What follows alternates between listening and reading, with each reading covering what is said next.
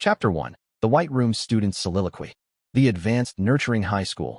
Right now, in one of the first-year classrooms of this particular school, an extremely crude and entirely low-level class was being held.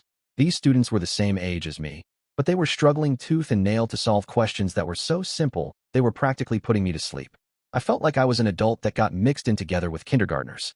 More than a few times, I had lamented the pointlessness of being educated in this place and the fact that my time was being wasted. And during those times, a certain person came to mind. Just thinking of that person caused hatred to burst from the depths of my heart, reminding me of the reason I had to be here. Sure enough, I felt strength flow into my right hand, which was gripping my tablet.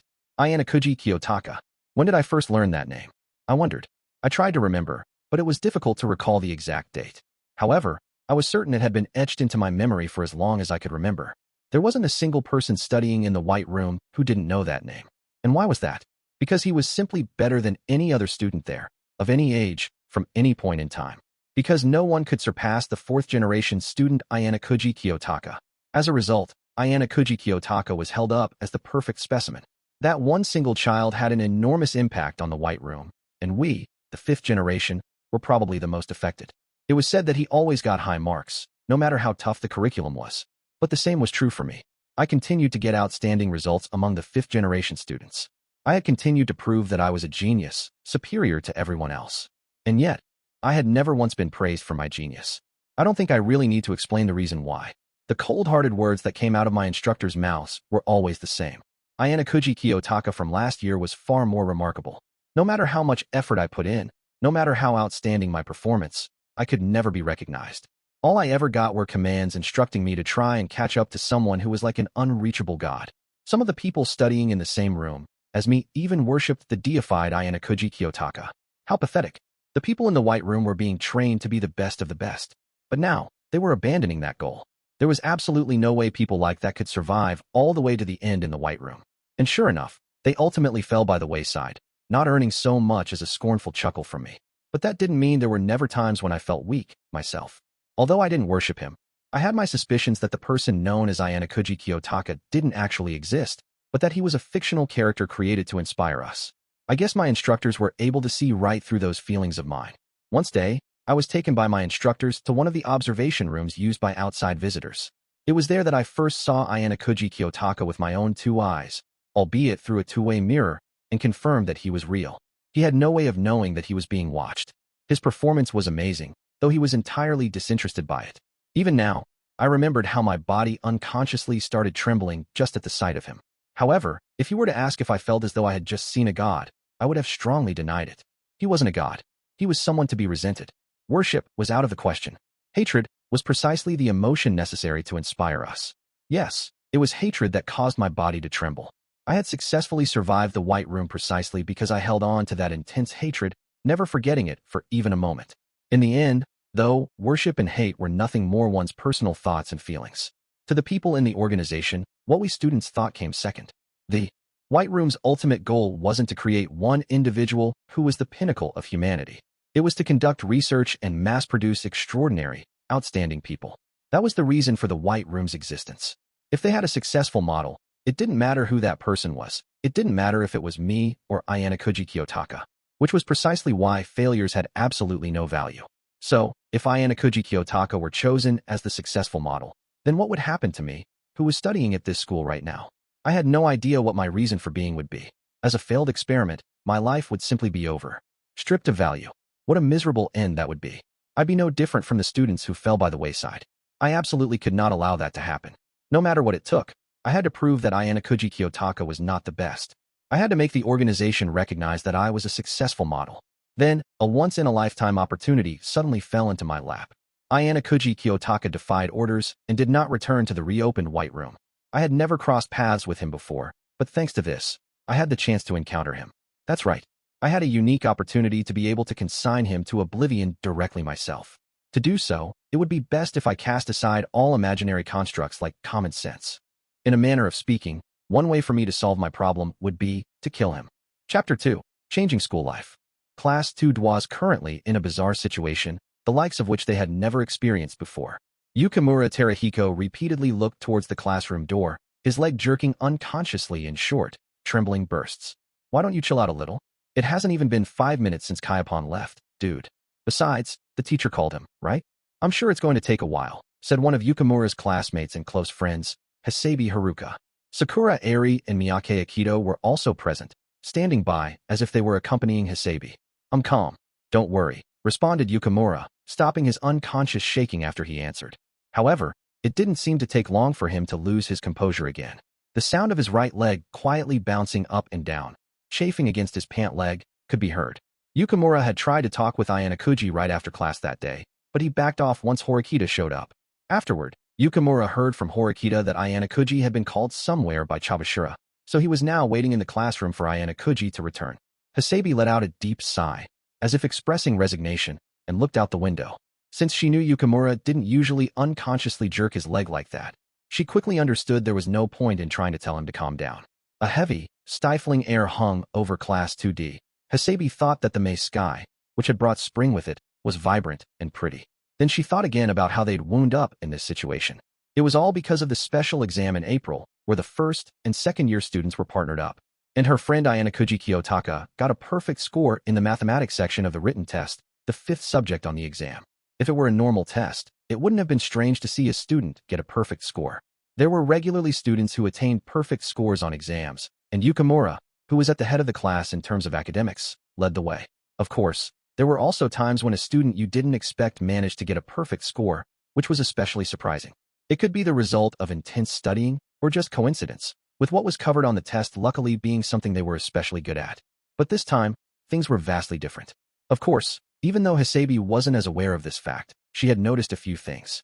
Ayanokouji was the sole person to get a perfect score in their class on this special exam, and in any subject. It wasn't something that could be neatly explained away by him simply studying hard beforehand, or by mere coincidence. It's still only been 6 minutes. I don't think he'll be back yet. As Yukimura's friend, Hasebi couldn't just leave him be while he was feeling so restless, so she thought about trying to talk about something completely unrelated. But in the end, she decided to go along with what Yukimura wanted to talk about. The main reason for that was because she thought she'd able to take his mind off those feelings of anxiousness a little, but it was also because Hasebi herself had wanted to know, since it was so incredible that Ayanokouji had managed to get a perfect score in mathematics. I mean, were the questions that hard? Asked Hasebi. Yukimura nodded in response, without a moment's hesitation. It wasn't just that they were hard. I didn't even understand what some of the questions were trying to say, he replied, explaining that it wasn't like he simply couldn't solve the problems on the test, but rather that the questions themselves were opaque to him. After the test ended, I looked up the questions as best as I could remember, and found that some of them were entirely outside of the scope of what a high school student would know. In other words, they were questions we weren't even supposed to be able to answer. What the heck is that about? Have the people running this school lost their dang minds or something? Going that far outside what the test is supposed to cover. That's just on a completely different level, said Hasebi. It certainly is absurd, yes. It's because of that I got dramatically lower scores in every subject. However, many of the other questions on the test weren't as difficult as Chabashira-sensei had said they would be, replied Yukimura. Aside from the extremely difficult questions that had been snuck into the test and caught everyone off guard, there were also several easy questions mixed in too. This meant that the test was designed in such a way that you couldn't get a perfect score, but you wouldn't get too low of a score either. They threw in some of those questions out of consideration for us, then, to bump up the average score, said Hasebi. That's because this test could have gotten students expelled. As far as our class is concerned, it was a very good thing that they did that, said Yukimura. That in itself was something to be happy about. But as far as Yukimura was concerned, it was a trivial matter right now.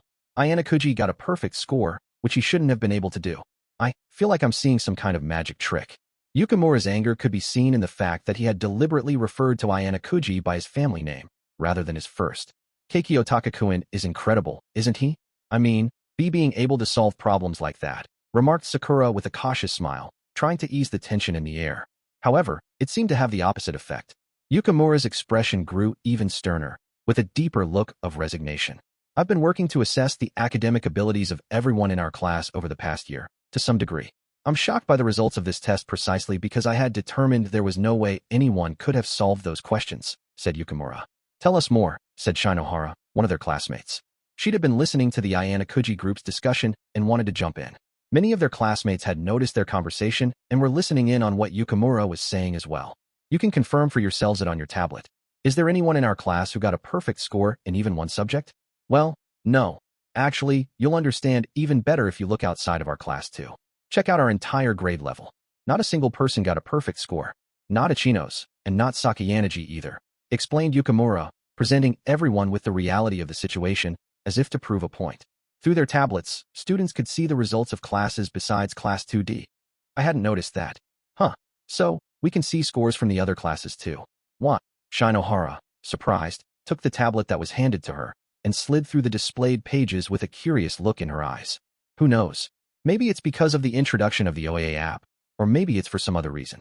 Anyway, whatever the reason may be, the only way we'll find out is if we wait until the next test is announced, said Yukimura. Oh god, this is awful. Lots of people are going to be able to find out my test scores. This sucks, grumbled Karuizawa K, the leader of the girls in our class. Then, she continued speaking, going back to the original point. Maybe Ayanokouji-kun is a genius just when it comes to math, or something like that. You know, like how sometimes TV dramas will have main characters who can solve murders using math, said Karuizawa. This was different from what Sakura had said, in the sense that Sakura had tried to ease the tension in the situation, while Karuizawa was blind to it. After hearing what she said, Yukimura rejected her idea, exasperated. If that were true, though, why didn't he get a perfect score in any of the previous math tests? If he could solve problems like the ones on this test, then it doesn't make sense that he didn't get perfect scores, or close to. Perfect scores on all the tests we've had so far, replied Yukimura, raising his voice slightly, as if he was saying that Karuizawa was entirely missing his point. Dude, like, what's the point in even asking me that? I don't know. Maybe he studied super hard over spring break or something, reasoned Karuizawa. Yukimura was becoming increasingly frustrated with Karuizawa's off-the-mark responses. We're not talking about something that could be done in a brief period of time. Even if he could learn things so advanced that I can't even imagine them, it doesn't explain how he was able to solve problems that are outside the scope of what a high schooler would learn. If you don't understand that, then keep your mouth shut, snapped Yukimura. Karuizawa, irritated by Yukimura's snarky response, was now getting close to her boiling point. Look, I don't know about any of that stuff. So why don't you stop getting all huffy? You're really getting on my nerves. Yeah, totally. Isn't it weird for you to be taking it out on Karuizawa-san anyway? Interjected Mizono, snapping back at Yukimura and sticking up for Karuizawa. Karuizawa, having now gained an ally, jabbed back at Yukimura by digging into what he said earlier. You're talking a big game, but maybe it's just that you can't understand, Yukimura-kun, right? Maybe it's just that you really couldn't solve those problems on your own, and they're not actually that difficult after all, said Karuizawa. Deep down, she knew that what she just said wasn't very convincing. However, she couldn't change up her attitude, precisely because she felt that she needed to play the part of the fool in this situation. But the tension kept growing, and people's suspicions about Ayanokouji kept mounting, whether she liked it or not. Did you already forget what I just told you? Those were problems that not even Sakayanagi or Ichinos could solve and get full marks on, replied Yukimura. Then maybe he just happened to know the answers to those tough questions specifically, asked Karuizawa. Look, Yukimura had already gone past anger into exasperation. Then, he began to explain things again, speaking as though he were trying to put his thoughts in order and wrap his mind around all of this. Okay, so, in other words, that means well, I think what this means is that he's always been unbelievably good at math from the very beginning. Okay, and that's a good thing, right? That's just like what I said before, about him being a math genius, isn't it? Said Karuizawa. You're missing the real point here. If he really is a genius, then excuse me. I just had a thought. Minami Setsuya interrupted Yukimura, inserting herself into the conversation just as it was beginning to take an unexpected turn. It certainly is incredibly puzzling that Ayanokouji just suddenly got a perfect score. What Yukimura is saying makes sense too. But doesn't calling him a math genius also feel a little too sudden? I mean, he's never gotten incredible scores like this before, she reasoned, backing up Yukimura's words and going on to raise some new doubts of her own, seen from a different angle. Which is exactly why I was thinking, maybe Ayanokouji did something kind of shady or something? The thought that had begun to form in the minds of Yukimura and many other students was, Ayanokouji is a math genius. Now, there was an opposing possibility that rejected that idea outright. Namely, what if he hadn't solved those problems based on his own ability? Hey, that might be true. Maybe he saw the answer sheet or something. Wait, didn't something like that happen in our first year? Oh yeah. Dude, we had a test before where all the questions were the same as previous years, shouted Ikanji loudly, as if struck by the memory of what happened. In spring of last year, one of his classmates had obtained a test's answers from a third-year student. It was an extremely difficult exam, but anyone could get a high score, they just memorized the answers. But if the questions on this test were exactly the same as prior years, isn't it weird that no one passed that information on to us? And on top of that, It's also strange that no one in any of the other classes noticed it either, explained Miyamoto calmly, and in a composed fashion, not agreeing with what Ike was suggesting. So, okay then. Maybe he knew the questions and the answers in advance. Like, he got hold of that info in such a way that he couldn't come out and talk about how he did it? Like, maybe he cheated, said Ike. How exactly did he cheat? Replied Shinohara, who had been standing beside Ike, jumping on his vague supposition. Like, maybe he hacked into the school's computer system and stole the answers, or something. That's totally possible, shouted Ike. Well, that basically comes to the same thing Kaifuwa suggested though, about him being a genius. Yukimura's head started to hurt as he watched the disastrous spectacle of his class spiraling out of control. Yet, strangely enough, time seemed to race forward as the students grew deeply invested in this discussion. The pivotal point of the debate was whether Ayanokouji could have procured the answers to the test through some means, rather than actually solving it on his own. And that debate was getting heated. That was probably a natural progression, though, given that Ayanokouji had never scored that highly in the past. It was Sudo Ken, who had been quietly listening up until this point, who dispelled those notions. When he rose and stood at his full height of over 186 centimeters, everyone's eyes fell on him. You guys are really getting riled up about all this, but there ain't any proof that Ayanokouji cheated, is there? Don't just go making assumptions when the person you're talking about ain't even around, said Sudo. What Sudo just said was a perfectly reasonable statement. And yet, everyone in class couldn't hide their surprise at the fact that he'd been the one to say it. Ike, Sudo's close friend who he normally hung out with, seemed especially unamused. Dude, what the hell, Ken? Are you seriously taking Ayanokouji's side? Snapped Ike. It ain't that. I mean, it ain't like anybody could have seen those test answers all that easily, right? I just think it's more likely that he got a perfect score based on his own smarts, is all, replied Sudo, somewhat less eloquently than before, mumbling a bit as he expressed his opinion. Come on, man, think about it. You mentioned his smarts, but his academic ability score was lower than mine in OAA last month, though. It's obvious he did something shady, or he couldn't have pulled it off, countered Miyamoto, who checked the OAA app once it updated after class that day, arguing once again that Ayanokouji must have cheated. We ain't all the same as we were back in our first year, though? We're all growing up, said Sudo. Sudo-kuin's totally right about that. I mean, don't you think? Besides, Sudo-kun has passed you in academic ability too, Miyamoto-kun, added Kurosawa. Miyamoto looked a little embarrassed after getting hit by that pointed remark. It wouldn't have been an exaggeration to say that Sudo was easily one of the lowest-ranked students in their grade last year, but his academic ability score had quickly jumped up to 54 points in the OAA app after it was updated, which meant that, even though it was only by a single point, he had surpassed Miyamoto's score of 53 points. Okay, yeah, sure. Sudo has studied a ton, and I recognize that he's grown up a lot, but, I mean, in Ayanokouji's case, he's jumped up by way too much though, said Miyamoto. So, maybe it's possible that he's just been holding back then, is all. Just like Koenji, said Sudo. And this was where a theory similar to what Kurosawa had said earlier, about Ayanokouji being a genius only when it came to mathematics, re-emerged. The debate was most definitely going in circles, and at this point, the situation was starting to take a turn for the worse. In that case, though, isn't that like even more of a problem? That means he hasn't been contributing to the class, argued Ike, meaning there were scores he could and should have secured, but didn't. It was certainly true that if Ayanokouji were hiding his abilities, then Ike's statement wasn't wrong. Sudo and his friends had always been a close-knit group, but they now found themselves facing internal conflict. One student had determined that he couldn't just sit by and let this situation continue to boil over. He decided to step in and mediate. Hey everyone, let's all calm down a bit. This isn't something that we can resolve by getting all worked up right here and now, anyway, said Hirata Yusuke, cutting in just as the atmosphere in the classroom continued to deteriorate. Hirata usually took the initiative to play the part of peacemaker, but he had stood by in silence until now.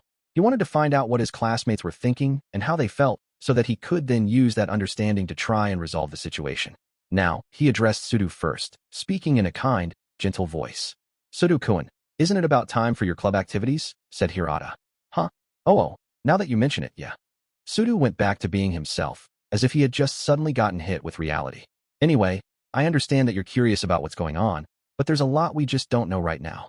I don't think it's a good idea to let speculation get so out of hand that it gets in the way of club activities. I'm sure you understand that. I'll only be late just this once. Won't really fly as an excuse, right? Said Hirata. Hirata had decided that his first priority was to reduce the number of people in the classroom right now.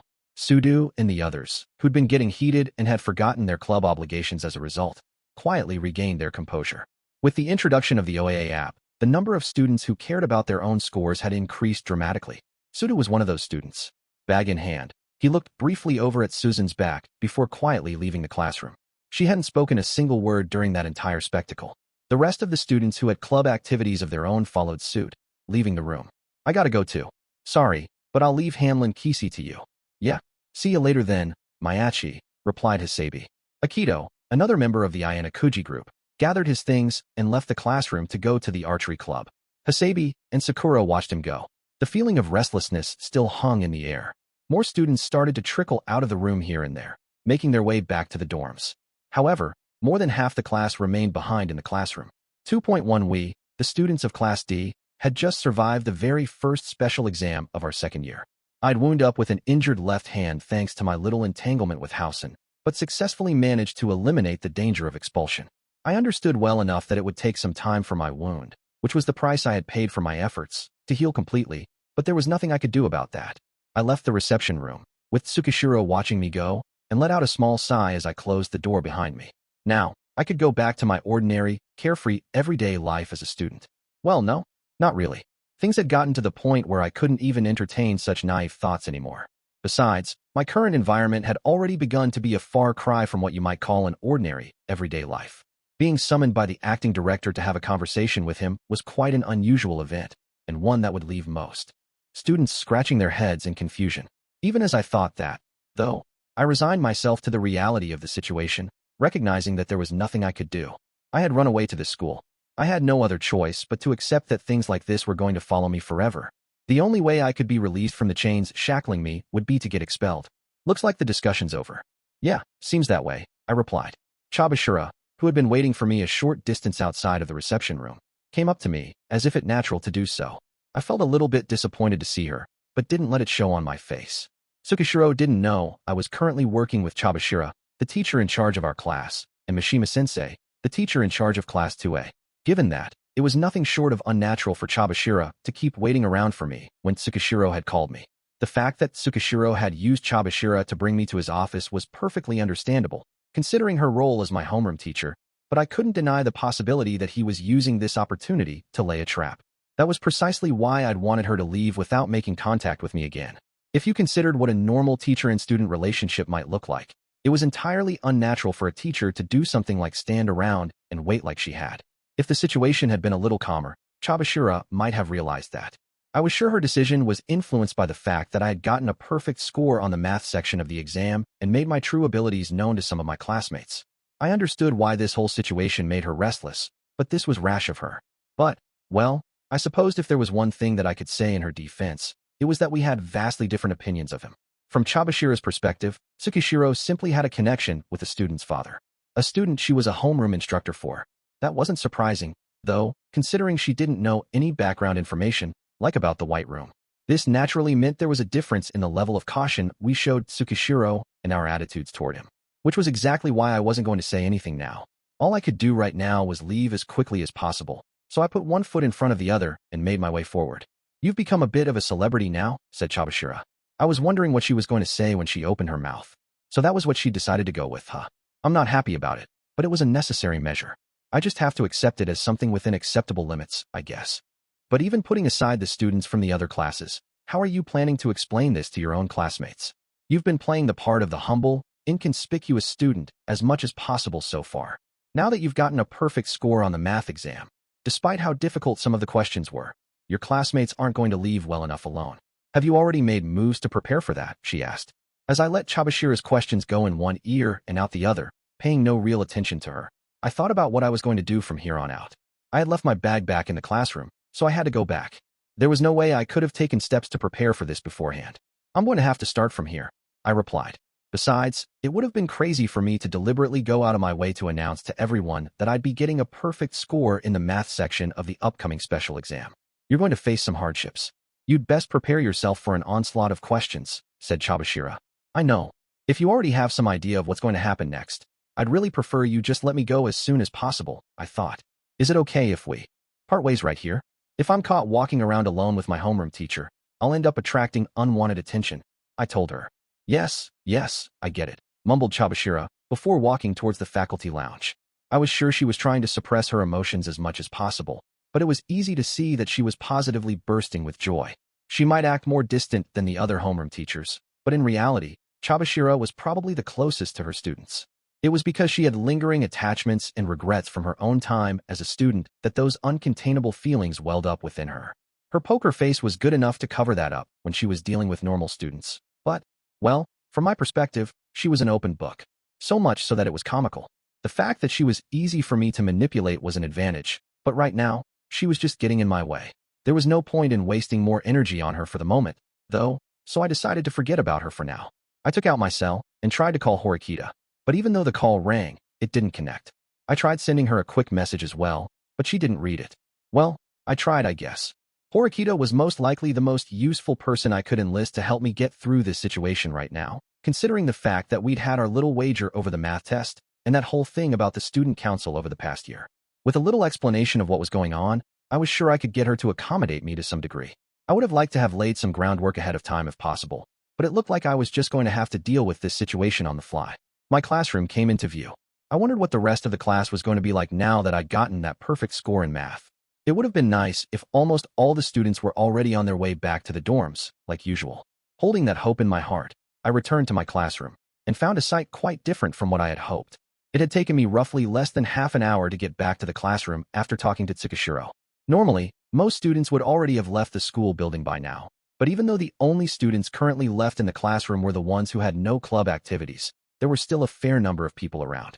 Of course, there could only be one reason for that: me. That was as clear as day to anyone who personally experienced both the vibe in the room and the stares of everyone there. Horikita, the person who hadn't answered her phone moments earlier, was there too. It seemed she was more aware of what my situation was like than I had thought. I didn't have time to express my gratitude, though, because the moment I set foot in the classroom, students came up to me, eager to start firing off questions. The very first person to come up and start barraging me with questions was one of the people from the Ayanokouji group, Kisi. In contrast to Chabashira, who seemed positively overjoyed, the look on Kisi's face suggested he was somewhat irritated. Sorry about earlier. When you tried to come up to me to talk, I told him. Kisi had tried to talk to me right after class ended for the day, only to be cut off when Horikita showed up. I had to start by apologizing for that. It's no big deal. More importantly, is now a good time? I have several questions I want to ask you, said Kisi. Haruka and Eri, more members of Ayanokouji group, came up next to us right away as well. Akito wasn't around, probably because of his club activities, which I had made mention of earlier. We had attracted quite an audience though, and a lot of people were listening in on what we were talking about. You? What's this about you getting 100 points in math? I checked our entire grade level in OA. Not even Ichino's nor Sakiyanaji got a perfect score. You're the only person in our grade who did, said Kisi. Getting a perfect score on a test, and in the process, doing just slightly better than other people had, wouldn't normally cause a scene like this. However, this test was something else entirely. The more academically advanced students understood this particularly well. The better a student someone was, the better they understood how bizarre it was to get a perfect score on this test. Even the students who weren't that good at academics were likely starting to catch on and sense something was off, considering how everyone else was reacting. Well, about that, I started trailing off. As I started speaking, my eyes wandered. I settled my gaze on Horikita, who sat near the front of the classroom, seeking her help. Very well. I can explain, said Horikita. Normally, Horikita would have been making her way back to the dormitory around this time, but she must have decided to stick around after she saw the other students hanging back in the classroom. That was the right decision. Since she was already looking in my direction, I didn't need to bother confirming that she had stayed behind to help me smooth things over. To make sure that everyone's scattered attention was focused on one point, she rose from where she sat, out of sight, and walked up to me to stand by my side. I'm asking Kiyotaka. Kisi seemed displeased by Horikita's presence, apparently deeming her an unneeded outsider who had just cut in. Yes, I know. But Yukamura-kun, I am the one who has the answers you're looking for, replied Horikita. What is that supposed to mean? By deliberately using a rather curious way of expressing herself, Horikita had single-handedly managed to attract the attention of Kisi and the rest of our classmates. This is the kind of score that you and I couldn't get, Yukamura-kun. Actually, no, it was a score that no one in our grade level could achieve.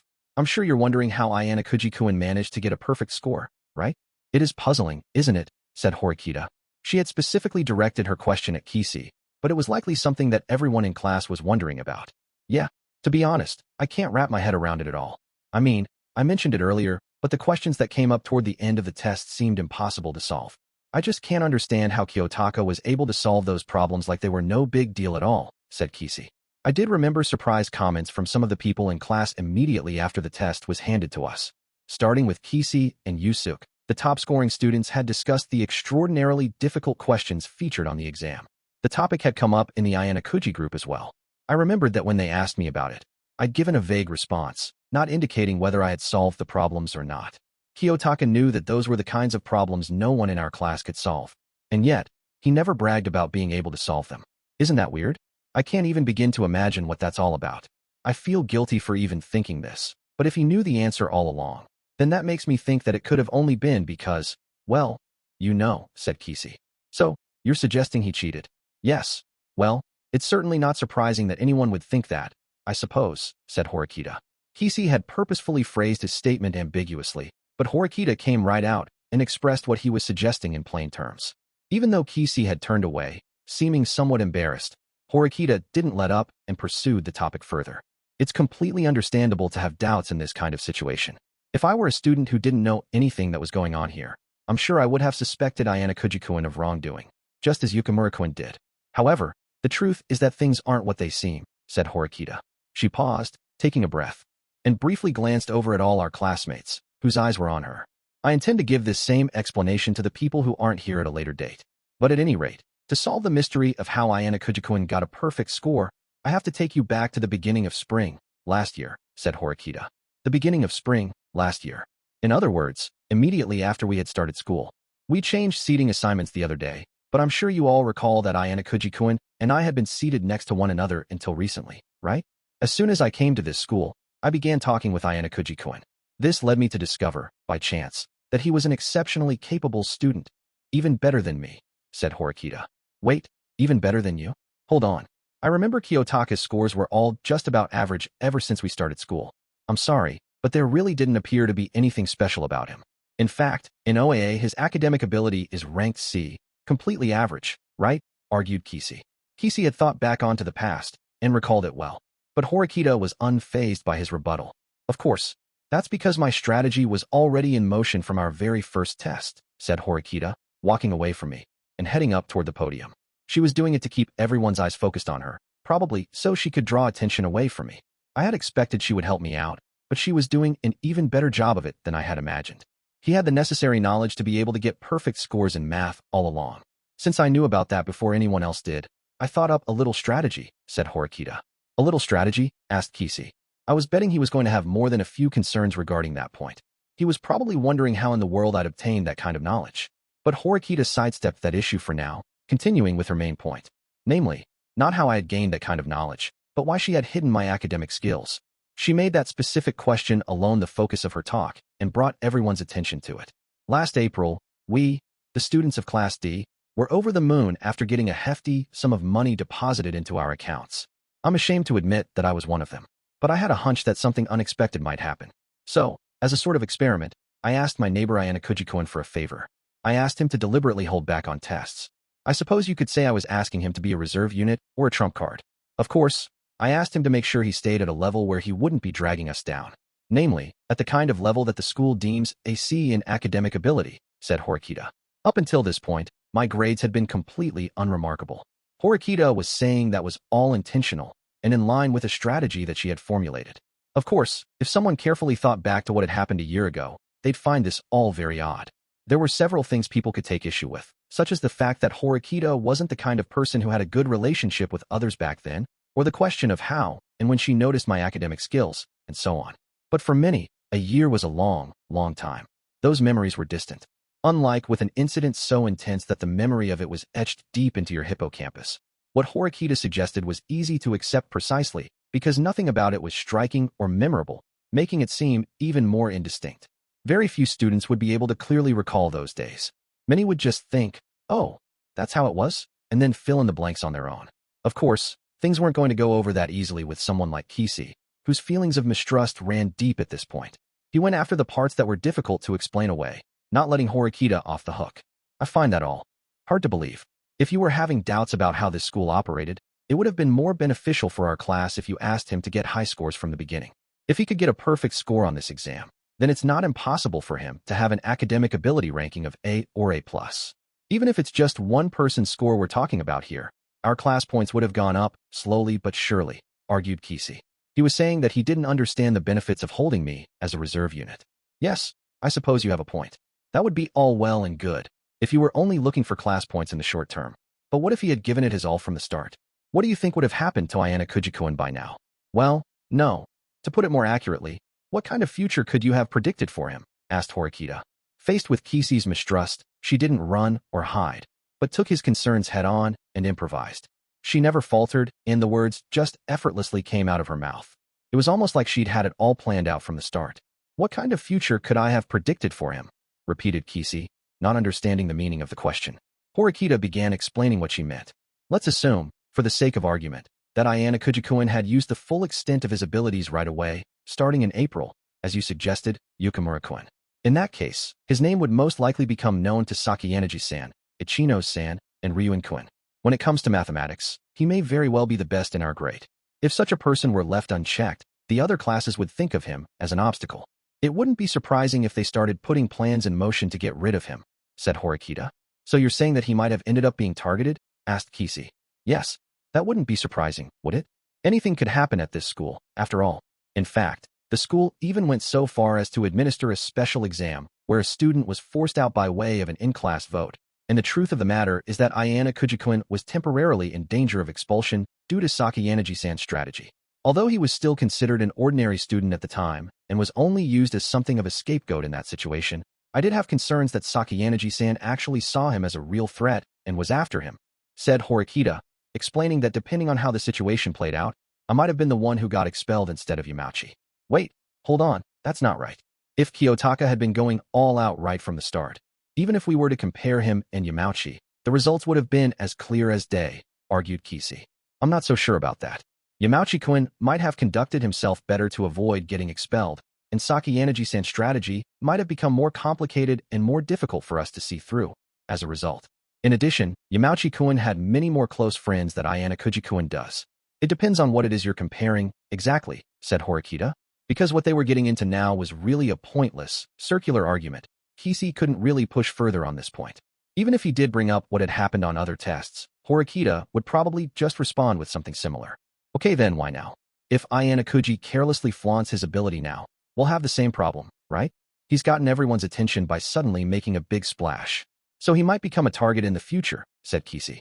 He was essentially saying there was no difference in risk if I had started going all out a year ago versus doing so right now. But it seemed like his response was well within what Horikita had expected. She showed no signs of panicking.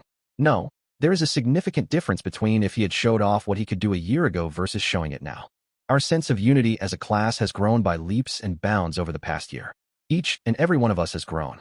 We've also become capable of making the right decisions, said Horikita. Looking back at how we all were a year ago, even Kishi could probably see the truth of her words. And this isn't just limited to Ayanokouji-kun, either. For example, yes, he isn't here right now, but I think Sudo-kun is an easy-to-understand example of this. Last year, he was a terrible student. He was, without a doubt, our class's biggest burden. But what about now? While some small traces of his rather rough-and-tumble temperament remain even now, he has shown incredible improvement. His grades have improved tremendously, in particular.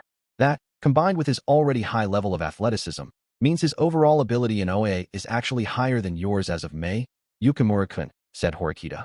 Kishi's rating had gone up in April, but after this last exam, Sudo had passed him. Horikita had presented Kishi with a fact that he wasn't about to dispute, the numerical value of one's overall ability in OA. Also, I'm not entirely sure if either you or I really had the ability or the will to protect Sudo-kun when we first came to this school. Don't you agree, Yukimura-kun? She added. She was suggesting that it was questionable whether the same students who had argued that Sudo should have just been tossed aside and didn't even think to help him could have seriously protected their classmates. However, if Sudo were to find himself in trouble now, even Kishi would likely help everyone to think hard and produce the best strategy to help him. If someone were to target Ayanokouji now, we can work together to protect him. That's the conclusion I've come to. And that's precisely why I had Ayanokouji show off what he can do now, to start raising the bar for our class overall, said Horikita. Some of the students here started to look convinced, seemingly saying to themselves, oh, okay, that makes sense. However, more than half of the students still had some doubts about the situation. That being said, Horikita probably didn't have enough material to work with to convince everyone of all of it. If her story was already plastered with lies, there would inevitably be some holes in it, no matter what she tried. Of course, she could at least put the matter temporarily to rest. But if she had enough support, it would be a different story. After making sure that nearly everyone's eyes were on Horikita, I looked over at Yusuke, the guy our class put absolute trust in. Even though Yusuke was facing Horikita, he occasionally pretended to look around so he could see what was going on with me. Then, when he determined that we wouldn't be noticed, he made eye contact with me. Like with my other classmates, there were many things that I hadn't told Yusuke. If he were any other student, I was sure he would have some doubts and suspicions, just like Kisi and the others. It wouldn't have been strange if he started peppering me with scathing questions. But considering that it was Yusuke we were talking about, I didn't need to worry about any of that. Yusuke only thought about what was in the best interest of his classmates. That was always his priority. He also understood the role he'd been given in this situation without needing me to explain. I think I understand, at least a little, the meaning of your strategy to keep Ayanokouji as an ace up our sleeve. But I do have one question about that. Is mathematics the only thing that Ayanokouji is exceptionally good at? Asked Kisi. I cannot answer that question at this current point in time, said Horikita calmly. Is the student known as Ayanokouji-kun demonstrating everything he's capable of? Or is he not? Either way, by keeping the truth hidden, we can make sure he continues to be a thorn in the sides of the other classes. Yusuke had been watching how Kisi's behavior. He quickly interjected now in support of Horikita, interrupting Kisi as he tried to snap back at her. I see. I can understand what Horikita-san is trying to say, said Yusuke. He slowly walked up to Horikita's side. I don't quite understand all of what's going on, so I've just been listening this whole time. But this does make sense to me. It's true that an enemy whose abilities you can't see in concrete terms can be rather unsettling. The other classes will most likely try to gather information since they'll want to know more. But if no one else in class really knows the truth, then it doesn't matter how deep they dig, said Yusuke, filling in the gaps of Horikita's argument while supplementing it with information that could be easily understood by everyone listening. Horikita, having decided that Yusuke was an ally, kept in step with him and nodded. Yes, if we're going to attract attention in the future anyway, we should take full advantage of it. It's better to make our enemies think that he's an unknown quantity. I wouldn't be surprised if there were students standing outside our classroom right at this very moment, trying to listen in. That's the kind of school this is, said Horikita. Everyone's gazes fell upon the hallway for a moment. Was the student named Ayanokouji only capable when it came to math? Or was he good at other things too? By making the enemy classes wonder exactly where Ayanokouji ranked and how wary they needed to be of him, the enemy would be lost. Horikita's story, intertwined with Yusuke's additional comments, started sounding more profound. Wow, Horikita-san is like, super amazing, isn't she? I'm honestly a little moved right now, for real. Kei dropped in a casual comment right then to drive the story home further. Don't you think so too, Shinohara-san? She added, turning to her friend for agreement. She was probably trying to draw people's attention away by getting them to focus on how great Horikita was, rather than on me and my abilities. Even though I hadn't given Kei any kind of signal like I did with Yusuke, or even any kind of instructions, she intuitively knew what kind of role she could play here and acted in accordance immediately. I really think so too. I mean, I feel like I've been seeing Horikita-san and Ayanokouji-kun talk in secret with each other for a long time now. I guess they were thinking about how to help our class, said Shinohara. When Horikita first started here, she hardly talked to anyone except me. That fact ended up working in our favor right now. I suppose it also gave what Horikita was saying a certain degree of credibility. The impeccable follow-ups from Yusuke and Kei were incredibly effective as well. The group mentality of, well, if Yusuke and Kei think so, then I'm sure it must be true, was in full force. Even Kisi, who'd had his doubts up until this point, was no exception to that. A strategy to hide his true abilities, huh? I suppose it is true that the other classes are probably quite surprised right now too, remarked Kisi. Although I didn't have a perfect grasp of how things worked at this school, I thought it would be best to have at least one insurance policy in place. For better or for worse, Ayanokouji-kun also seems to struggle to communicate with other people, and he doesn't like being the center of attention either. That was why I asked him to keep his abilities hidden, said Horikita, stating that this was all possible because both her thoughts and mine had lined up. She then looked away from Kisi and addressed everyone in our class. That is the secret of how Ayanokouji-kun got a perfect score in math. I'm sorry for shocking you all like this. Even though Horikita had only one shot at this, with no chance of a do-over, she had performed beautifully from start to finish. But if we let the students hang out together at their leisure for too long, doubts might start welling up in them once again. I think it would be best if we consider the matter closed for the time being. Just as Horikita-sen said earlier, we don't know if someone might be listening in, said Yusuke. Yusuke deftly brought the conversation to a close, explaining the drawbacks of standing around and continuing this conversation right here and now. The smarter a student was, the more doubts they would still have, but at the same time, the smart students would also be quick to understand that this wasn't something we should be discussing here and now. The proof of that was the fact that Kisei's lengthy barrage of questions had ended, and he had gone silent. I could say that this meeting had diverted their suspicions to a certain extent. Also, thanks to Horikita's performance, which went above and beyond what I had expected, it would be easier for me to take action in the future. Even if I showed off my abilities outside the field of mathematics, Horikita had laid the foundation for us to be able to simply explain it away, saying that I had been hiding those abilities too. That was key. I was honestly quite grateful to her for having been able to do all this for me without us even having to meet beforehand and go over it. 2.2 Things came to a close. Then, the students dispersed, going their separate ways as they usually did after classes, though it had come later today. I figured it would probably be a good idea for me to go thank Horikita and Yusuke another day. Perhaps Horikita had sensed what I was thinking, because she got up from her seat before anyone else did. Yusuke always walked off while chatting happily with a bunch of girls, with Kei at the center of the group.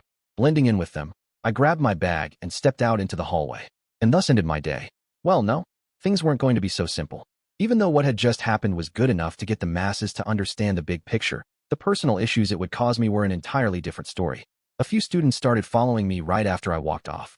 I didn't even need to think about who they were, of course. They were the members of the Ayanokouji group. The footsteps of the student in the lead, as they approached me from behind, were especially forceful and loud. I didn't even need to look back to understand just how frustrated Kisei was. As I continued walking, pretending not to notice anything, I heard a voice call out to me. Kiyotaka. After I heard my name called, I slowly came to a stop. When I turned around and looked at the three of them standing there, I saw they did have rather grim looks on their faces, after all. What? You're just heading on back without even talking to us.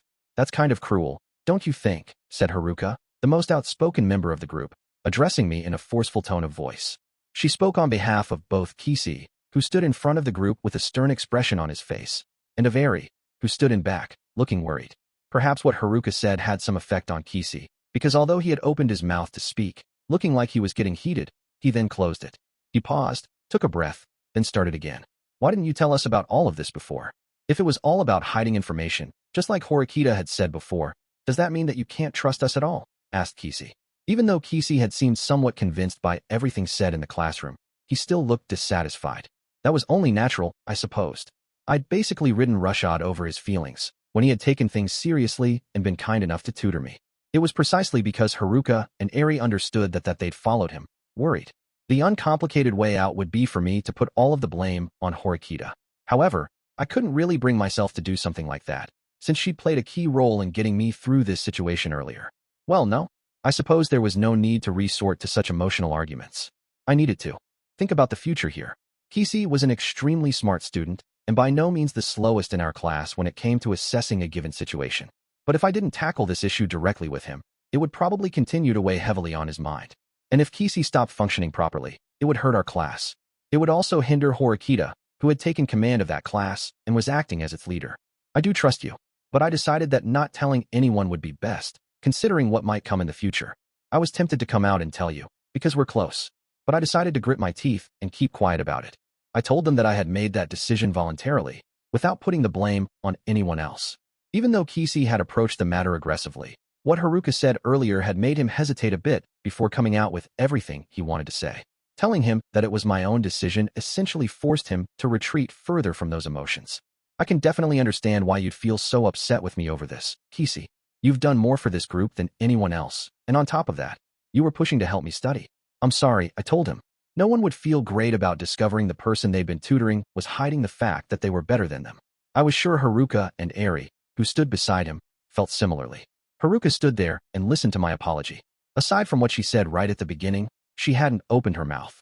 I suppose that was probably because she had decided that Kisei should think about it and come to terms with things on his own first. To be honest, I'm still pissed. If you didn't need me to tutor you, you should have just said so from the beginning. You could have just told me that you could have gotten through the exams without any trouble on your own, said Kisei. That's true, I replied. From Kisei's perspective, my circumstances, background, and such didn't matter. I supposed it was only natural that he would have wanted me to tell him that from the start. And on top of that, according to what Horikita says, you're going to keep holding back and being vague in the future, right, Kiyotaka? If you can't tell us what subjects you're capable of handling and which ones you're not, I'm never going to be able to fully trust you, said Kisei. Kisei would continue to harbor doubts. What kinds of subjects was I capable of handling? And which subjects did I actually need assistance with? As a tutor, it would undoubtedly be uncomfortable to be around someone like that. I'd be lying if I said that I didn't feel like saying, I want to leave the group, said Kisi. Wait, are you being serious, Yukimu? Exclaimed Haruka, having remained silent up until that point. I suppose there was no way she could have held her tongue after hearing him say something like that. Yeah, I am. Until we had heard that full explanation from Horikita a little while ago, I was completely planning to leave the group, because I didn't think I could trust Kiyotaka anymore. But, well, since we've been in the same group for so long now, there's one thing I understand. I know that Kiyotaka isn't a bad guy. I suppose if he was hiding this for the good of the class, it makes sense why he wouldn't tell anyone about it. And even if he could have turned me down for tutoring help, saying that he didn't need it, I can understand how someone like Kiyotaka, who isn't good at communicating, wouldn't be able to actually come out and say that. Kisi clenched his fists as he spoke, responding with his honest thoughts. It's just that. It's taking me some time to get my thoughts in order, I guess, he added, intentionally letting out a big sigh afterward. I guess it's pointless to drag this out any longer. In the end, what I wanted to say is, I don't care if you're hiding your true abilities from the rest of the class. It's not like you're dragging everyone down like Koenji, and it's not like anyone has the right to complain about you. And if I try and accuse you of stuff like that, it's only going to make things worse between us, said Kisi. It was fair to say this whole situation had left Kisi most dissatisfied and displeased than anyone else. And yet, he was trying to swallow those feelings and keep them to himself. For the sake of the Ayanokouji group, and for the sake of his classmates. I understand all that, but I can't help but feel a certain way about this. For that, I'm sorry. For the time being, I'll just consider the skills that you've shown us to be the real thing. And I'm going to assume that you're still only just adequate in every subject aside from mathematics, and I'll continue tutoring you. Is that okay? Said Kisi. Considering it wouldn't have been surprising if the situation had ended our friendship for good, I was incredibly grateful for his proposal. There was no reason for me to refuse, so I nodded my head in response, agreeing to his request. Thank you, Kisi, I replied, expressing my gratitude to him. Eri, after having witnessed the entire exchange, summoned up the courage to speak. Then, how about you two shake hands, to make peace with each other? Or something, she suggested. That's great. Yeah, make peace with a handshake, added Haruka, agreeing with Eri's suggestion. Kisi, feeling the tension was hanging over us beginning to disperse, shook his head from side to side. Oh, come on, lay off. That's embarrassing. Despite him rejecting their suggestion, Haruka had quickly grabbed hold of Kisi's right hand. Then, at almost the exact same time, she took hold of my right hand as well. Okay, make up, she exclaimed, forcing our hands together, trying to make us shake hands. Neither of us had exactly prepared for a handshake, though, so our hands just kind of hit one another. I'm not gonna let go until you two shake hands, okay? Said Haruka. All right already, exclaimed Kisi. Perhaps because he thought having our hands awkwardly joined together like this was more embarrassing than just doing a regular handshake, Kisi gave in. The two of us shook hands, signaling that we had officially reconciled. Well, I'm fine now, but Akito still doesn't know anything, said Kisi. Maiachi'll probably be just fine, I bet. I think he'll accept Kaiopon just like normal. Right? Said Haruka. Kisi thought about that for a moment, but considering what he knew of Akito, he seemed to agree with Haruka's conclusion. Well, I suppose, yeah. Phew, okay. Everything's finally back to normal. It kind of feels like this weight's been lifted off our shoulders, huh? Said Haruka, locking eyes with Eri. The two of them seemed in total agreement. Anyway, it looks like you've become a celebrity all of a sudden, Kaiopon, doesn't it? Wait. She trailed off at the end and stiffened up, staring at me intently, as if she had just remembered something. The three of us waited for her to continue speaking, but it didn't seem like she was going to. What's the matter, Haruka-chan? Asked Eri, worried about Haruka, who had gone completely stiff. Just then, Haruka started moving again, like she had been released from a spell.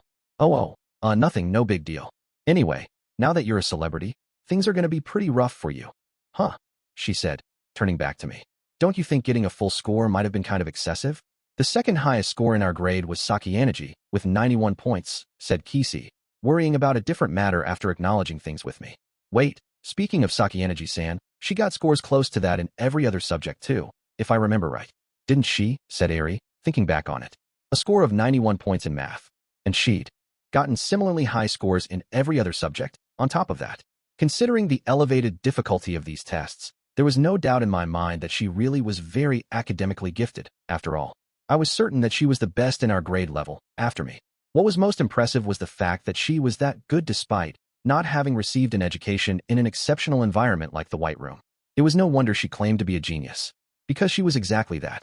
I knew that she was smart, but since they introduced the OAA, I feel like her strengths have become even more apparent, said Kisi. Though there was some frustration in Kishi's voice, he was openly and honestly recognizing Sakayanagi's strengths. Though we had no doubt she'd gotten high scores in the past, she was getting even better. Had she been deliberately holding back a little earlier? Or had she started to study outside of class time? In any case, it was absolutely certain she was going to become an even more troublesome foe for us to face, and one we needed to defeat more than ever before. Hey, to celebrate you guys making up, how about we all meet up at Kiyaki Mall after Mayachi is done with his club stuff? Suggested Haruka. No one turned down her idea.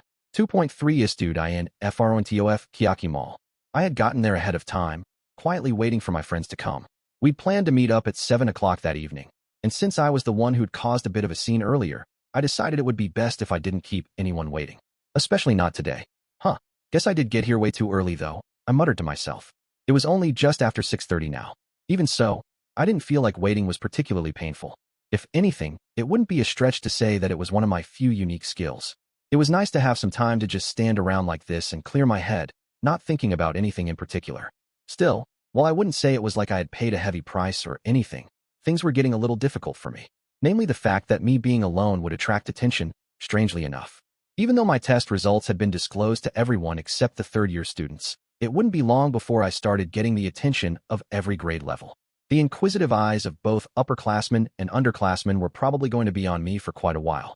I didn't do anything for a while, but just stood there. Then my phone started to vibrate. There was a message in the Ayanokouji group chat.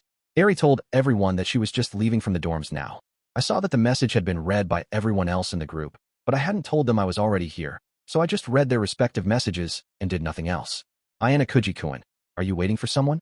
I hadn't been paying attention since I was looking down at my phone, but I looked up when I heard Ichino's call out to me. Standing next to her was her classmate, Kenzaki. Even though our school boasted quite an expansive campus, the areas that students usually occupied were extremely limited. If a student were hanging around the entrance to Kiyaki Mall, it was almost a certainty that they'd run into someone they knew. I'm going to be eating with some friends in a little bit. What about you? I replied, answering her honestly, rather than hiding anything. Ichino's and Kenzaki, without even exchanging looks first, replied in complete sync with each other. We're doing something pretty similar, right? Said Ichino's. Yep, said Kenzaki. A rather short response from Kenzaki. His gaze was more intensely focused on Ichino's than it was on me, though. Anyway, something similar, huh? But I was sure there were plenty of things that only seemed similar, without actually being that way. That reminds me, I saw the test results. Getting a perfect score in math. That's amazing, exclaimed Ichino's. From what I saw in OA last year, though, you didn't have the kind of aptitude that indicated you were capable of getting perfect scores, said Kenzaki. In contrast to Ichino's, who didn't ask me a single question about the matter of me concealing my abilities, Kenzaki made no effort to hide his disapproval. Well, there are some reasons behind that. After discussing it with my classmates, it was decided that I'd hide the fact that I could do well in math, I replied. Even when I only explained that much, I was sure that Ichino's and Kenzaki would understand things, to a certain extent. They'd use their imaginations to fill in the gaps and flesh out the story themselves. Normally, that would have been more than enough. However, the sharp gleam in Kenzaki's eyes remained unwavering. Which means you've been hiding it all this time, then. It seems you're a more dangerous opponent than I had imagined, said Kenzaki. Come on, Kenzaki-kun, don't say it like that. Every class has its own ideas and its own strategies, you know that, replied Ichino's. Kenzaki accepted what Ichino's said as a matter of course. That is certainly true, yes. And it's not as though he has used cowardly tricks like Ryuen, either. But there are a few things that I just don't like. As you know, Ichino's, it's not so easy to get a perfect score on a test with advanced problems like that in the first place. And even though he said that was going along with what his classmates had instructed him to do, Ayanokouji-kun isn't our enemy. Ichino's interrupted him, expressing a keen sense of dissatisfaction with his hostile attitude. It was certainly unusual for Kenzaki to act this way, but if you asked me who was doing the correct thing in this situation, I'd have to say it was the person who being more openly vigilant. So, Kenzaki, our alliance with them has already been dissolved. Class 2D is, without a doubt, our enemy, said Kenzaki. That's, well, but there's still no need for meaningless quarreling, replied Ichino's. We're not quarreling, but we need to understand what our opponent's strengths truly are, said Kenzaki. Yes, Ayanokouji-kun kept the fact that he was good at math a secret. That was a truth he had concealed, said Ichino's, conceding the point. Kenzaki took a step forward, shortening the distance between us so that he was closer to me than I was to Ichino's. In that case, what else is there? Is being good at math the only thing he's hidden? No, I don't think so. He's probably hiding other skills. Was he hiding the impressive running speed he demonstrated during the sports festival last year on his classmates' instructions? The worst thing for us, for Class B, Class C, would be if he has other abilities he's hiding as well, said Kenzaki. But test scores only go so far. No matter how capable you are when it comes to academics, you can only get up to 100 points per subject, and the highest grade you can get is an A+. Even if he got perfect scores in every subject, the difference between him and Sakayanagi-san, who came in second in our grade level, would still be rather small, reasoned Ichinos. In fact, the difference in mine and Sakayanagi's math scores was a mere 9 points. Even if we had the margin of difference spread out over all 5 subjects on the exam, that would only mean a total of 45 points. Ichinos was saying that wasn't that great a threat. In terms of overall scores, our class is still higher. It'll be fine if our entire class works hard to make up the difference, to compensate for the points that Ayanokouji-kun is getting when he tries his hardest, she added. That might be true if you're only talking about written exams. But let's not talk about this anymore, Kenzaki-kun. You understand that this isn't the kind of time and place where we should argue so vehemently, right? Said Ichinos, interrupting him once again. Ichinos, who always strove to be a pacifist, feared it would cause a scene if they continued to have a heated discussion out in front of the Kiyaki Mall, in public. Yes, I suppose you're right. I did lose my cool a bit, conceded Kenzaki. Perhaps deciding nothing would be resolved right now. Even if they continued arguing, he shut his mouth and averted his gaze resignedly. I'll be going on ahead, said Kenzaki. And with those brief parting words, he quickly disappeared into the mall, leaving Ichinos behind. She and I quietly watched him go. I'm sorry, but, well, considering that the situation being what it is, Kenzaki-kun is feeling some pressure, said Ichinos. They had been holding their position as Class B, but had now been demoted to C. It wasn't hard to see why Kenzaki was feeling pressured, since he was now being forced to change course after seeing that their battle tactics so far were no longer working. On the other hand, you could say that Ichinos, who was showing me kindness even in this situation, wasn't changing course. Kenzaki likely thought Ichinos should abandon that kind of naivete, and he wasn't wrong about that. Am I in the wrong? Said Ichinos. It wasn't like she didn't understand what Kenzaki was thinking at all. Even though she knew what he was getting at, she was still sticking to who she was. There was a world of difference between that and carrying on while not knowing anything. Do you remember what I told you before? I asked her. Yes. You told me to keep moving forward together with my classmates, for as far as we can go, said Ichinos. In the future, there might be other students like Kenzaki who are going to try and change your class, or students who are dissatisfied with you, Ichinos, but keep those feelings to themselves. Maybe there will even be students who betray your class. It wouldn't be that surprising, considering the situation. The class you had last year, the one that was safe and protected by you alone, doesn't exist anymore, I told her. What I just said would probably resonate more with Ichinos than with any other student in her class. No matter what might happen from here on out, I want you to keep on fighting while prioritizing trusting in your friends and protecting them, I added. Don't worry. I will definitely protect my classmates. If there ever does come a time when someone in our class must go, then I think I will be the first one to disappear, said Ichinos, resolutely. She wasn't putting on an act. Ichinos would definitely do that if necessary. She would take responsibility for her class's fall and choose to be expelled herself before anyone else. Well, I'm relieved to hear that you're so determined, but I have just one complaint with that, I told her. A complaint, she repeated, cocking her head to the side in confusion, not sure at what I was getting at. I will never allow you to be expelled. I needed to remind Ichinos of the most important thing there was. It was extremely important that she keep running forward, without stopping, over the course of this year. I looked into her eyes and lit a powerful fire inside her, igniting the determination that lay deep within. It wasn't darkness that she should bear. It was a light that would never go out. And if there was a chance that she would point that light in the wrong direction, then I'd pluck it out. That's. Okay. I will, definitely stay, she mumbled, looking up at me as she spoke, seemingly embarrassed about something. She averted her eyes, like she was trying to change the subject. Why? You really are amazing, Ayanokouji-kun. I mean, you got a perfect score on such a difficult test and all. Math might be the only thing I've got going for me, though, I answered. Still, you're amazing. That just means that you have a special skill. Something no one else will ever beat you in. I could say the same for you, Ichinos. You definitely have a special skill too. Something no one else will ever beat you in, I told her. I wish that were true, but it was just that, well, there weren't a lot of people around who could really put this particular skill to good use. This didn't mean that Ichinos wasn't blessed with good classmates. The problem lay in the one disadvantage of her particular special skill, and that was its potential to break down her classmates' individuality. Her tolerance led to a vicious cycle where the other students would rely on Ichinos so much that, as a result, they lost their individuality. Well, I should be going now. I'm sure we'll draw attention if I keep bothering you. And I'd feel bad if I kept Kenzaki-kun waiting any longer, said Ichinos. I responded with a gentle nod and watched her walk off. Thinking that it was probably just about time for me to meet up with the others right about now, I pulled out my phone again to double-check. What were you talking about with Ichinos-san? Asked Haruka, addressing me from some distance away. When I looked over in her direction, I saw Akito, Kisi, and Eri were all with her. It looked as though everyone else in our group had met up while I had been talking with Ichinos. About my perfect score in math, I replied. The second I gave them that sensible explanation, Kisi looked immediately convinced it was the truth.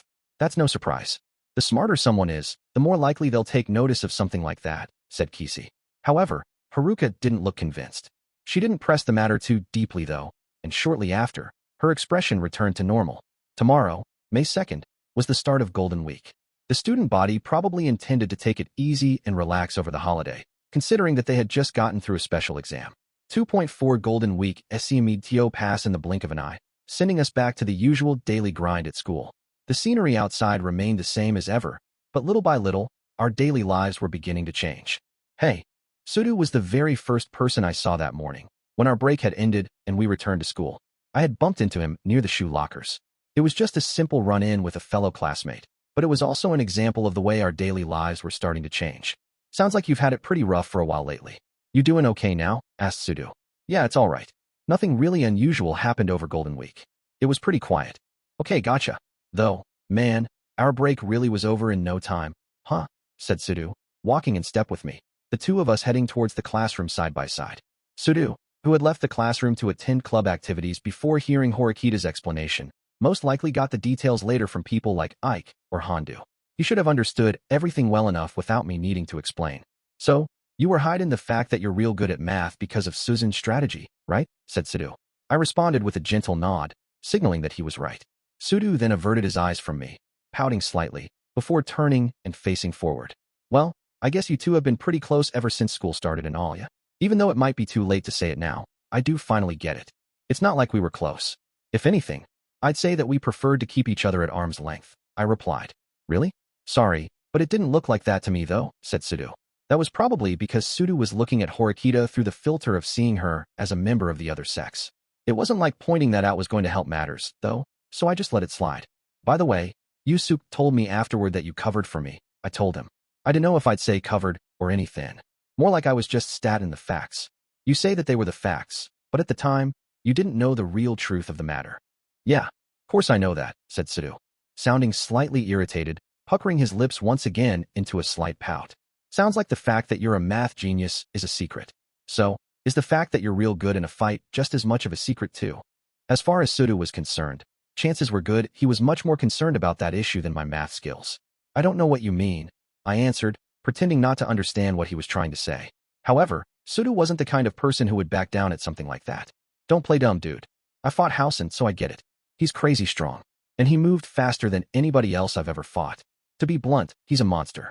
He was saying he understood it all too well fact precisely because he had fought him firsthand. It's the first time I ever felt scared in a fight.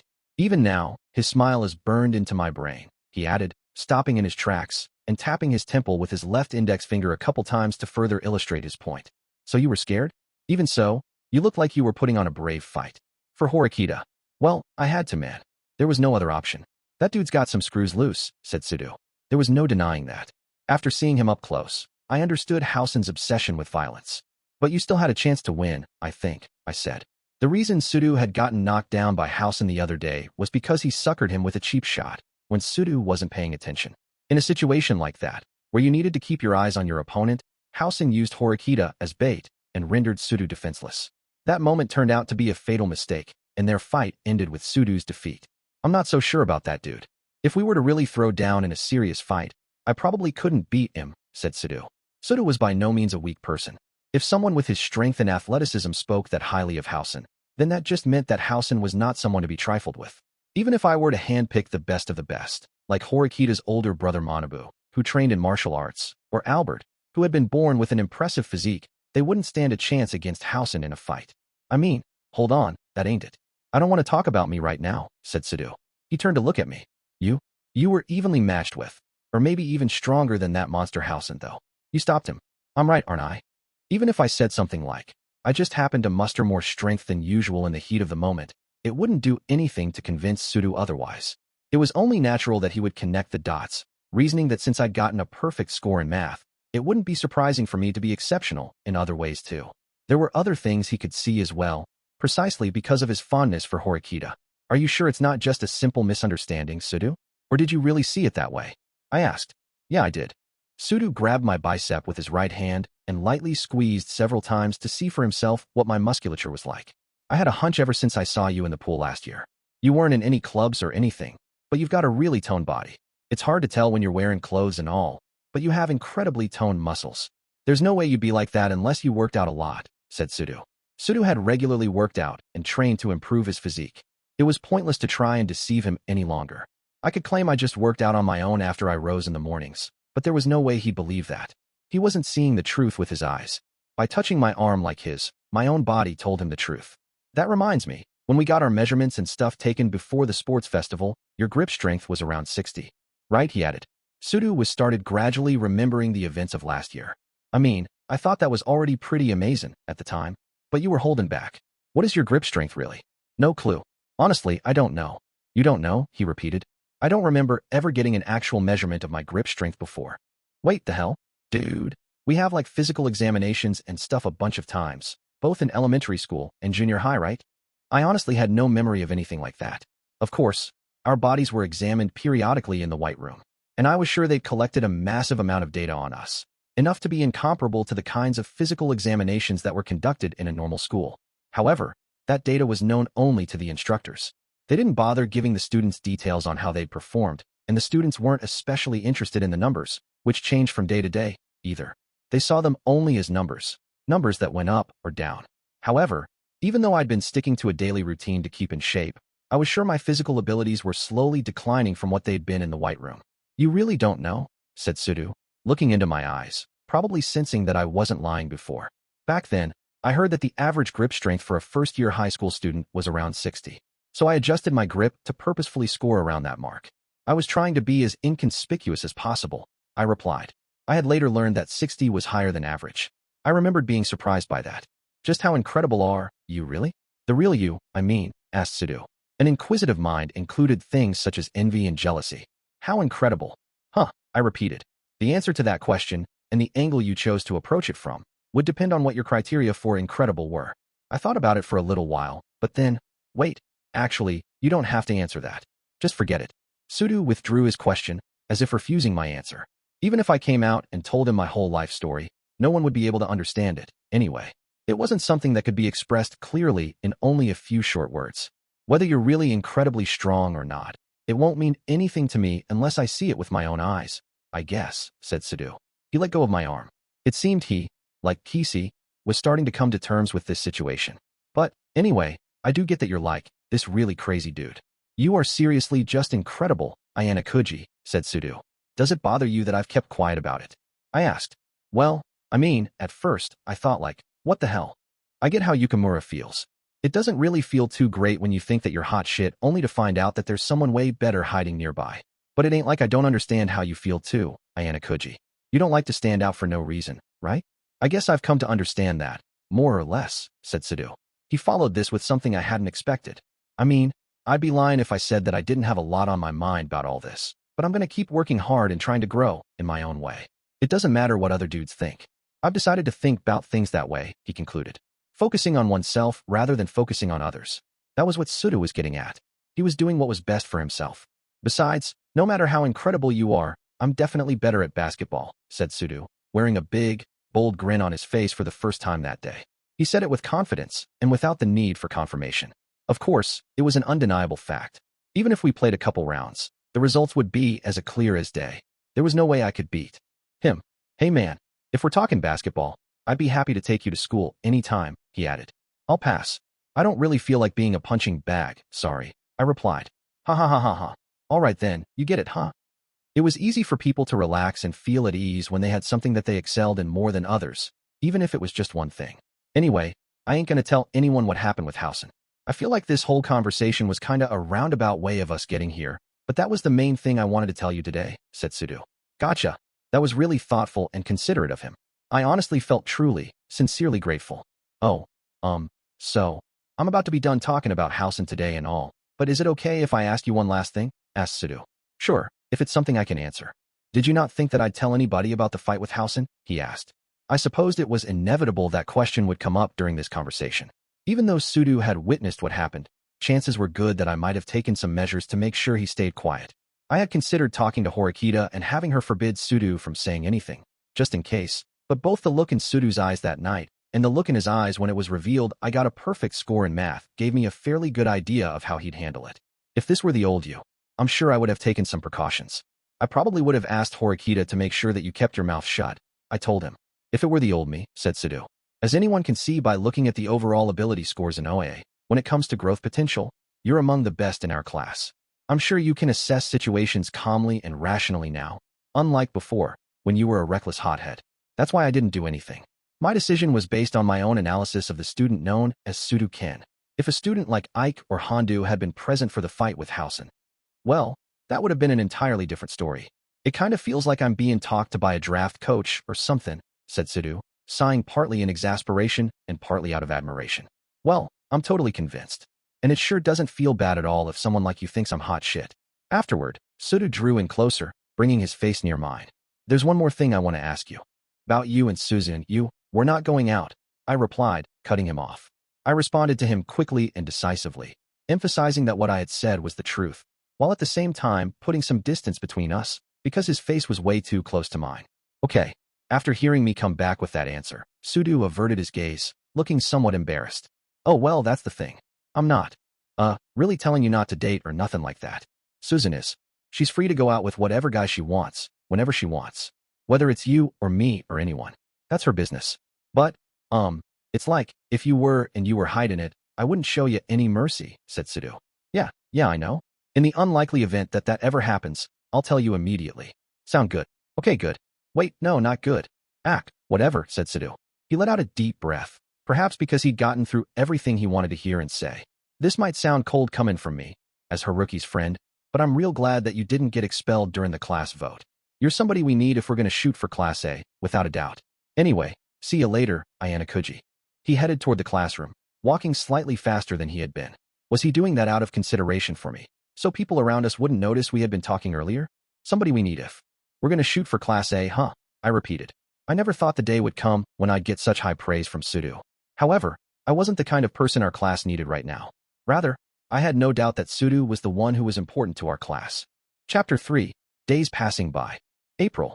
Amo&T where some head-scratching events had happened, had come to an end. It had already been 2 weeks since the beginning of May.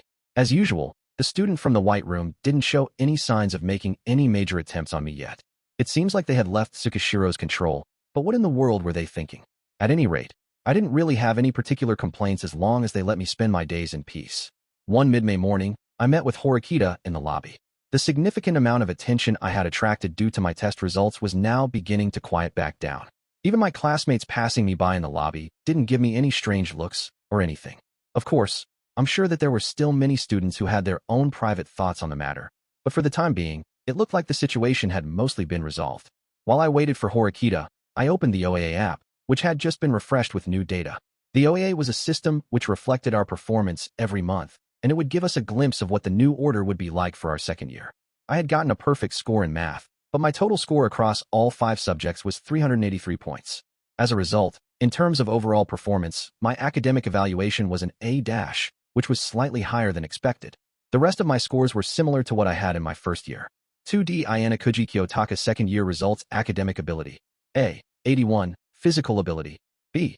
61, adaptability. D+, 40, societal contribution. B. 68, overall ability. B. 62, students who had gotten as in their academic ability evaluations last year, like Horikita and Michan, hadn't really changed, still keeping those as.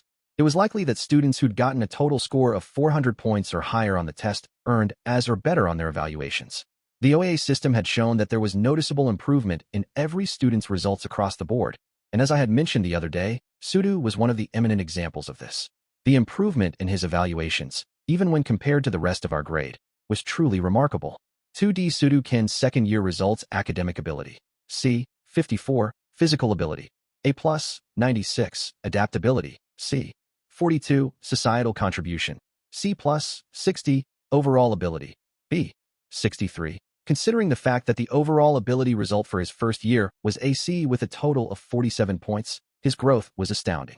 His evaluations, boosted further by his prominent physical ability, had taken a sharp turn for the better all around. Even though this was just the evaluation given in OA, his overall ability was ranked higher than Kisi and Aikido. If he could improve in academic ability and societal contribution in the future, then he might be able to join the ranks of people like Yusuke and Kushida. You could say that was the appeal of a student with truly outstanding ability. However, even though we were told that our evaluations would be reset regarding our adaptability and societal contribution scores, it seems that things have.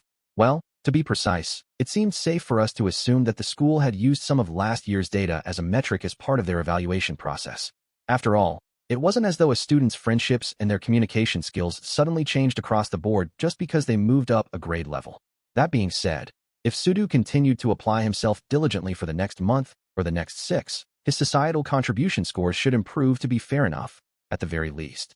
In addition to Sudo, many other students had grown in terms of overall ability across the board compared to last year. They were mostly students who were lacking in adaptability or societal contribution, or both, but it was safe to say that they had grown by leaps and bounds. "Sorry to have kept you waiting," said Horikita, as she came down to the lobby, arriving slightly before the time we had arranged to meet. "I wasn't really waiting long," I replied. We didn't need to talk about anything in the lobby, and we started making our way towards school. It was easier to talk outside because things tended to progress more smoothly, regardless of the content of our discussion. "I have to say thank you, once again. Thanks to your quick-wittedness, I didn't draw too much attention from the rest of our class. I also got the impression that the story had gotten around to the other classes as well. In similar fashion, I told her. Chances were that the other classes would become more wary, but honestly, there had been hardly any impact. Sakayaneji from Class A has already known about me for a long time now, and Ryuin has experienced a personal beatdown by my hands, so he knows that math isn't the only thing that I'm good at. As for Ichino's, I got the feeling that she thought that I wasn't ordinary, based on what she said. It was no big deal, really. I was just doing what I thought would benefit our class in the future.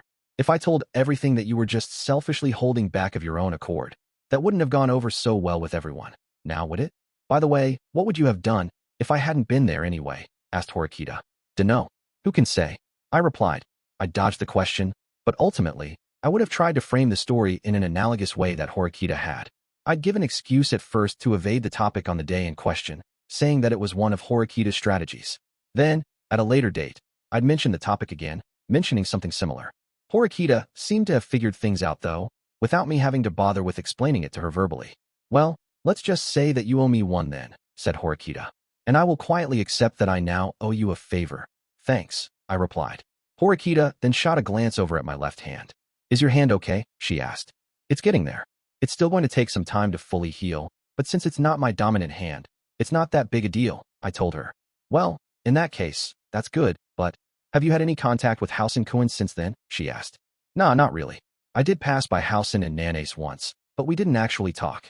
Both Housen and Nanace had looked over at me, but neither one of them had tried to say a word. Even though they didn't actually apologize or anything, I wonder if perhaps they're aware that they did something wrong. After all," said Horikita. "Not sure. I didn't really feel like they were." "Neither of them?" "Yeah." Entirely unfazed by the sheer audacity of pulling a stunt like that. Those first years certainly had guts. "I wonder if what they said about getting 20 million points if they have you expelled is true," said Horikita. "We don't have conclusive proof at the moment, but they most likely wouldn't have done something like that without that kind of reward," I reasoned. It was unthinkable to do something so pointless, risking both severe injury and expulsion otherwise. The only possibility in that case would be that they were students sent from the White Room. "Whether or not it's true will become clear in time," I added. "But that's not a pleasant development at all. Even though it's an entirely absurd idea, if it's some form of special exam, all 4 classes will likely know about it, right?" asked Horikita. Nene said as much too. She told us that to make us pay attention to all the classes in her grade.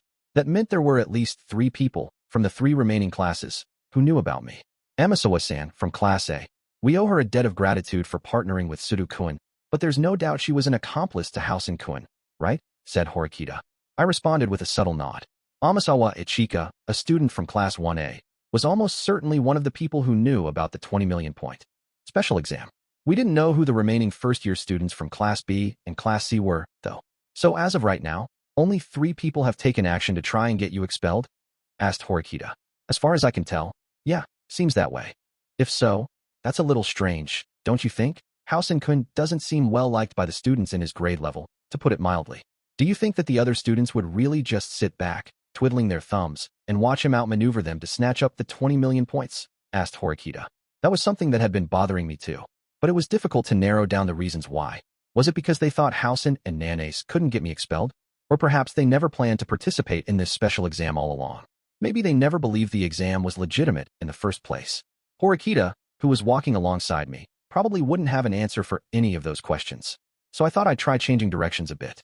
Why do you think there's no indication that the first-year students are sharing information? I asked. Since that was something we were going to talk about anyway, I decided to go ahead and ask Horikita for her opinion. Yes, I suppose that if their entire grade were notified that getting you expelled was a form of special exam, then it would only be a matter of time before not only the first-year students, but also the second and third-year students heard about it. If our class had learned about such an absurd special exam, I'm sure we would have protested strongly. That's most likely why they are keeping us from knowing about it. Right? Reasoned Horikita. That was most definitely correct. But there was something deeper, beyond that correct answer, that was more concerning. I wonder if the school administrators really approved such an extremely absurd special exam, said Horikita. That's a good question. I tried to indirectly confirm whether or not they had with our homeroom teacher, Chabashira-sensei, but there was no sign that she knew about it, I replied.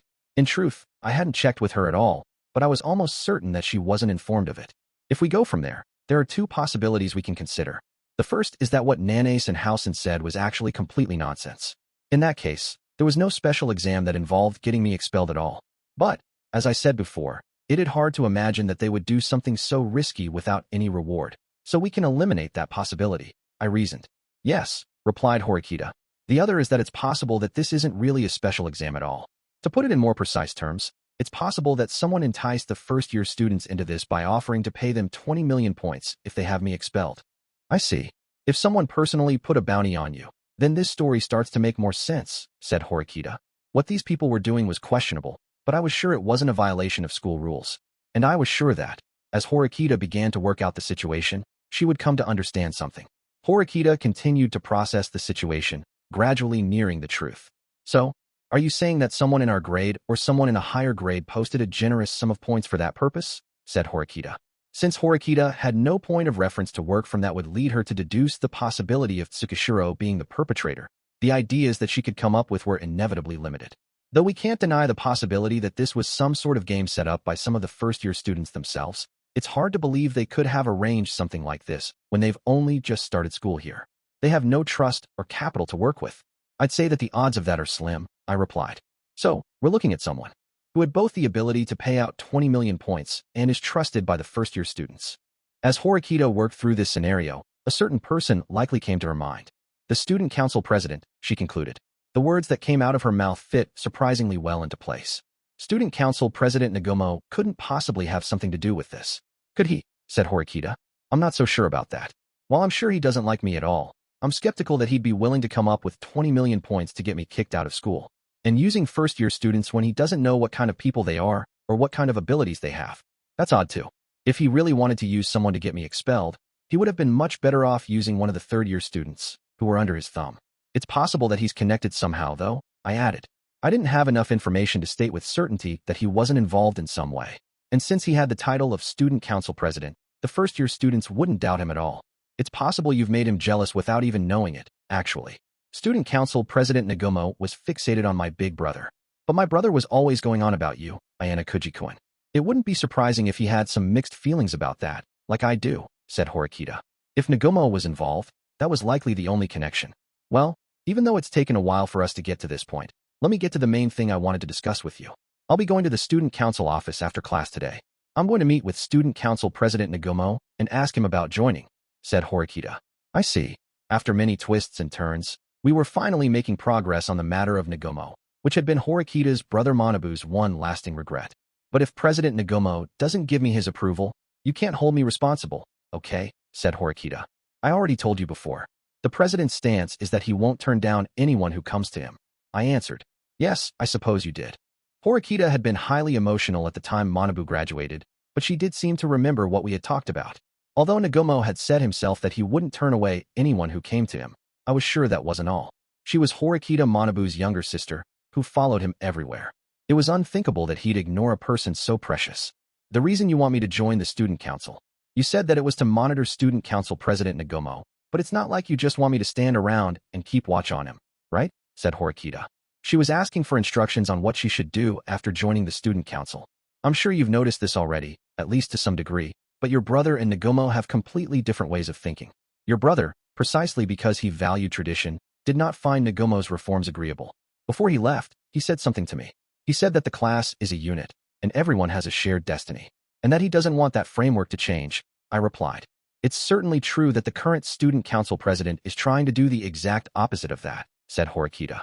But I'm not passing judgment on which one of them is right. What I can say for sure right now is that I'm interested in seeing the reforms Nagumo is trying to pass. That's right. Manabu's way of thinking wasn't wrong, but Nagumo's way of thinking was by no means wrong either. So that's why you didn't give me any specific instructions? Said Horikita. Yep. Then why do you still want me to serve on the student council? If you wanted to watch what he's going to do, there's no need for me to join the council and monitor him in the first place, is there? If Nagumo does steer things in the wrong direction, there's going to be a need for someone to stop him then, won't there? I replied, and the person who should do that wasn't me, but Horikita Suzune, the younger sister of Horikita Manabu. Of course, it was a rather one-sided imposition, which was exactly why I made it my condition for our competition before. There are still some things I don't like, but I'll chalk this up as a net gain, said Horikita. I was sure it had something to do with the topic of the bounty that Horikita herself had mentioned earlier. Joining the student council would improve her chances of being able to obtain information about that. I suppose I'm in no position to impose conditions on you when I had lost our wager, but would you please sit with me? Asked Horikita. Sit with you? I repeated. Yes, I want you to come with me, so I can prove to you that I met with student council president Nagumo directly, said Horikita. Meaning, she wanted to prove she wasn't lying in the unlikely event that she was denied entry into the student council. If student council president Nagumo is somehow involved with the matter of your bounty, then we might get some kind of reaction out of him, added Horikita. Indeed, we certainly might be able to get some clues regarding the 20 million points. All right. So after school, I replied. Having made plans with Horikita, our day had begun. 3.1 class had ended for the day, and Horikita and I set off for the student council office together. Do you have an appointment? I asked. Even if you just dropped by for a surprise visit, there wasn't any proof that Nagumo would be in the office. Of course, I went through Chabashira-sensei and asked her to help us arrange a meeting with student council president Nagumo, so there's no problem. That's one more reason why I put this off until today. But it's probably a good thing that I delayed this long. Thanks to that, I feel like my motivation to join the student council has increased a bit, said Horikita. Because of the bounty we talked about? I asked. That's right. The student council is an entity which is supposed to remain absolutely neutral. If they were to do something unfair, which placed a burden on our class alone, then, well, if that's true, then that's an issue that needs to be fought, and fought hard. I stealthily cast a sideways glance at Horikita's face, sensing something akin to determination. It's great that you're all eager to go, but don't get too carried away. There's no proof that Nagumo is involved in anything yet. And besides, even if he is involved, he's not the kind of opponent that can be dealt with so easily, I told her. Even if it was true, I doubted Nagumo would withdraw the bounty on my head just because we asked him to. Of course, I'm not going to do anything careless. I'll wait until I'm absolutely certain to make a move, said Horikita. I felt relieved to see that though fired up, she seemed to still have a great deal of self-control. Shortly after, had arrived at the student council room and opened the door. Please pardon the intrusion, said Horikita as we stepped inside the room. Once inside the student council office, we saw that the person sitting in the president's chair was none other than Nagumo, obviously. He crossed his legs, then greeted Horikita like he was a king or something. Nothing felt out of place about it, either. The fact that he looked so perfectly suited to the part was proof that he had a certain dignity about him. In addition, I felt like Nagumo was even more calm and composed than before. That might be because the only person who was his equal, or perhaps even his better, Horikita Manabu, was no longer here. And by his side was the vice president, Kiriyama. Kiriyama briefly cast a glance in my direction, then quickly shifted his gaze over to Horikita. I hear you want to talk to me about something? Asked Nagumo. Yes. Thank you so much for your time, said Horikita. Kiriyama urged Horikita and I to take a seat, and so we obediently did as he instructed. Nah, don't worry about it. My schedule's relatively open right now, anyway, said Nagumo. Even with me there right in front of him, Nagumo seemed the same as always. Even if it were only the barest sliver of guilt we were talking, it wouldn't be surprising if it showed up in his attitude. But, anyway, what did you want to talk to me about? You didn't come here just to have a regular OL chat, I assume, right? Said Nagumo. Although that was a gesture meant to welcome us, that also was his way of asking Horikita to cut to the chase. I'm sure that your time is valuable, so I'll get straight to the point. I would like to join the student council, said Horikita, her voice carrying all through the student council office. Upon hearing what she said, both student council members reacted in similar ways. They seemed to neither welcome nor reject what they'd just heard, but both simply wore looks of surprise. You want to join the student council? Repeated Nagumo. His expression then changed from one of surprise to one of slight anticipation. Well now, you could certainly call this a curious turn of events, eh? Though I admit I don't feel like just saying yes outright, mind you, said Nagumo. Meaning you're not going to welcome me onto the council? Asked Horikita. That's not what I'm saying. Basically, my stance is that I won't turn away anyone who comes to me. If someone wants to join the student council, I'll let them in as long as there's room available. I'm not interested in why someone wants to join. Whether it's because of OAA, or for future employment, or some sense of justice, that's all fine, replied Nagumo. That was the sort of thinking typical of Nagumo, who, unlike Manabu, was open to anyone. But you're special, Horikita Suzune. So I'm going to let you join the student council on just one condition, said Nagumo. And what would that condition be? Asked Horikita. I want you to tell me the reason why you want to join the student council at this time, said Nagumo. Was he disturbed by me being there with Horikita? No. In a good sense, Nagumo wasn't the type of person to worry about the little things. He genuinely wanted to know the reason why Manabu's little sister wanted to join the student council. Of course, Horikita wasn't going to say that it was because she lost a bet with me. Speaking honestly, she'd still be able to join the student council that way, but that would be all. She'd most likely never be able to win Nagumo's trust, ever. There is some antagonism between my brother and me, so I came to this school to settle that conflict. But even after I had enrolled here, the relationship my brother and I had didn't change, said Horikita. Nagumo listened to Horikita's words, which she spoke slowly and in a clear tone, very intently. I hadn't grown at all. There was no way my brother was going to recognize me. In the end, I spent an entire year unable to even talk to him. All the way up until he was just about to graduate, said Horikita. It seemed like Horikita chose certain truths from her past to tell Nagumo. So, were you able to make up? Asked Nagumo. Yes. It was at the last possible minute, but we were able to reconcile. That was when I first developed an interest in the student council, which my older brother had dedicated his school career to. It's been a long and winding road for me, but I want to follow the same path that my brother took, said Horikita. She'd originally had no intention of joining the student council. So if you were to ask me if everything she just said was how she really felt, then I'd say no, not everything. Still, by covering her statements with many little truths, she was able to cloud Nagumo's ability to discern the authenticity of her story. The path that your brother took, eh? That's quite a noble story, said Nagumo. However, it was precisely because Nagumo sensed that she had done something to blur his vision that he seemed to be somewhat wary of Horikita. Does that mean I can assume that you're intending to eventually become student council president? Asked Nagumo. No matter what kind of answer Horikita gave, it probably wasn't going to impress him. This was the kind of situation where a simple lie wouldn't leave a good impression. Yes, as I mentioned before, I wish to follow the same path my brother took, so I also intend to become student council president, said Horikita. Horikita had, quite daringly, chosen to set a difficult goal hurdle for herself. What she said didn't seem to be a lie, either. Now that she had decided to join the student council, it seemed like she was really prepared to follow in Manabu's footsteps. I see. But Hanami has already been working hard for a year now as a member of the student council, albeit from behind the scenes. You do understand that means that you're lagging behind her in being considered for the position of student council president, right? Said Nagumo. I don't think the gap is wide enough that I can't bridge it, said Horikita, responding more quickly and more forcefully than she did with any of her previous statements. Kiriyama, who had remained silent up until this point, turned to Nagumo and spoke. Even though they don't really look much alike, I suppose she really is Horikita-senpai's little sister. I am a little uncomfortable calling you Horikita, though. I might have already called you by your first name several times already, but just double-checking. Is it okay for me to call you Suzune from now on? Asked Nagumo. Please feel free, said Horikita. You know, it was bothering me a little that we still didn't have any second-year students on the council except for Hanami. After hearing Horikita's true intentions through his direct questioning of her, Nagumo agreed to let her join the student council. He rose from his seat and walked over to where Horikita was, extending his left hand to her as she stood up to meet him. Horikita met his outstretched hand head-on, grasping it with her own. Welcome to the student council. Starting today, I want you to work as a member of this council without holding anything back, Suzune, said Nagumo. Of course, she replied. To celebrate you joining the council, I'll tell you something interesting. All the past student council presidents, every single one, have graduated from Class A. That's a fact. Please keep that in mind as you aim for greater heights, said Nagumo, offering words that seemed like they were meant to light a fire underneath Horikita, who was still stuck languishing in Class D. Please don't worry. I have absolutely no plans to graduate from any class other than A, replied Horikita. Well then, prove it to me and show me that it's not just talk, said Nagumo. With that, they also finished their handshake, which had lasted a long time. I'm Kiriyama. I'm the vice president. It's a pleasure to be collaborating with you, said Horikita.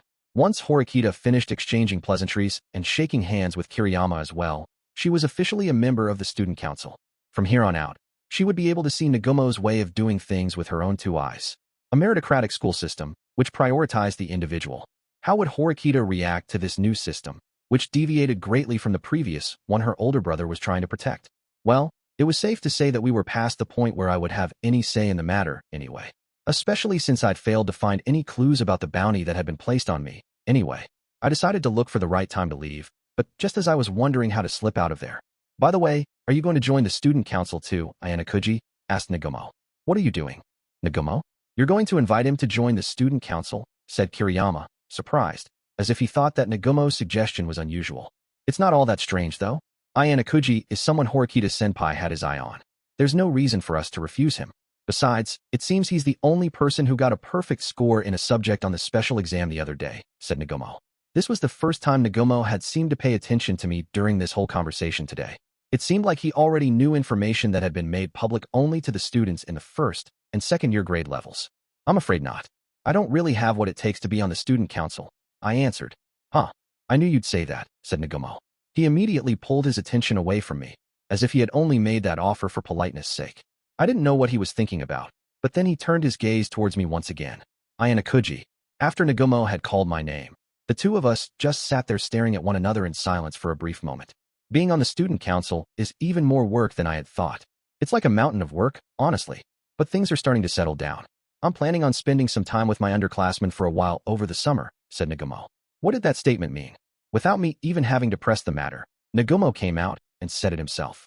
I'm going to play with you all, so you'd better be looking forward to it, said Nagumo. This wasn't something along the lines of a declaration of war or anything like that. Rather, it was akin to a lesson from the strong to the weak.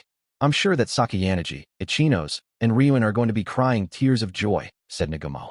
After saying his piece, Nagumo went back to completely ignoring me, and for real this time. Just as the discussion was finally about to end, Nagumo brought something else up. By the way, Kiriyama, why exactly did you decide to get involved for today's rather curious turn of events? Said Nagumo. Meaning, he asked. The other day, when those first and second year students had come saying that they wanted to join the student council, you didn't ask to join me to talk to them. But this time, when I was notified that Horikita wanted to meet with me, you decided to show up. Isn't that weird? Said Nagumo. It was almost as if he was bringing it up specifically so I would hear, as I was just about to leave. This surprise attack, which came at the last possible minute, seemed to disrupt the flow of the conversation. Of course, I had no way of knowing why Kiriyama was present at this meeting, but he was clearly shaken. I was simply curious because she's Horikita-senpai's little sister. What's wrong with that? Said Kiriyama, trying to keep his cool. But his voice was a little strained.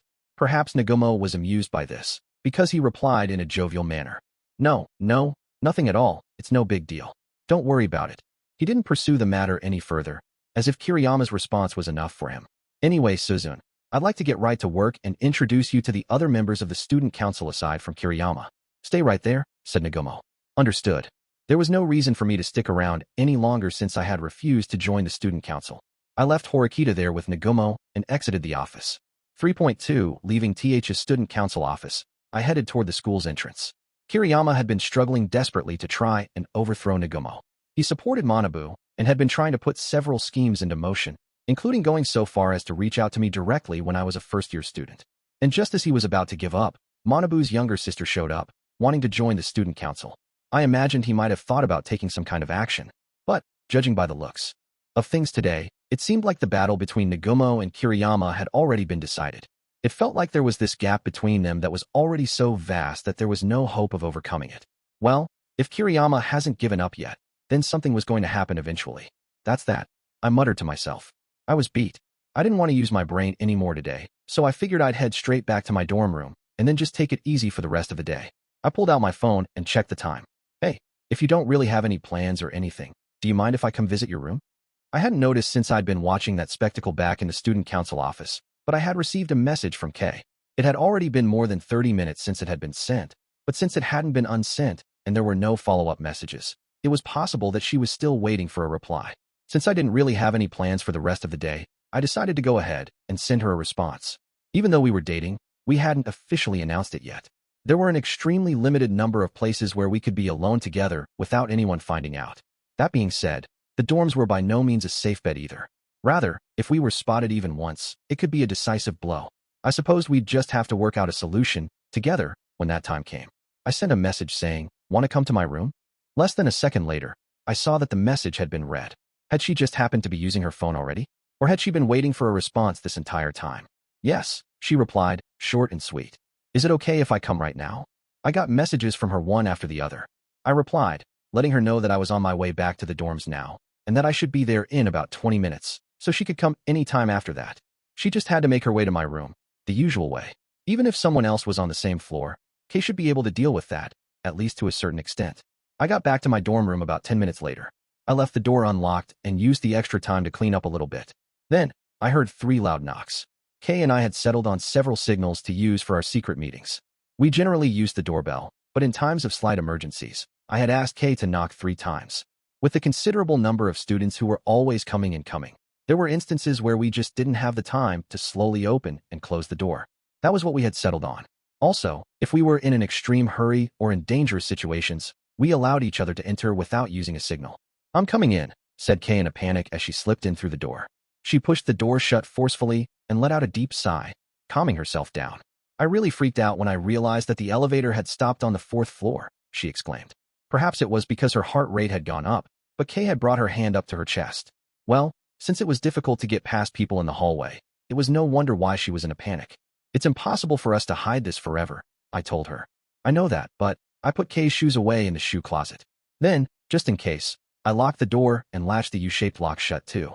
That way, even in the unlikely event that someone tried to pay me a visit, we could make sure they didn't come inside and turn them away. Still, it wasn't all that natural to use the U-shaped lock this early. I hadn't originally intended to go that far, but that had changed thanks to the precedent set with Amasawa. It was better to do this than carelessly let someone enter my room and see me here all alone with Kay.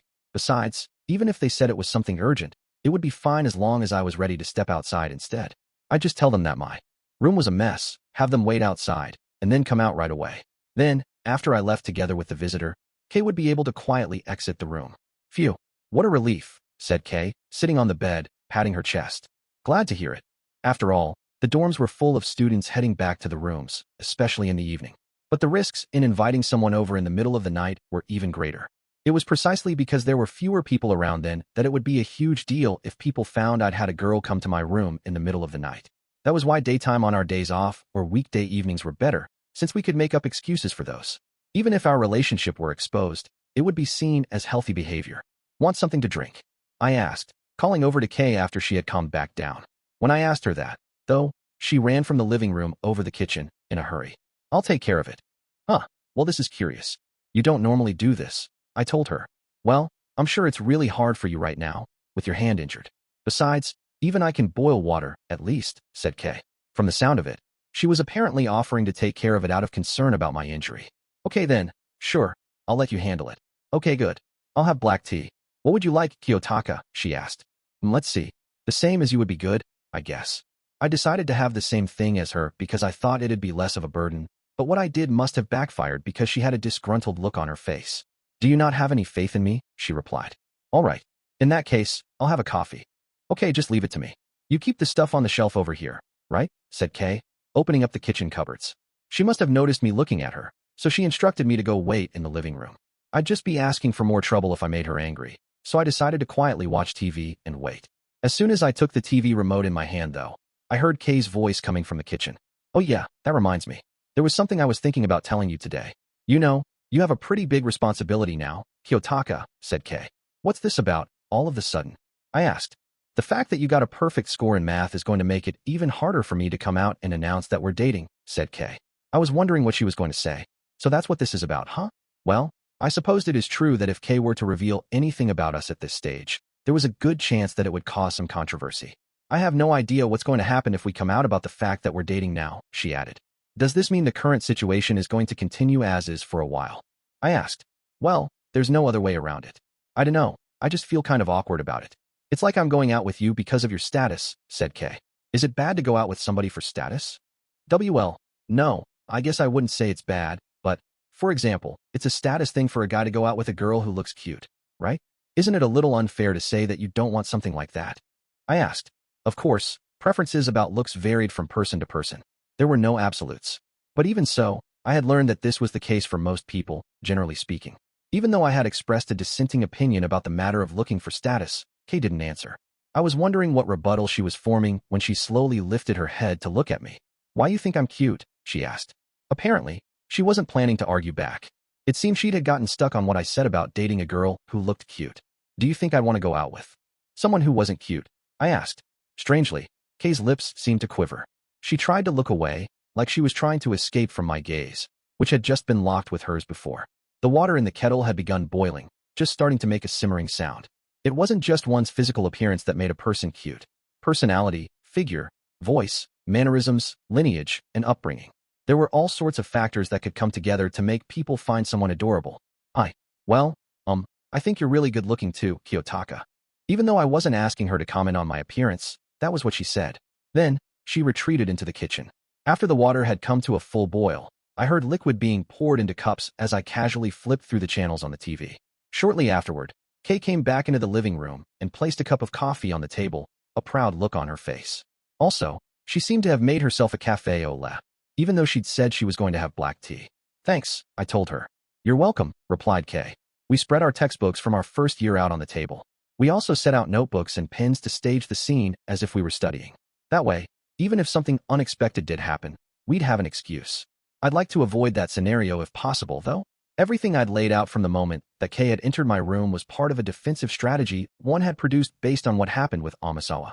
Anyway, Kay and I went on to spend some time chatting about silly trifles. We started talking about things like when we'd met at school today, and then in earlier days. We talked about who we ran into during Golden Week and what kinds of TV shows we watched. Kay showed me some photos she took, and we just whittled away the time. The assorted topics of our conversation varied in length, some long, some short. Sometimes we changed topics suddenly. The time we were spending together could be seen as time wasted, but that was by no means a bad thing. Somehow, I was starting to understand what love was, little by little. I was on a stay-at-home date with Kay, who let me see all kinds of expressions on her face, from laughter to anger. As we burned through several topics of discussion, there naturally started to be fewer and fewer things to say. The casual chatting starting to die down, and periods of silence grew more frequent. The mood in the room had clearly started to change from what it was like earlier. We were both starting to feel something for each other. We both started to become aware of something. Well, no, it wasn't just something. We already knew what it was. Feelings of wanting to touch one another, feelings of craving the other person, were welling up inside us. But they weren't feelings that we voiced out loud. We were communicating with just our eyes. But taking that first step was by no means easy. No matter how well you thought you understood your partner, you had to consider the unlikely risks. Even if you thought you were both headed in the same direction, you had to consider the possibility that you weren't. Negative emotions would start to erupt within you, as you wondered, what if they reject me? Even so, I met Kay's gaze, not letting her look away. Is this okay? But, those feelings were colliding with one another. Eventually, Kay seemed to stop fighting it. She wasn't running away from it anymore. As I felt that sensation course through my body, slowly enough that it felt like time was coming to a halt. We brought our bodies closer together, and then our faces, shortening the distance between us. We eventually got close enough that we could feel each other's breath on our skin. I picked up the scent of milk and coffee from Kay's breath. In just 2 more seconds. No, in just 1 more second, our lips would meet. Ding dong. Our time alone together was mercilessly interrupted by the sound of the doorbell. Our lips were just barely apart, so close and yet so far. My consciousness, which had been on the verge of flying away, was suddenly and violently pulled back down to reality. Oh, the door, stammered Kay. Her cheeks were bright red as she pulled away from me in a panic. But I didn't exactly have the time to sit there and gaze at her for long. Let's see. There was a visitor, not one waiting down in the lobby, but already outside my door. The intercom also clearly showed a notification that the ringing was coming from my front door. Unlike in the lobby, there were no cameras on the individual room doors, so it was impossible to know one way or another who was visiting you. I could have just pretended to be out, but if they had seen Kay enter my room, that would be bad. It'd probably be a better idea for me to find out exactly who had come here and for what purposes. Wait right there, I told Kay. Oh, okay, she replied, nodding, looking somewhat nervous. With what happened last time with Amasawa in mind, I had already put Kei's shoes in the shoe closet. That way, at first glance, it would look like I was the only one here. However, this method wasn't always advantageous. The best option would be if I could talk briefly with this visitor in the doorway. But if they did ask to come in, the situation would rapidly take a turn for the worse, and I might start looking suspicious. Because I would have created a scenario where I had brought a girl into my room and deliberately hidden her shoes to keep her undetected. It was the right call to leave the U-shaped door lock on then, just in the off chance something might happen. That way, even if this visitor tried to barge into my room, they wouldn't be able to see whose shoes were present. And on top of that, they wouldn't be able to get into my room so easily. Also, I could buy some time by providing the visitor with some kind of reason for why I'd locked my door. That way, I could ask that we postpone meeting with them until a later time, or we could move to a different room. Anyway, who was this person who'd come directly to my room? Horikita? Or was it a guy? As I struggled to come up with an idea of who it might be, I looked through the peephole on the door to confirm the identity of my visitor. The very first thing that came into view was red hair. Senpai. And then that sweet voice. It was almost as if she knew that I was watching her through the peephole. It's me. Judging from what she was saying on the other side of the door, she was convinced that I was in. The visitor, clad in casual wear, had a broad smile on her face. It looked as though she hadn't brought anything in particular with her, as she was empty-handed. I slowly unlocked the door and opened it. I hadn't dealt with Class 1A student Amasawa Ichika since the end of April. This was a rather surprising visit, as I had assumed I wouldn't be making any further contact with her. Now that I knew that she had been complicit in Housen's schemes, since she had taken the knife from my room for Housen to use later, I had expected she would keep a certain distance from me. But Amasawa, as she stood here right in front of me once again, showed no sign of feeling guilt or shame whatsoever. She couldn't possibly think I hadn't found out about her involvement in that situation, could she? No. Amasawa's role in Housen's plans was essentially revealed when the plan was put into action. How did you get into the building? I asked. There was another senpai who just happened to be coming inside, so I came in with them. I thought I'd surprise you, said Amasawa. If she had called me via the intercom in the lobby, her identity would have been revealed to me no matter what. So, she took advantage of another student to avoid that, huh? So, I asked. I was wondering if your hand's okay. I was worried about you, so I came over, said Amasawa. There was no way the clever Amasawa would be so naive as to think that her involvement in Housen's scheme would have gone unnoticed. Rather, she seemed to be hinting at her involvement with the way she was acting right now. She touched the U-shaped lock on my door with her right index finger, tapping on it with slow, deliberate movements. Can you unlock this? She asked. Amasawa, a devilish smile on her face, cast a glance over at the entryway to my room, having a look at what shoes were there. Had she guessed that someone was in here after seeing the U-shaped lock? Or perhaps, it's already evening, can we do this tomorrow? I think it'd be a problem if I brought a kohai into my room for no reason, I told her. If she had really come just to check how my hand was doing, then she should leave after hearing that. However, Amasawa didn't budge an inch from where she stood. She brought her left hand up to her face, putting a finger to her lips and gesturing that she was thinking about something. Hey, you seem like you're alone right now. So, I was thinking I might have you feed me something, said Amasawa. She'd changed the subject in order to try and enter my room somehow. I have the right to ask you to cook for me. After all, don't I? Did you forget about what I did for you by teaming up with Suda-senpai, said Amasawa. If she were going to try and force her way in, I supposed it was safe to assume this was how she intended to do it. In that case, I just needed to go along with it and come up with a sensible comeback. Sorry, I'm all out of ingredients right now. I don't have anything in the fridge, I told her. Oh, is that so? Well, please make sure that you stock up. Amasawa voiced her dissatisfaction, giving me a look that seemed to show that she was both bothered and not at the same time. If this has to be done today, then how about I get ready and we go buy stuff together? I suggested. Though that would mean the end of my date with Kei, I'd avoid running into any unnecessary trouble. Since Amasawa had already met Kei once before, I didn't want her to find out that I'd been frequently inviting her to my room. Okay, no ingredients. That's too bad, said Amasawa, with a somewhat amused smile. Please don't close the door, okay, she added, before briefly disappearing from view. Then, I heard a rustling sound. She picked up a plastic bag that she seemed to have left on the floor in the hallway and showed it to me through the crack in the open door.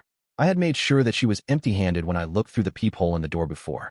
Even if she had placed something directly by her feet, it would have still been in view, if barely so. It seemed she had deliberately placed the plastic bag full of foodstuffs somewhere outside my field of view. She had figured out exactly what kind of escape route I was trying to use. Now, my reason for not letting her inside because I was short on food wasn't going to work. I had known Amasawa was smart, but it seemed she was cleverer than I had imagined. Well then, now that it had come to this, should I admit that I lied and try and find a different way to turn her away?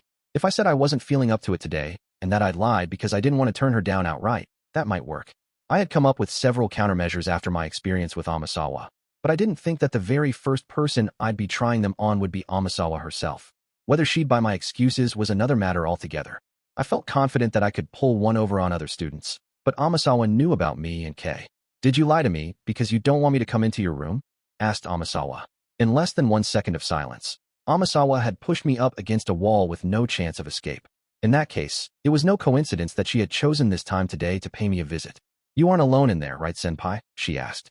"What makes you think that?" I replied. So she was convinced that Kei had come to my room after all, then, and had acted accordingly.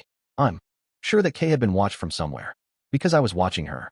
I was watching Kuroizawa-senpai the whole time. Ever since she got back to the dorms, said Amasawa, confirming that she'd been watching her and proving my suspicions correct. I was guessing she'd gone out to buy food after she secretly confirmed that Kei had come to my room. Even though she had to take on the risk of getting past the auto-locking doors of the building twice, that was the strategy she'd decided to use. Considering the fact that you've hidden your girlfriend's shoes to make it look like she's not here, does that mean you two were doing something naughty? Said Amasawa. I only hid her shoes as a precaution, because we haven't told anyone about our relationship yet. That's all, I answered. Oh, so you finally admit it, HM? Well, it's not like I don't understand why you'd want to hide it, but I already know all about you too, so you don't have to lie to me. Okay, said Amasawa. She had somewhat of a pouting look on her face, as if to express her dissatisfaction at me hiding it from her. You know, I've been keeping your secret for the time being, out of the goodness of my heart. But, I wonder, maybe I should spill the beans, she added. It seemed that Amasawa had done her research, even to the point of finding out that my relationship with Kei wasn't out in the open yet. If she hadn't, she wouldn't be using it as leverage in our negotiations right now, meaning that this whole conversation was basically a formality. If I refused her, there was a real chance she might tell everyone. If she revealed that Kei and I were dating, it might hurt Kei in the future. It was preferable for us to disclose that information ourselves, voluntarily. In that case, I supposed I should give in. Being on the defensive left me at a disadvantage. And so, I admitted defeat.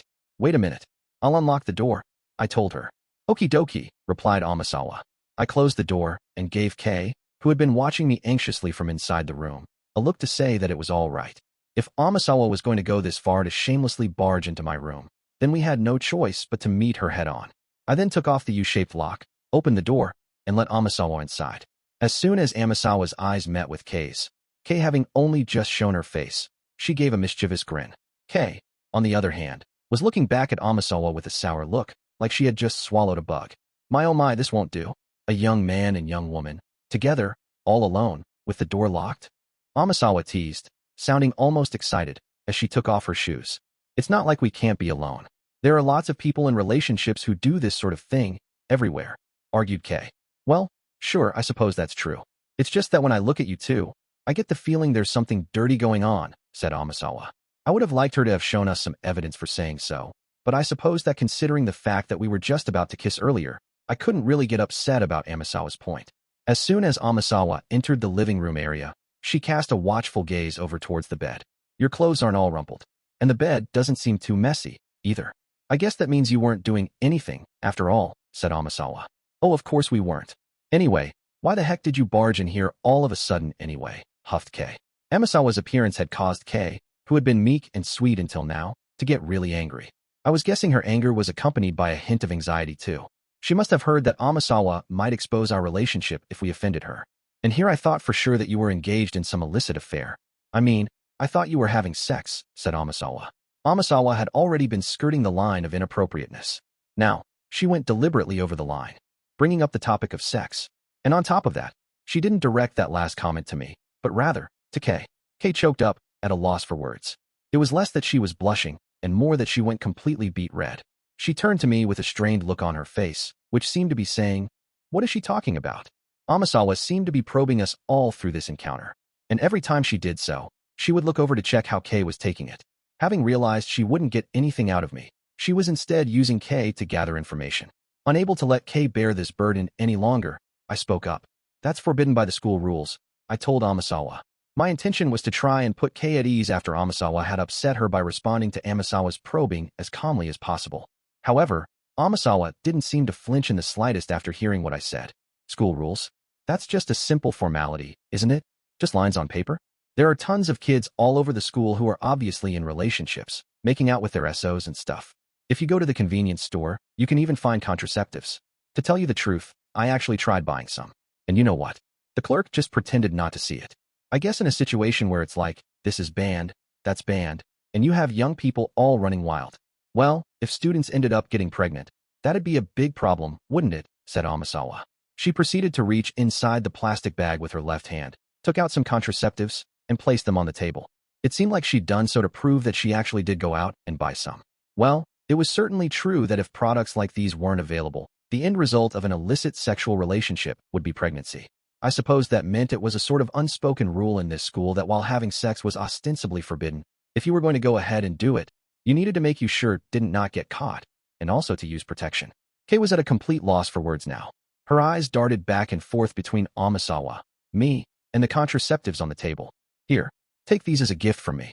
Well, actually, I suppose they're my way of apologizing, said Amasawa. I don't remember you doing anything you need to apologize for, I answered. Oh, come on. The injury on your hand. I was involved in that, remember? I cooperated with Housen-kun, said Amasawa, without a hint of guilt or shame in her voice. Rather than having me make her come out and say it, she freely admitted it herself. Huh? Is that true? Said Kay, who couldn't help but be taken aback by what she'd just heard. I really hoped that Kay would refrain from making any unnecessary remarks right now. With just one statement of shock, she'd be handing information over to Amasawa. Amasawa would be able to judge how much I told Kay, and whether she was someone worth talking to.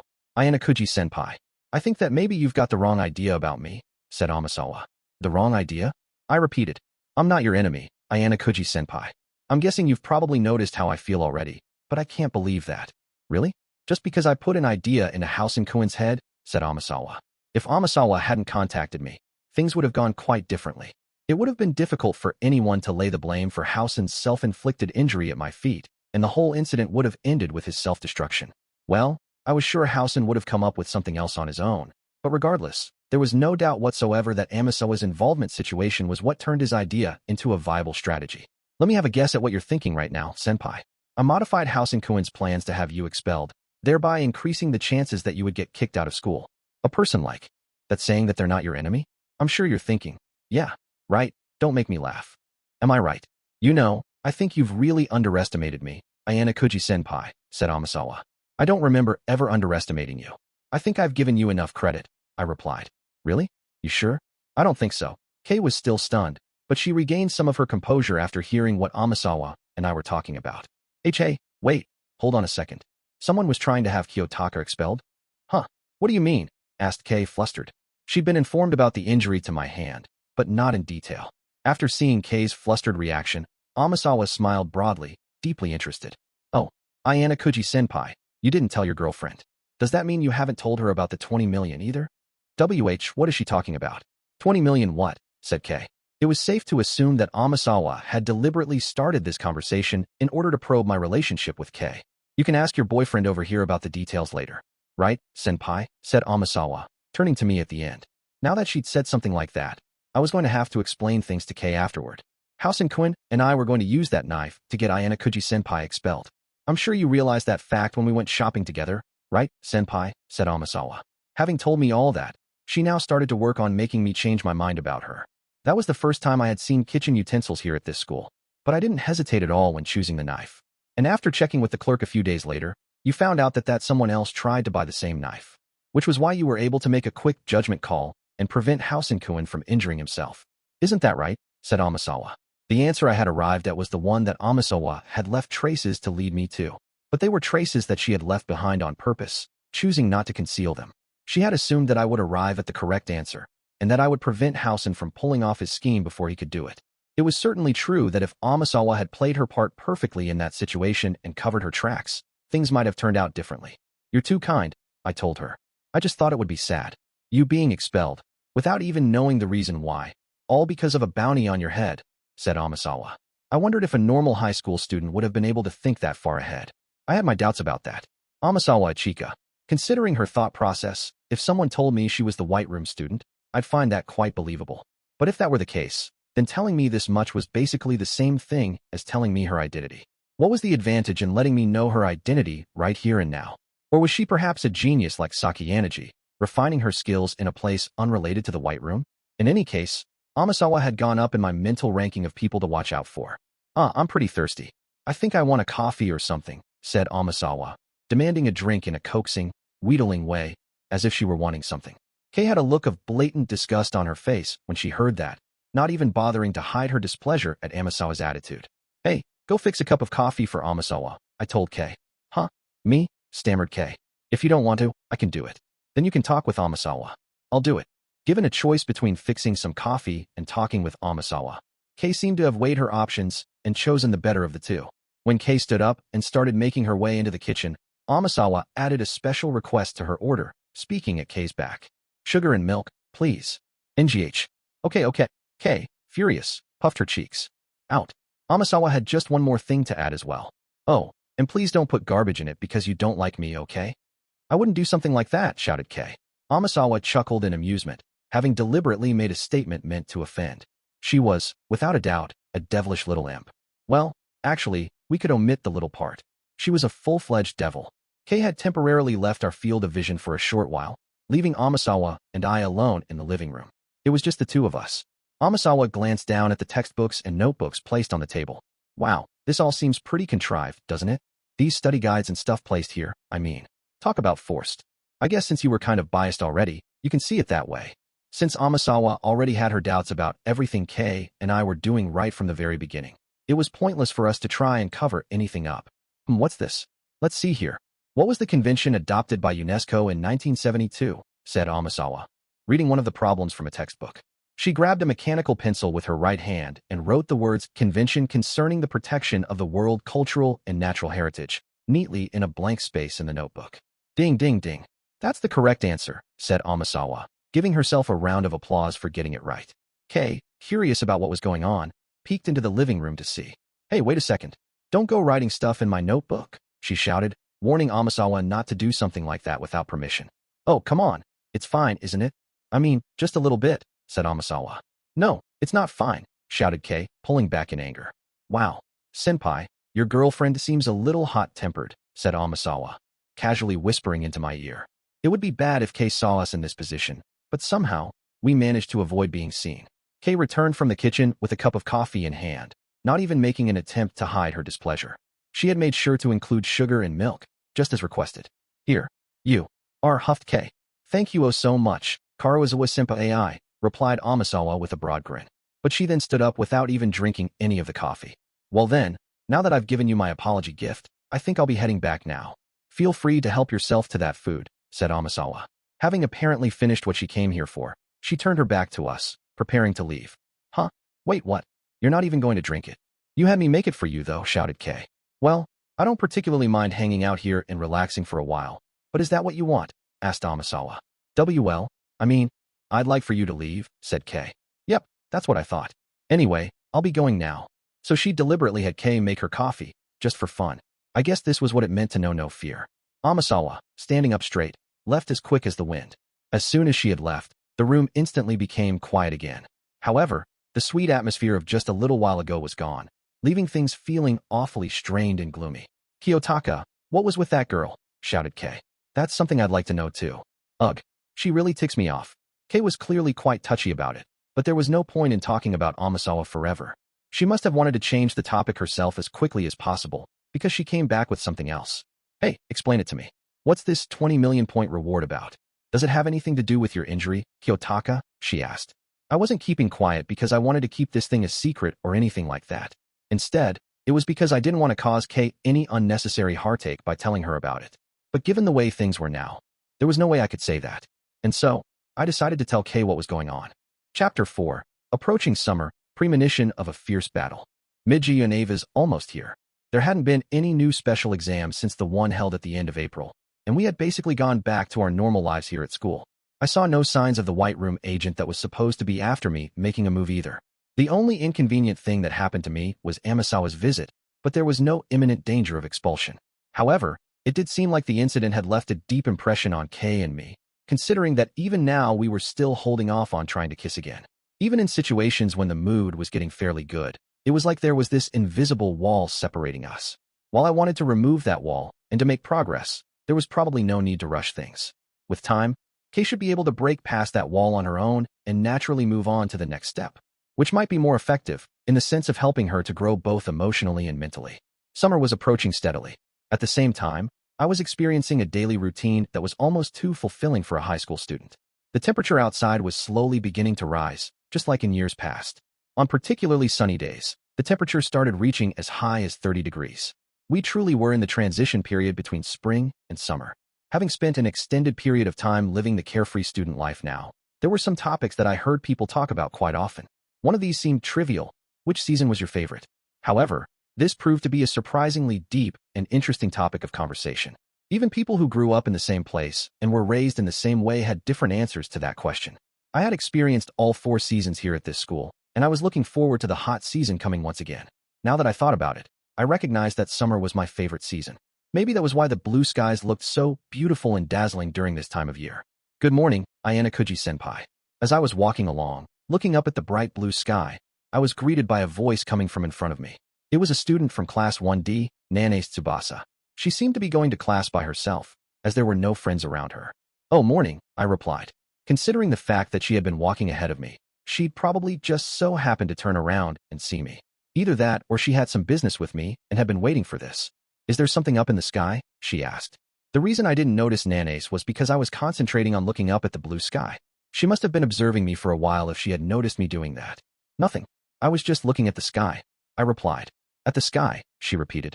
Nanae, now standing side by side with me, turned her gaze up toward the sky, like me. It was a clear blue today, without a single cloud in sight. It's really nice out, isn't it? Said Nanae. Yeah. And by the way, it's been a while. Even though we'd passed each other while out and about, we hadn't actually had a conversation like this in a long time. Yes. We haven't talked for about a month and a half or so now, said Nanae. Nanae had colluded with Housen in his plan to get me expelled from school.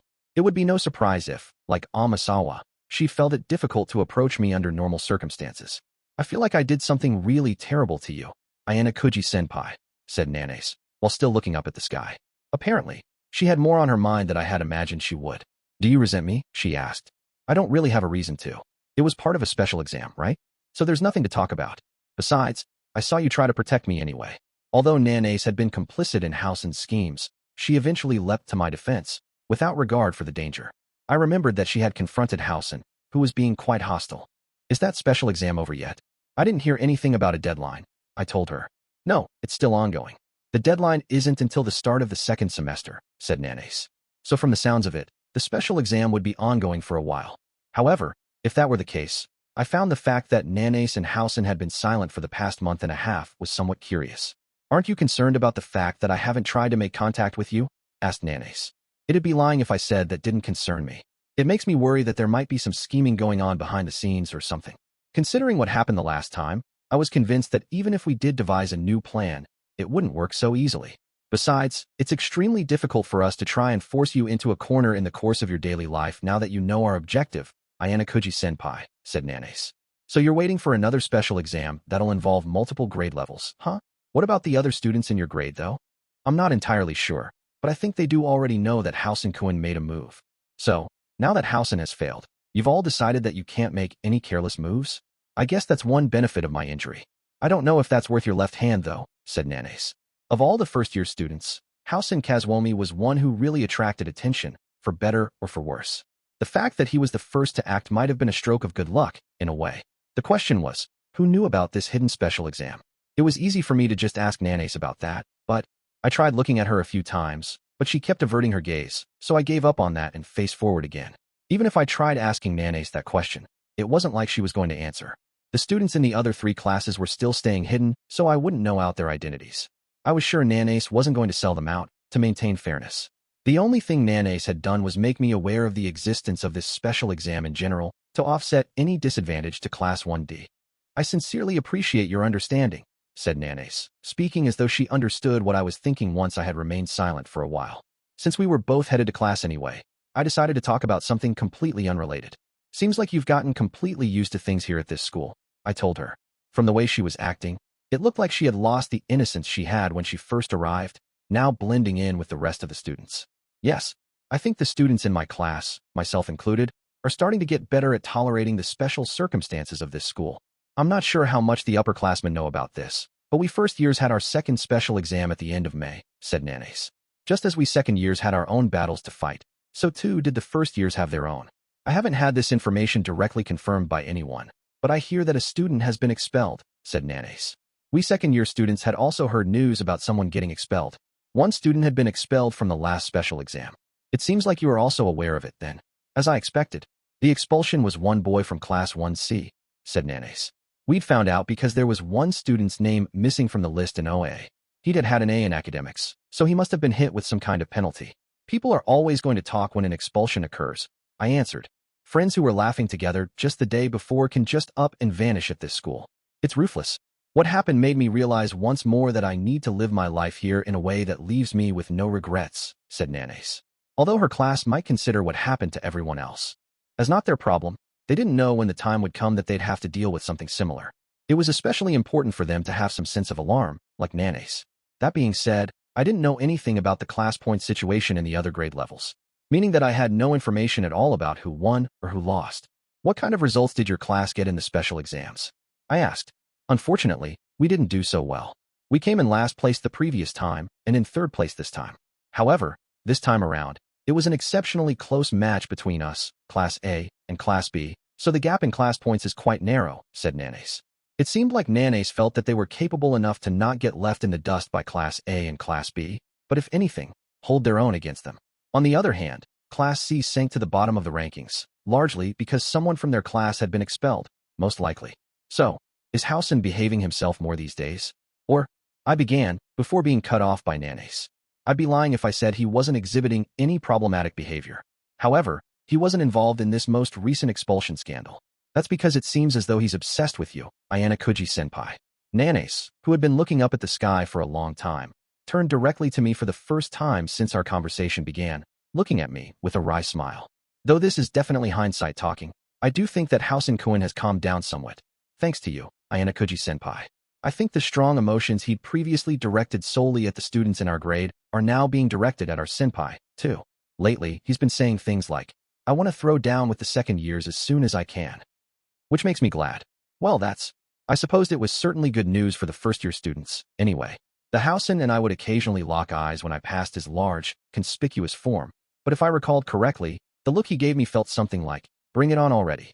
Sooner or later, there might come a time when we have to fight your grade, I answered. We had only worked together once so far.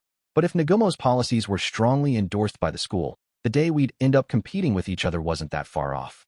I intend to live my life here at this school without regrets, said Nanace. That's nice.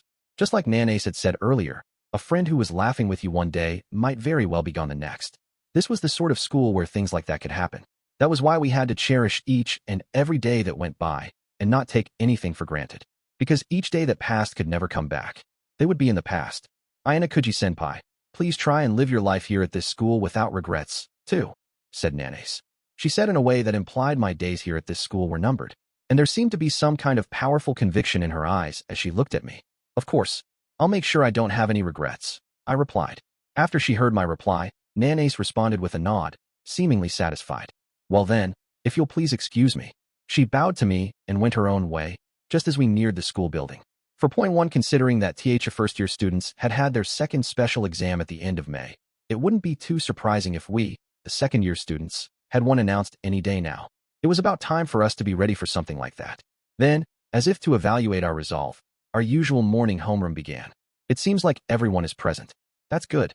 After Chabashira had finished taking attendance, she started fiddling with her tablet, most likely to project something up on the monitor. Shortly afterward, she must have finished what she was doing, because the screen went completely white. When that happened, the students looked up at it. We have been together for quite a long time now, so I'm sure you probably have some idea of what this is about, said Chabashira. A new special exam was about to begin. Even though everyone clearly had something they wanted to say, they all waited to hear what Chabashira was going to announce. After a brief period of silence, she let out a little chuckle as she took in the gazes of nearly all of the students in the class. Yes, we will certainly be discussing a special exam. However, to keep you in suspense for a while longer, we'll hold on to that discussion until later. First, I'm going to talk to you about summer vacation, said Chabashira, casting her gaze down at the tablet. An image appeared on the monitor. First, a picture of a luxury cruise ship. Our class certainly had memories of a similar ship. Now, I'm going to start by explaining a bit about what this summer vacation will be like, said Chabashira. The students looked at each other for a moment, their expressions conveying the joy they felt at the sweet-sounding words that had just come out of Chabashira's mouth. However, the combination of the words ship and vacation ultimately dredged up some very different memories that had been deeply ingrained in us. Those memories reminded us that there was no way this school would let us indulge in such sweet fantasy. As we were reminded of that fact, the picture on the monitor changed from an exterior view of the ship to an interior view. The itinerary was also displayed in similar fashion. From August 4th through August 11th, you'll be able to enjoy your summer vacation freely and to the absolute fullest on this luxury cruise liner. That's a total of 8 days and 7 nights. You can watch plays or indulge in tasty meals. And there will be nothing even remotely like a special exam held on this cruise, either, said Chabashira. In other words, we were being promised a true, genuine vacation for about 1 whole week. The students who had serious doubts felt themselves relax a bit. However, that slight easing of doubts disappeared as soon as the on-screen image faded away. It was almost like poison had been delivered right into our eyes. However, in order to fully enjoy this cruise, you must successfully complete the upcoming special exam, said Chabashira. After those few brief moments of dreamlike bliss, my classmates were swiftly yanked back to reality. The act of lifting the students' hopes, only to drop them back down right after, would normally have resulted in great disappointment. However, the students instantly changed gears in their minds, adopting an attitude that showed that they were ready and willing to accept this upcoming battle. It seems you really have been learning, said Chabashira, an approving smile appearing on her lips, as if to express her admiration of us. It wasn't like she had mentioned the vacation part first simply out of sheer meanness or anything. She probably wanted to prove that even though we were still Class D, we were different from how we were a year ago. After all the trials and tribulations we'd endured, we'd learned to brace ourselves and keep our spirits up. The very first person to ask a question was none other than Horikita, whose seat was directly in the middle. When will this special exam begin? Well, typically when we make these announcements, the special exam would be given that very same day or the next. Unfortunately, in this instance, it's still a ways off. The next special exam is going to be held during the summer break, said Chabashira. So, the school was going to hold the special exam during summer break, after the first semester had finished? If that was the case, what concerned me was the fact that it seemed far too early for the teachers to be explaining the rules right now. What was the purpose of this announcement, if the exam was still more than a month away? At any rate, whether we liked it or not, there was one particular special exam that sprang to the students' minds when they considered what had been said so far. Then, just as everyone seemed to be thinking the exact same thing, Chabashira spoke once more and transformed those thoughts into reality. You're going to participate in an uninhabited island survival test, and will be competing against each other. Survival on an uninhabited island for a special exam. The battle between the classes that took place during summer break during our first year had been deeply etched into our brains. Each class competed against one another using the limited number of class points that we were given during that exam. Also, there were additional rules such as trying to guess who the leader for each class was and getting points by occupying zones. So, we have to do that again this year, mumbled Kisi, who must have been recalling what had happened then. He would normally have quietly listened to the entire explanation of the special exam, but had probably spoken up because our class had quite a challenging time back then, including some fierce infighting between the guys and girls. I'm sure you're thinking back to the uninhabited island survival exam that you took last year. However, this year's exam is going to be different from the previous ones. This will be more rigorous, more grueling than any other special exam. Of course, the class points and private points that you can earn in this exam will be significant, though, said Chabashira. We'd been free to fight any way we wanted to in the uninhabited island survival battle last year. If you were determined to win, you needed to be frugal with your assets. But if you were fine with giving up on trying to win, then you were allowed to spend your time relatively freely. That was the kind of exam it was. There were no harsh measures such as expulsion, at least not as long as the students didn't violate any important rules. She said that this exam was going to be more rigorous and more grueling, but what changes would be implemented from last year's exam? I didn't need to worry about getting an answer to that question, though, because I was sure Chabashira was going to tell us right away. Let's start by going over the schedule. You can download it to your own devices later and look it over, so there's no need for you to take any notes here, explained Chabashira. She put up the schedule for the special exam, just as she said she would, the monitor lighting up again now that something was being projected to it. July 19th, assemble on the sports field. Depart by bus. Board the cruise ship at the harbor. Depart. July 20th, special exam begins. Explanation of special exam, distribution of supplies, etc. August 3rd, special exam ends. Rankings will be announced on board the cruise ship. Rewards will be handed out accordingly. Asterisk private points for the month of August will be allotted after the results of the uninhabited island special exam are applied. August 4th, start of free time on the cruise ship. August 11th, arrive at harbor. Return to campus. Dismissal. The closing ceremony, which would mark the end of the first semester, was going to be held on Friday the 16th. We were scheduled to depart 3 days after that. Moreover, we could tell from the schedule that the duration of this special exam would be twice as long as the previous one, at 2 weeks.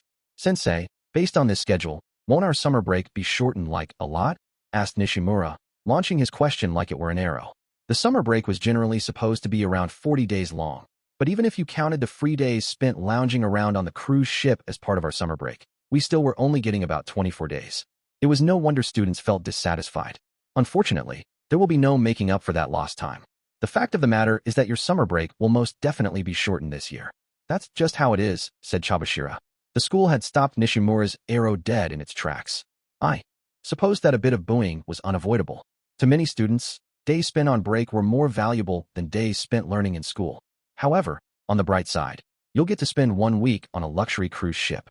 Depending on how you look at it, this 1 week you get to spend on the cruise ship might be more valuable than the 2 weeks of normal time that you'll be losing.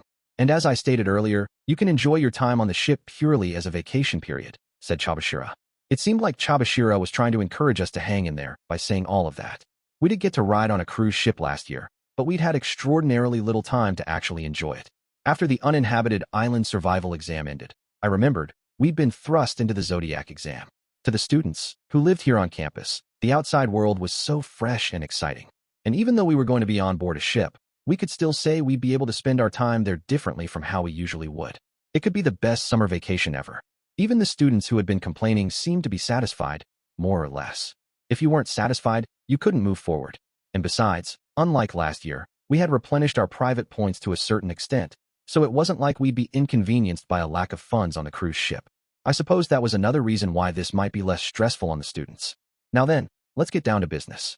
This is similar to the uninhabited island survival exam that you had last year, but you could say that the most significant difference here is in terms of scale. In addition to the fact that there's going to be a 2-week-long test period for this exam, the island that we're using for this is larger in size than the one you were on before, explained Chabashira. An uninhabited island in the middle of the ocean was shown on the monitor. The photographs seemed to have been taken from the air.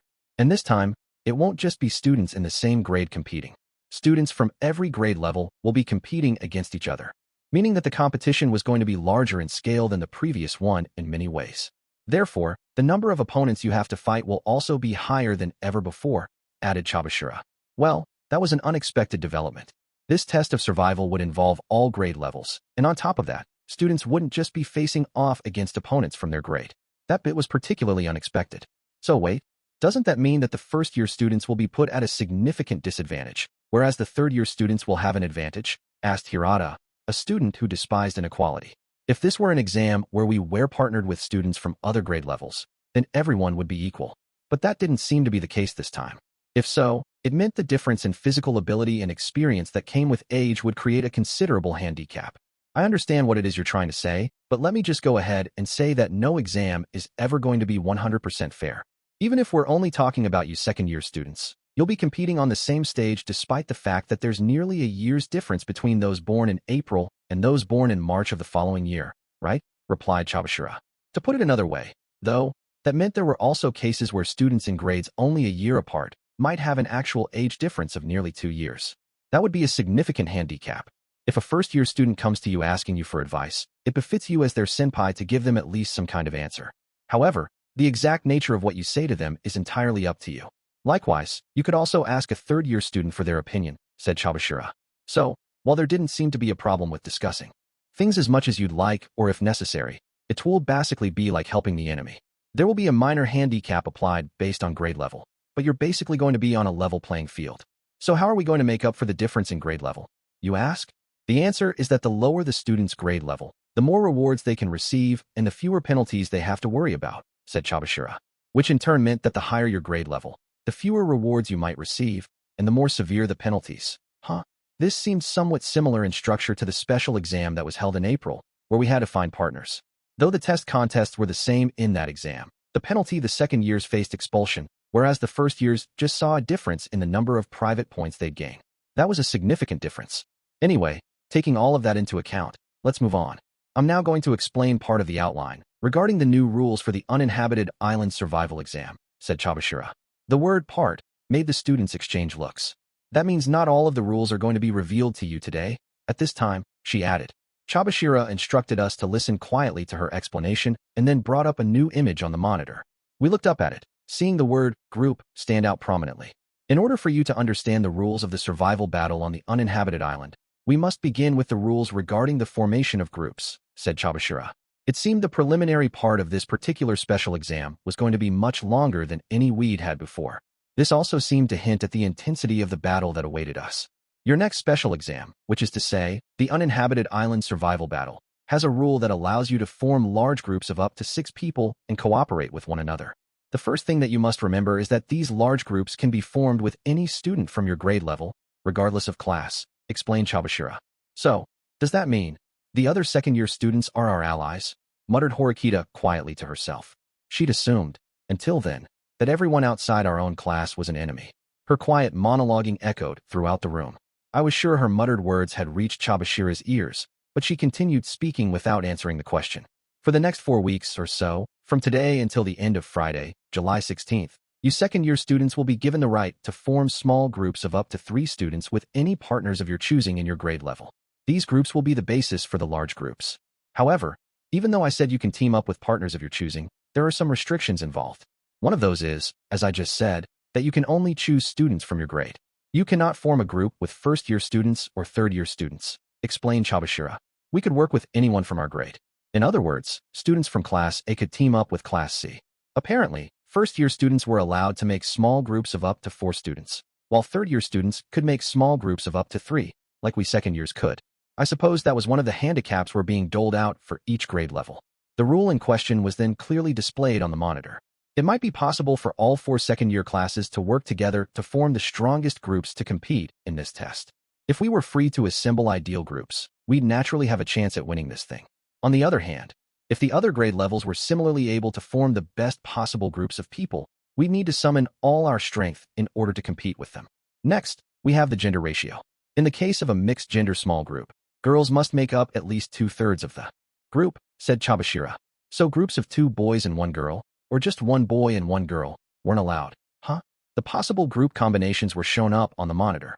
1 boy, 2 boys, 3 boys, 1 girl, 2 girls, 3 girls, 1 boy and 2 girls, 7 possible configurations. Meaning that group configurations like 2 boys and 1 girl, or 1 boy and 1 girl, would be rejected. What happens if you don't form a group? Or in the event that you can't form a group? What then? As you can see from the list of possible combinations, groups of just 1 person can be formed. There would be fewer benefits to such an approach, but it's not disallowed. The next special exam can be conducted regardless of the number of people in your group. If anyone does want to try going it alone, they are allowed to, regardless of gender, said Chabashira. Although the fact of the matter was that the more people in your group, the better off you were, it sounded you could still take this special exam on alone without issues. I'm sure that some students might feel more comfortable being on their own, but the more people in your group, the better.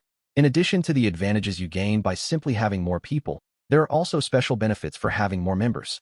I would strongly recommend you do not choose the option of trying to go it alone in this test, except as a last resort, said Chabashira. I supposed if you could handle yourself well enough, it would be all right to be on your own. But students who couldn't form a group would essentially be forced to take the exam while at a disadvantage, which meant joining a group of 3 was basically the minimum requirement necessary for a normal student to be ready to compete. There are a considerable number of benefits to forming a group, but there is one caveat. Once a group has been established, people cannot transfer to another group for any reason whatsoever, said Chabashira. Once you'd formed your group, it seemed you were stuck together as allies until the special exam was over. I understand that we're unable to change our group, but we can form groups of up to 6 people for the special exam, correct? So far, we've only heard about being able to form small groups of up to 3 people. Could we please hear more about that? Asked Hirata, addressing Chabashira. Yes, that is a key point. When the actual special exam begins, the small groups will be allowed to form up with each other. You could have 2 groups of 3 people come together, or 3 groups of 2 people, or even 6 individuals. However, there are conditions for the formation of larger groups as well. In large groups of 4 persons or more, the group must be at least 50% girls, explained Chabashira. So the gender ratio rule would change, requiring groups to have a 1-to-2 ratio of girls instead of 2-to-3. If these restrictions were going to be changing, I suppose sticking with a small group of just 1 or 2 people in the beginning was a viable strategy. From everything you've heard thus far, I'm sure that some students might think that it's fine if they form their groups right after the special exam starts, but it's really not as simple as all that. Though you are free to form groups with anyone you'd like, it will be extremely difficult for you to form your ideal large group during the exam. There will be many cases where you might want to form a group of up to 6 people, but won't be able to do so, said Chabashira. So it seemed that being in a smaller group wasn't necessarily entirely without merit. But considering the risks of having to survive on an uninhabited island alone from start to finish, it would be safer to form a group of 3 people at this stage after all, I supposed. If we didn't take into account students who had been expelled, there were 40 students for each class in all grade levels. With 4 classes in each grade level, that was 160 students per grade. Since the school had clearly stated that groups of up to a maximum of 6 students could be formed, the minimum number of groups that could be formed in this test, for all grades combined, would be 81. Since there were no guarantees that you would be able to form a group of 6 people during the actual test, depending on how things played out, it was possible that the number of groups competing against each other could actually be somewhere in the triple digits. I understand you must feel perplexed after being told to just go ahead and form small groups of your choosing. If you don't know what the contents of this exam will be, you can't exactly narrow down what kind of people you might need, said Chabashira, sure that everyone in class had arrived at that conclusion. She continued speaking. I cannot tell you exactly what the next special exam is going to be assessing you on, but I can lightly touch on what kind of skills that you may need. That kind of thing, she added, taking a look at the students, whose expressions had tightened. I'm sure many students were left feeling frustrated by last year's survival exam on the uninhabited island, feeling as though they were unable to really demonstrate their potential. However, it is safe for you to assume that this year's exam is going to test all kinds of ability: academic ability, physical ability, emotional strength, and communication skills. There's a strong possibility you'll be able to make use of strengths other than those I just mentioned, too, explained Chabashira. So it wasn't enough to simply be good at academics or sports. This meant that students who were good at many things would have an advantage, from the sounds of it. A connection between an uninhabited island and academics was difficult to imagine, but I suppose there were many ways in which it could be accomplished. For example, a rule that said you didn't get any food if you couldn't answer a question correctly first. A group made up of people who could only boast of their physical prowess could be eliminated all too quickly. Although it is important for you to choose students you have a good relationship with, a group's overall strengths are likely to tie directly into their performance during this special exam. I recommend that you look for the right people for the job when forming your groups, explained Chabashira. This meant students who were talented all-rounders would simply have better odds if they teamed up with each other. However, as Chabashira had said, choosing students you got along with was an important consideration, too. Considering that we weren't sure exactly what kind of exam this would be, chances were good that cooperation would be key. Although I've said that the more people you have, the more advantages you'll have. The reason this is true isn't because you'll have 6 brains or 6 bodies working together. It's because there's a rule for this exam which implements a dropout system.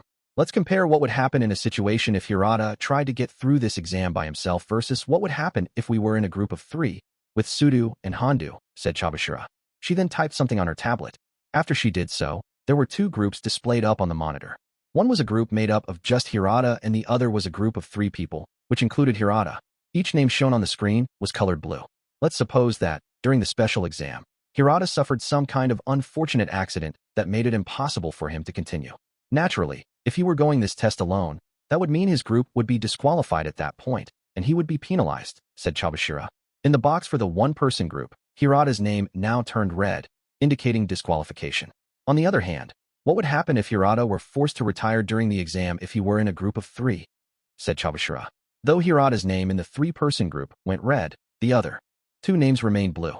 Hirata would be disqualified and sent back to the cruise ship, but the remaining 2 members of the group would be able to continue the test without any issues.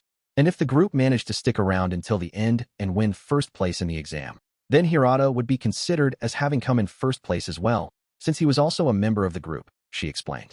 So even if an individual dropped out, it would be okay as long as the rest of the group survived. That being said, the loss of any member of the group was bound to have a negative impact. It doesn't matter how many people you lose along the way. The group will continue to function without issue until the very last person is gone. In other words, the more people you have in your group, the more lives you have, to put it simply, she added. I see. This confirmed how significant the groups were. No matter how capable a student might be, accidents were still bound to happen, like getting injured or falling ill. In order to minimize that risk, the formation of a group of 6 was essential in order to win. Now that you understand the importance of the groups, let's talk about the rewards, said Chabashira. Now the real impact of this uninhabited island survival battle would become clear to us. Rewards: first place group 300 class points, 1 million private points, 1 protection point. Second place group 200 class points, 500,000 private points. Third place group 100 class points, 250,000 private points. Groups in the top 50%, including those in first through third place, 50,000 private points. Groups in the top 70%, including those in first through third place, 10,000 private points. Asterisk: class points awarded to the groups in the top 3 places will be transferred from the grades of the groups in the bottom 3 places. Class points will be divided evenly by the number of classes, regardless of the number of the students, rounded. Based on the rewards shown up on the monitor, the class point and private point rewards were fairly large. If one particular class dominated the top 3 spots, the class rankings would be significantly shaken up. But there were some bizarre things to take note of. This is the list of rewards for this particular exam. It is important for you to note that you cannot form groups with students outside your own grade for this exam. So essentially, each grade level will be competing against each other. However, the effects of the rewards and penalties are applied based on the composition of each group. In other words, if a group made up of only Class D students takes first place, then the rewards for first place will all belong to Class D. On the other hand, if a group composed of students from all 4 classes wins first place, then the rewards will be divided equally among the 4 classes. So, if you create a group made up of the best, most capable students from each of the 4 classes, you might be able to increase your odds of winning, but your class point standing might not really change all that much, explained Chabashira. And because the number of people in a particular group didn't factor into the equation at all, the 300 points would simply be divided out equally among the 4 classes. Which means that even if you did take first place in that situation, you wouldn't really be able to close the gap in class points. Well, actually, I supposed, given we could only form 3-person groups at this stage, we wouldn't be able to form any with students from all 4 classes in the first place. That would make it impossible for us to have any sort of ideal discussion, most likely. And then, the total class point rewards for the top 3 places, a massive 600 points in total, will be collected equally from the grades that fall into the bottom 3 groups. Say, for example, that the group that comes in first place is made up of second-year students, and the group in last place is made up of first-year students. That means class points will be collected from each of the first-year classes. The rewards for the group that comes in second correspond with the group that comes in second to last, and similarly, the group that comes in third place will get their rewards from the group that comes in third to last, explained Chabashira. So there was a strong possibility that different grade levels would try and rob points from each other, from the sounds of it. Now then, I'll go on to explain what will happen in a situation where groups from the same grade level come in first and last place, respectively, for the sake of comparison. In this instance, it would be a bit of a special case. The classes included in the group that placed in last would have to pay 100 class points to the classes that had come in first place. Second to last place, 66 points. Third to last, 33 points. If a group made up of a single class comes in first place, they will still get the 300 points, as usual. However, if another group of students from the same class were to come in last place at the same time, that means 100 points would be deducted, so the winning class would only get 200 points, explained Chabashira. Which meant that if a group comprised of students from all 4 classes were to win, each class would get 75 class points. No matter how many students your class had in first place, if you happened to have students from your class in a group that placed at the bottom, it was possible that you could lose out. Additionally, in the event that the class points the school has collected is not enough to cover the payout, the school will compensate and pay the remainder. The same rule applies when collecting points from the other grade levels, as well, she added. Apparently, even in situations where they didn't have enough class points to pay up, the rewards would still be guaranteed. Well, supposing if a group comprised of students from all 4 classes does finish in last, the amount that they have to pay out will be reduced, but only slightly. Last place will have to pay out 75 points. Second from last will pay out 50 points. And third from last will pay out 25 points. I suppose you could say that everyone shares the burden equally, said Chabashira. I suppose that was kind of a bonus, in an exam where cooperation was quite difficult. And of course, groups that place at the bottom of the rankings will naturally suffer some penalties. The groups that place in the bottom 3 positions will have class points snatched from them, as I had mentioned earlier. But that's not all. Students in the bottom 5 groups will be expelled, said Chabashira. The students gasped. 5 entire groups meant it was possible that a maximum of 30 students could be expelled. But if only students from our class are the ones who end up getting expelled, then, in the worst-case scenario, that would leave only 9 of you. But there's no need to worry about that. In the unlikely event that you are penalized, you could pay 6 million private points to save yourselves. That amount is divided by the number of people in a group. So, for a group of 6 people, it would cost 1 million private points per person, explained Chabashira. So, even in the unlikely event that we did get hit with the expulsion penalty, there seemed to be ways that we could save ourselves. There is a condition, though. You must have the requisite number of points to pay out that fee to save someone on hand, on your own phones, before you board the ship. You will not be able to borrow or lend any private points once the exam has begun, which meant we didn't have the option of helping each other later. We needed to procure those points before the exam. But within the group that is penalized, I'm sure that there will be some students who can pay up and some who can't. What happens if one of the students in the group doesn't have enough points to cover their share? Don't worry about that. Even if 5 out of the 6 people in a group come up short and can't pay their share, the 6th person, the one who does have enough to cover their share, can still save themselves by paying out that 1 million private points, said Chabashira. Basically, if you had enough people, it seemed like you didn't need to worry about having the others dragging you down with them. May I ask a question? Asked Horikita, raising her hand, sitting directly facing where Chabashira was standing. The rules state that if you team up with other classes, each class gets an equal share of the rewards. In the end, wouldn't that rule result in students choosing to form groups only with students from their own class? Horikita was saying that even if you did your best to win, it would be pointless if you had to split the class points multiple ways. If you decide that there's no benefit in doing so, then yes, you can simply decide to team up with your own classmates only. That's all, replied Chabashira, telling us to figure out for ourselves what to do. There wasn't going to be a definite right answer to that question. However, if there was one thing we could be sure of, it's that if you tried to monopolize all of the rewards and only form groups with students from within your own class, the less capable leftover groups comprised of a mishmash of students who didn't get picked for the main groups would be forced into a difficult situation. At the same time, you'd be creating groups that would likely run the risk of getting expelled. On the other hand, if you increase the number of classes represented in your group, the rewards would be fewer, but you would be able to create a broader group more easily, and you could control the risk of being penalized. Of course, there were other risks that might come up. As far as forming groups for the survival test on the uninhabited island went, here was a summary of the information that Chabashira had presented to us so far. Survive on an uninhabited island for up to a maximum period of 2 weeks. A wide variety of skills will be needed, and a high level of overall ability will be more advantageous. But cohesion cannot be ignored. Special rewards such as class points, private points, and a protection point will be given to the groups that place at the top. Class points are divided equally based on the number of classes, though. Groups will be formed with a minimum of 1 person to a maximum of 6, and the more people in your group, the more advantages you'll have. Group rankings are determined by when the last person gets eliminated from the group. The groups that come in last will receive penalties. Expulsion is also a possibility. In accordance with the rules, we can freely form small groups within our grade, up to a maximum of 3 people. Forming a large group during the exam will not be easy. That was a rough breakdown of everything so far, but that explanation alone wasn't enough to give us the entire picture. I understand that this has all been a lot to take in so far, but there is still a lot left to explain, said Chabashira.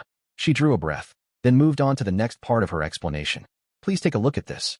The monitor refreshed, now showing 8 items on the screen. Basic card overview head start. Points available at the start of the exam are multiplied by 1.5. Bonus. Whoever owns this card gets double the private point rewards. Half off. Has the number of private points that needs to be paid out for a penalty. Only valid for the student who owns this card. Free ride. At the start of the exam, designate a specific group. You will receive half of the number of private point rewards that the designated group will receive. This effect disappears if you join with the group you've designated. Insurance. If the owner of this card would normally be disqualified from the exam due to poor health, they are instead given 1 full day to recover. Not valid in the event of disqualification due to cheating, etc. Special card overview. 1 more. The owner of this card can join a group as a 7th member. It takes effect once the main portion of the exam has started and is not affected by the gender ratio rule. Nullify. The private points needed to be paid out for a penalty are reduced to 0. Only valid for the student who owns this card. Trials and tribulations. Using this card entitles you to be able to earn 1.5 times the class point rewards for the special exam. However, if your group fails to place in the top 30%, then your group will be penalized. The school will cover the increased reward amounts. What are those all about? These cards are items that will affect the uninhabited island survival exam. Everyone will receive 1 card. With one exception, there is no drawback to having any of these cards. Their efficacy can be roughly understood by looking at the descriptive text on the cards, explained Chabashira. There was a total of 8 kind of cards in the lineup, ranging from cards that would give you an edge in the special exam to cards that specialized in protection. The latter cards were useful in the sense that you can keep yourself safe, but if you consider that they were basically for when you're prepared for defeat, it was likely that those cards would be evaluated differently. The tricky card out of the lineup would be Trials and Tribulations, the only one that has a disadvantageous aspect to it. If you used the card effectively, then it carried greater potential than any other rewards, but it wouldn't be easy to break into the top 30%. Each student will get one of these 8 cards, selected at random. The cards will be distributed tomorrow morning. The cards that you've obtained can be transferred or traded with students from other classes so long as they are in your grade level until the special exam officially begins. Anyone can view who holds which cards in the OAA app. You can sell your cards to anyone who wishes to buy them from you. You can even buy up a bunch of cards and hold on to multiple. However, the same card effects cannot be stacked, so there is absolutely no point in having 2 of the same card, explained Chabashira. Card overview and rules: both basic cards and special cards can be traded with students from within your grade level. You cannot trade with students from within your own class. Also, once a card has changed hands, it cannot be traded again. Even if multiple copies of the same kind of card are used, card effects do not stack. This meant that a single student could theoretically hold up to a maximum of 8 kinds of cards at once and could use them all. However, because the cards had positive and negative applications, it wasn't like you could activate all their effects at once. In the end, you would just have effective options at your disposal that you could use. Also, regarding the special cards, there are 3 kinds of special cards, and they'll be handed out randomly, but only one will be handed out to each grade level. Therefore, there is the possibility that, through sheer coincidence, one class may come to hold all 3 cards. That's all, said Chabashira. An explanation of the uninhabited island special exam, followed by an explanation of the rewards and penalties, and then an explanation about the distribution of items called cards. And thus, we came to the end of the long overview of the uninhabited island survival exam. I'm sure that some of you might not have understood everything that we just went over, but by lunchtime, the special exam manual will be automatically distributed to your tablets so you can check out the information that way, said Chabashira, having now finished explaining everything to us. The bell rang loud and clear, signaling that it was the end of our first period class. I suggest that you think long and hard about what kind of group strategy you're going to produce. You have time, she added. After giving us that bit of advice, Chabashira left the classroom. Afterward, the students began to huddle together. Koenji, who was sitting far to the left of me, one empty seat between us, stood up and then went out into the hall. It looked like he was simply acting according to his selfish whims, as we had come to expect, but he was walking at a quicker pace than usual. I felt like there was something off about the way Koenji was behaving, so I decided to follow him. I tried to soften my footsteps and anything else that might cause me to be detected so that I wouldn't be noticed. That being said, there was only so much that I could do. There weren't an infinite number of things I could hide behind, like I could on the island. However, ordinary people didn't usually go about their day with the consideration of being followed. Even if an amateur were to try and tail another amateur, the person being followed would probably only vaguely suspect something was up. Shortly afterward, I heard the voices of both Chabashira and Koenji coming from around the corner. I hid near the corner, holding my breath, and listened in on their conversation. So, what did you want to talk to me about, Koenji? Well, teacher, I can't help but feel that you left a crucial detail out of your explanation, replied Koenji. I was guessing that Chabashira was probably standing face to face with Koenji now, as she waited for him to ask his question. A crucial detail, she asked in return. Namely, if a person who is taking the exam entirely on their own happens to succumb to illness or injury, what would happen to him or her as a result? Asked Koenji. I was wondering what you were going to ask. What a trivial question, replied Chabashira. Even though I couldn't actually see her, Chabashira had a somewhat amused smile on her lips when she said that. If I remember correctly, you bowed out of the last exam due to illness. Unfortunately, that's not going to work this year. No special exceptions will be made. You would be penalized, meaning that you'd be asked to pay 6 million points if you wanted to stay. And judging from what you have on hand, that would be impossible for you, said Chabashira. Foo. Yes, that's certainly true. I'm the sort of man who is quite liberal with his cash flow, after all, so it seems like I am in quite the predicament here, yes. It seemed like Koenji had been planning to bow out of even this special exam on the uninhabited island, as expected. But there was no escape route open for a solo participant trying to tackle this exam. In that case, what are you going to do? Maintain your freedom and get expelled? Asked Chabashira. I wonder? Yes, I wonder. Well, I don't mind if you run along now, teacher. Koenji must have been satisfied with the answer he had gotten from Chabashira, because he just told her to leave. I started hearing footsteps. They immediately picked up in speed, and then I couldn't hear them anymore. I'm guessing that Koenji was going to start moving soon too. In that case, I suppose there wasn't any reason for me to hang around here for long. I decided to leave without making a sound. But then, by the way, who is the person hiding over there, spying on me? Asked Koenji. Koenji had noticed me hiding from him. I could tell from the way his voice carried in the hall that he must have turned around. Whether or not you come out is entirely up to you, he added. It wasn't like he just blurted that out on a whim or anything. It was almost like he had the keen senses of an animal or something. Although I could have returned to the classroom without revealing myself, I decided to face him honestly. "Oh ho, Ayanokouji boy, do you have some business with me, perchance?" He didn't seem surprised at all. If anything, he was indifferent to my presence there, acting nonchalant about it. It wasn't so much like he had been anticipating that I would have been there. It was more like he just didn't care who was there. "Horikita told me to keep an eye on you. She said it's because she can't tell what you're going to do," I replied.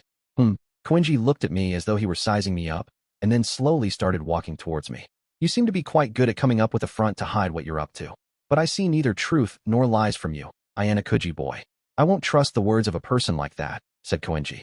"I never saw you as the type of person who would trust anyone anyway," I replied. Foo. "Well, that's certainly true, yes. I do not trust anyone other than myself. Not a single person. Or perhaps it would be more accurate to say that I'm not even interested in anyone else."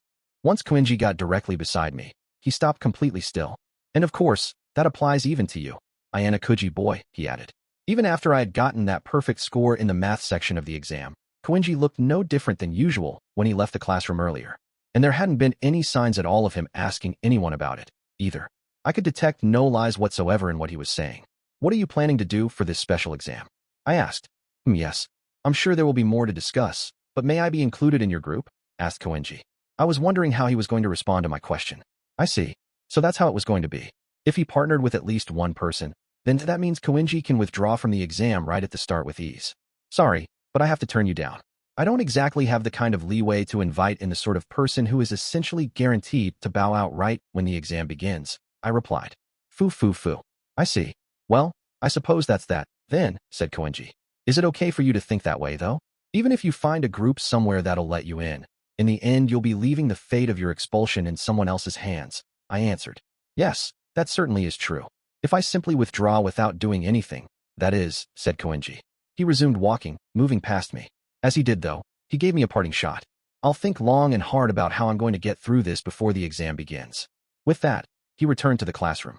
For point 2, Special EXM Sun uninhabited islands for 2 years in a row. I mean, it's not like I hadn't considered it at all or anything. But I was expecting something like this to happen, and it has. When I got back to the classroom, I saw that discussion regarding the special exam had begun. You could say it was sort of a customary thing that happened now whenever we had these sorts of tests. Nearly everyone in class, Yusuke included, had gathered near Horikita's seat in the front row and were trying to sort out the situation. Koenji had returned to his own seat, swooning over his reflection in his prized hand mirror. The especially important part of this special exam is that while there are certain conditions, we can team up with anyone in our own grade level. That was most definitely a new rule that we hadn't seen in any of the special exams until now. Besides, such a rule being implemented should have been outside of the realm of what was expected at this school in the first place. But what about how the class points are going to be handed out when you win, though? I mean, I more or less get the idea behind it at all, because we've basically gone through something kind of like it. But I don't see the benefit in teaming up with other classes, said Sudo. I supposed it was quite natural that Sudo would have brought that point up right away. This special exam is a battle between grade levels, but also between different classes in the same grade level. The only way to finish this exam in an efficient and effective manner was for a group consisting of only students from your own class to take first place. Even still, the school really had come up with some interesting rules. It was much easier to aim for the top spots if your group was made up of many students from within your same year. You'd minimize the risks, but there weren't many rewards. Low risk, low return, I suppose they'd say. On the other hand, if you narrowed your group's focus, that meant you'd have a high risk, high return opportunity. The most ideal solution would be to form 2 groups with 3 people in the same class, and then have them combine into a group of 6 later. However, Chabashira had mentioned earlier that it wasn't going to be easy to bring groups together how we wanted once the exam began. If we didn't get any guarantees that we would be able to form groups freely beforehand, the damage would be great if we tried something and failed. However, it was also a fact that this particular special exam had tremendous destructive power. Supposing if the top 3 spots were dominated by a single class, the total number of class points gained would be as high as 600. And supposing if our class had managed to pull that off, it would essentially be like our Magic Express ticket to move on up to Class B in one shot. But if we try and do this with only the people from our own class, I'm sure there are going to be gaps in talent that we aren't going to be able to make up for. And besides, if we were to form a group with students from our own class, and, well, what if the other classes work together? In the worst-case scenario, we might end up being the only class getting left behind. It went without saying that managing to take first place in this exam only with people from our own class would be ideal, but that was it. It was nothing more than an ideal. If any one class chooses to fight alone, they create the risk of being ganged up on by the other three classes. And if that solitary class were to lose, well, there'd be no high return in that situation whatsoever. It would be one thing if it were simply a concern about if we couldn't win. But if we were to get eliminated early, then we'd run the risk of getting expelled. Meaning, if we aren't incredibly confident that, no, as long as we don't have a completely certainty of winning on our own, forming a group of 6 people, blended together with students outside our class, is a prerequisite. This special exam, where the other classes were going to be both friend and foe, was shaping up to be something truly unprecedented. If you considered that, then I suppose you'd conclude that including students right away from the beginning with the goal of unifying your objectives would be an important strategy. However, there was no guarantee that we would be able to easily align ourselves with the other classes. Even if you understood that there's no apparent advantage in forming groups only with students from your own class, in the end, it was normal to want to outpace the other classes if possible, since there were going to be a large number of class points moving around. That was especially true for the lower-ranked classes. So, the starting point for us would be deciding which way to go, while operating on the premise that we'll begin with forming a group, with all that in mind. How are Sakayanagi-san, Ryuin-kun, and Ichino-san going to play this? Asked Horikita. In order to get us to come to a decision, Horikita decided to start the conversation with our whole class with that particular question, directing it at Yusuke. Well, I'm sure that Class A won't be stressing at all about trying to team up with other classes since they have a significant lead over the rest of us. No matter what group wins, it won't exactly be a problem for them as long as the gap in class points doesn't close too much. On the other hand, the rest of the classes, us included, definitely want to close that gap somehow, replied Yusuke. Sudo, who had been listening closely to the conversation, spoke up, offering an idea that wasn't bad. Okay then, how about forming an alliance with us 3, B, C, and D? If Class A is so far ahead of the rest of us, it wouldn't be a bad thing if we were to start by working together with B and C to try and close the gap, right? Said Sudo. The idea was that we wouldn't establish a common enemy, and we'd work together to attack Class A on all sides. They do say the enemy of my enemy is my friend, after all. Trying to isolate Class A isn't a bad idea, and there's a good chance that Ichino-san would go along with this proposal, replied Horikita. But if we suggest isolating Class A, we're going to need to be prepared to bear some serious resentment. Considering Sakayanagi-san's personality, I'm sure she'll devote any and all of her resources to hunt even us, D, the lowest class, down, said Yusuke. Normally, you would think that someone in their position would be focused on knocking down the class that was on their tail in second place, Class B. But, just like Yusuke had said, Sakayanagi tended to persistently chase after anyone she had selected to be her prey. We need to close the distance between ourselves and the upper classes quietly, as much as possible, he added. If B, C, and D are going to fight together, it's better that we're not the ones who proposed the idea, said Horikita. The idea was to set up someone else to be the spokesperson for this plan, and let them suffer Sakayanagi's and the rest of Class A's ire. The difficult part wasn't talking about it, but actually going through with it. The trouble with this special exam is that not everything could be solved through discussion from just within your own class. It didn't matter how heated our debates got from this point onward. Nothing was going to move forward. If we didn't understand what Class B and Class C were thinking, and if we couldn't unify our intentions and put plans into action, then we ended up with nothing more than armchair theory. It wasn't going to be easy for our 3 classes to simply come together and hold a discussion. Ichino's wouldn't be an issue, but it was hard to imagine that Ryuin would be willing to agree to it so easily. Besides, if Sakayanagi got wind of this information, then she would naturally act. Seems like we're going to have to make a real difficult decision. Even though we had a grace period of more than a month to form groups, if we went about things slowly, the other classes would be making their own moves, trying to form their own groups, one after another. We wouldn't sit around and not take a firm stance. It'd sure be a huge help if one of the other classes proposed a similar plan themselves, said Yusuke. The students of Class D were racking their brains.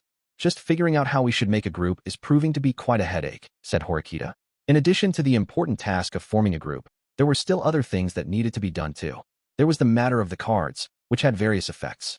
Tomorrow morning, each and every student was going to be given one of these unique cards, which cannot be transferred between classmates. Moreover, once an item had been transferred once, its possession becomes fixed and couldn't be returned. Meaning the only way to get a card for sure is to simply trade with a student from another class, or by buying and selling. It seems highly likely that everyone will start making their moves tomorrow. Yeah, And gathering up effective cards for your group is also going to be a point that we'll need to think about. Today was the day when the school gave us the go-ahead to start making groups for the upcoming special exam. Naturally, the situation was going to take a major turn. That included our class, D, as well. For point 3 after class had ended, the phones of students who classified as exceptional in terms of academic ability or physical ability started ringing. Horikita approached me, while keeping an eye on the situation. Seems like they've started making their move right away. I suppose it's only natural for them to try and pull in the most talented students to their side, said Horikita. Regardless of whatever policy the class you're in had adopted, there wasn't any harm in kicking things off with some tentative reservations. Have you gotten any calls or texts? I asked. None. I see. Well, the number of people who actually have your contact information is extremely limited, I replied. You knew that, and yet you deliberately went ahead and said something meant to agitate me. That goes to show that you really are inconsiderate. So, did anyone try to contact you, Ayanokouji-kun? Mister, I got a perfect score in math. Your phone seems surprisingly quiet, doesn't it? Snapped Horikita. Horikita had come back at me with some harsh words of her own. I decided to look at my phone, which wasn't ringing. Unfortunately, my battery's dead. I haven't charged it for about 2 or 3 days now, I replied. If you don't use your phone so often, you won't need to charge it as often, said Horikita. As much as I'd like to deny that and say it wasn't the case, she wasn't wrong. If you didn't use your phone that much, you'd usually forget about charging it. Shouldn't you go ahead and give warnings to our classmates? If they carelessly start forming groups on their own, it might spell trouble later, I cautioned. I don't need to explain anything to them. I've already given my instructions. I summed things up in a very easy-to-understand message and sent it to everyone. You just didn't notice since your phone is dead, said Horikita, showing me her phone screen. Do not finalize any group assignments until we've had the chance to discuss it within Class D. If you need to finalize a group assignment as soon as possible for some reason, please contact Horikita. It seemed like Horikita had seen something like this coming and established some minimum-level ground rules. It's not like these rules are binding, though. Ultimately, it's up to the individual to decide, based on their discretion, said Horikita. It was certainly true that it was up to the individual to decide who to partner up with and to whom not. You couldn't really meddle when it came to things like personal chemistry, and besides, expulsion was at stake here. Even if all 4 classes worked together, there was no ideal combination that would keep absolutely everyone safe from the threat of expulsion. With that in mind, all you could really do was offer some advice. I always carried around a portable charger with me, so I plugged in my phone and got up from my seat. I figured there might be some students eavesdropping on conversations happening in our classroom. Any word from Ichino's? It wouldn't be surprising if she threw out a suggestion for our grade level to all work together, I asked. Haven't gotten anything from anyone yet so far. And there haven't been any suggestions coming from Class A or Class B, either. If our entire grade level were going to be joining together as one, we should assume that there would be an attempt to come to a mutual understanding of some kind at this current stage, said Horikita. If students just went ahead and started forming groups based on their own wants all willy-nilly, it would gradually become more difficult for us to coordinate. If we weren't going to have some kind of discussion at the outset, that was essentially establishing the reality that the classes in our grade level were going to be fighting one another. If Horikita wanted there to be some cooperation between our classes, she should be making her move now. Horikita didn't show any visible signs of displeasure at the fact I got up from my seat. Instead, she got up and followed me. It seemed like she apparently still had more she wanted to say. After we got out into the hallway, and she made sure that no one else was around, she started talking to me again. Regarding this special exam, would you be able to get first place all by yourself? She asked. Don't be absurd. All we know right now is that there's going to be a test on an uninhabited island, I replied. I just figured that someone like you, who got a perfect score in math, wouldn't even need a group, said Horikita. What kind of logic was that? It seemed like she just tried throwing that out there, just asking for the impossible. As long as we get first place, our class will see positive results. I don't care if the first years and third years get second and third place, they can have them. I'd rather they take those places than someone else from our grade level, said Horikita. Easier said than done. Well, in that case, I suppose we could form groups in such a way to prevent as many expulsions as possible, and that would make things easier, but, I replied, pausing briefly. But if we steered towards making strong groups to win, we would inevitably be creating some weak groups as well. But it's not like everyone is going to be able to pay up the number of private points to save themselves, I added. Yes, that's true. I'd like to collect as many private points as possible for the students who are still feeling anxious. But if the students who I borrow any points from end up getting penalized and expelled, that'll be almost too terrible to imagine, said Horikita. There was hardly anything more fruitless than trying to save others only to end up taking a fall yourself. If you hate the thought of that happening, then you'll just have to only request points from students who have extra, I replied. That would certainly work. But in that case, the number of students we could reach out to was quite limited. There are ways to do this without letting anyone get expelled, though I doubt anyone would want to do it, I added. You mean the idea of having people bow out right at the start, deliberately? Asked Horikita. Apparently, Horikita had also noticed the few holes in this exam. According to the rules, only the first 5 groups that are taken out are expelled. In that case, if we set up 5 groups specifically to be sacrificed and deliberately let them get taken out, we wouldn't have to worry about any students after them getting expelled. However, to carry that idea out, a total of 30 million private points would need to be prepared. And, more importantly, whatever grade levels made up those bottom 3 spots in the exam would be handing over class points to whoever placed in the top 3. And even if people from the same grade level took both the top and bottom ranks, the rewards would be decreased a little bit. So it was inevitable that by taking on the role of deliberately getting out, there were going to be some losses.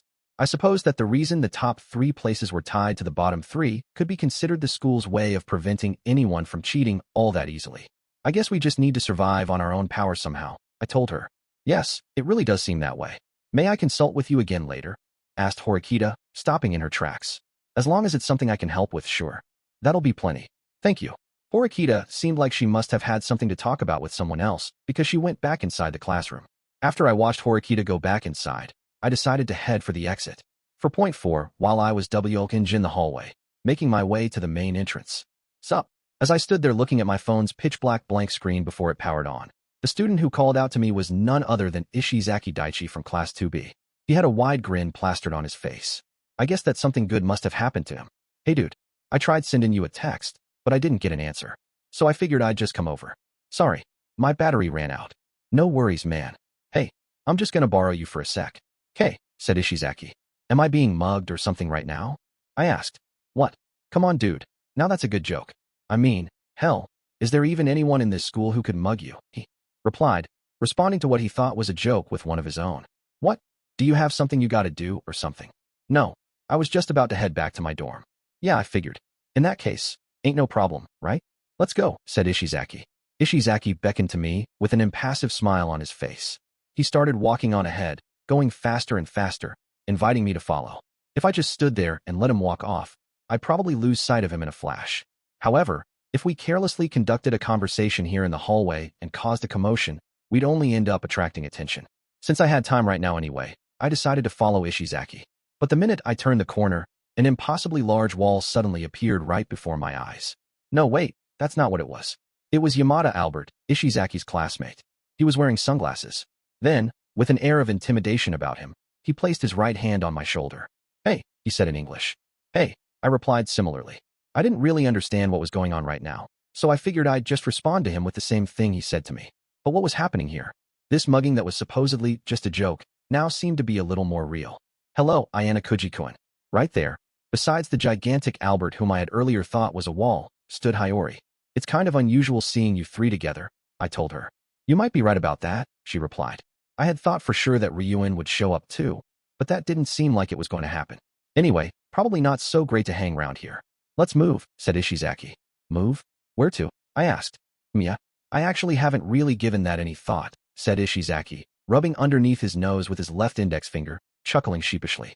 "Hey, I've got a bad feeling about all this, so can you please just let me leave now?" I asked. I had the feeling that this was in no way going to be a good turn of events, so I asked for their permission to make my exit. "Hey, the hell, man? You're free, Ainsha. We ain't letting you go." "You're not letting me go?" I repeated. Albert, who was standing behind me, used the strength from his massive frame to hold me, binding my arms behind my back. Then Hiyori grabbed hold of my arm as well, pulling herself close. The two of them had captured me. "I'm sorry, Ayanokouji-kun. We can't let you escape." Huh. Finally, my mugging theory was starting to look increasingly plausible. Okay, that's enough of me making that joke. Anyway, the 3 of them seemed like they were planning to bring me to some other location. "We'll draw attention here. Let's go somewhere else, Ishizaki-kun." "Yeah, but where?" he asked. "That is a good question. Well, how about your room, Ishizaki-kun?" she asked, making a casual suggestion. "Huh? In my room? And no, that's kinda. I mean, no way. We can't," cried Ishizaki, in a panic, after she had suggested we move to his room. "Why? Is it inconvenient or something?" asked Hiyori. "Well, there's lots of reasons. I mean, you just asked me totally out of nowhere and all, and I don't think anyone would mind if your room were a little bit messy though, right?" said Hiyori, turning to Albert, looking for his opinion. Albert slowly moved his large head up and down, nodding in agreement. Is it okay for me to assume that he understands Japanese? I mean, I'm certain that he would have to get through classes and take exams, but I'd like to hear him speak it at least once. Why, yeah, that's it. And it's not just a little messy. It's like super, crazy messy. It's like you won't even have anywhere to step. It's that bad. Oh darn, that's just too bad, said Ishizaki. There's no need to worry. If necessary, we can help clean up, said Hayori. No. There's like tissues and stuff. Definitely not the kind of stuff I want a girl to help clean up, wailed Ishizaki. Ishizaki couldn't help but blurt out exactly what was littered around his room. Tissues and stuff? What's that supposed to mean? Asked Hayori, cocking her head to the side in apparent confusion, wondering what Ishizaki was talking about. Anyway, my room's a no-go. So hey, let's go to Albert's room, said Ishizaki, changing the topic while still panicking. Yeah, I mean, Albert's room should be great, right? Right? Ishizaki threw that suggestion out like he was trying to run away from something. Okay, so Albert did understand Japanese after all. He gave Ishizaki a brief response, indicating that he accepted his proposal. Then, we started to move, with Albert carrying me in his arms. So, am I just going to be carried there like this? I asked. It's all right. Yamada-kun is quite strong, said Hayori. Yeah, that's not exactly the problem here. If anything, I felt like we were unusually conspicuous looking like this. It's all right. I suppose that in a way, this is kind of like sending a message, said Hayori, the same kind-hearted smile she usually had on her face as she led on the way. Yeah, all right. You go, Shina. Great idea, shouted Ishizaki. What in the world were they planning to do, dragging me along like this? With that question in mind, I was brought over to the dorms. For point 5, this was the first time I had visited Albert's room. Even though he was much larger than the rest of the students in terms of physique, his room's layout and structure were naturally the same. However, everyone decorated their rooms in different ways, and his was a bit unique.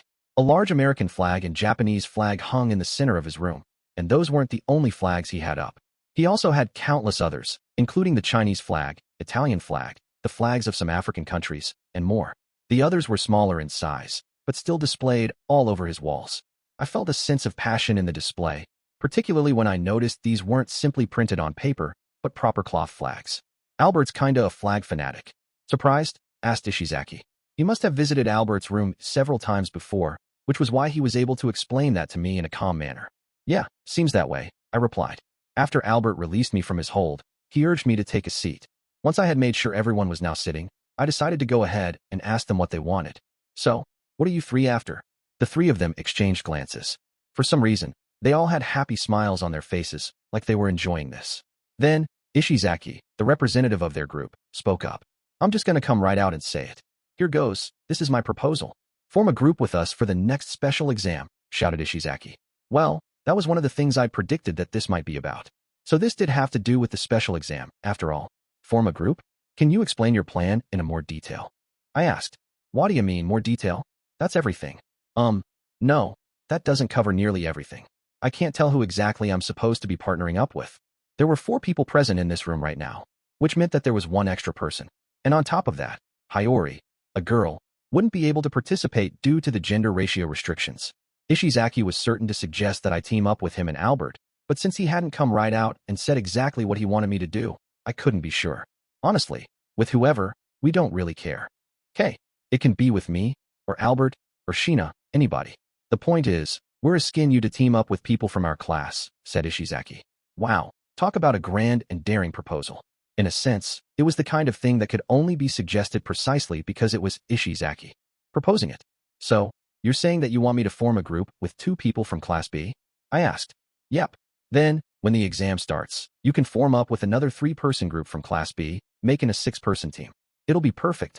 With 5 folks from Class B and you, Ayanokouji, you can shoot for first place, said Ishizaki. He talked like the idea was a thing so sublime it could move one to tears. But it was significantly important that we calmly discuss this. Hayori, did you explain the rules of the special exam to Ishizaki properly? In the simplest terms possible? I asked. No, she replied immediately. I felt like if I tried to interrupt earlier, I'd end up having to correct him on something after only 5 seconds. I thought it would be better to just let him carry on till he was done. Yeah, I had to wonder about that. I didn't think it was better. Well, it certainly was true that even just 5 seconds into his suggestion, it was clear that there were things that he didn't understand about the exam. Okay, even though there are many points I'd like to bring up, I'll narrow it down to 2. No, 3 questions for the time being. First, When the special exam begins, there's no guarantee you'll be able to form the large group you want so easily, I explained. In fact, our homeroom instructor had already told us that it wasn't going to be easy. If teaming up was as simple as, hey, let's make a group. Yeah, let's. There would be no point in forcing us to create 3-person groups at this stage. If anything, it would only put us at a disadvantage. It was precisely because it was difficult to form larger groups during the exam that we were allowed to freely choose our teammates for the smaller groups right now. Huh, that's so. Ishizaki seemed like he didn't understand one bit.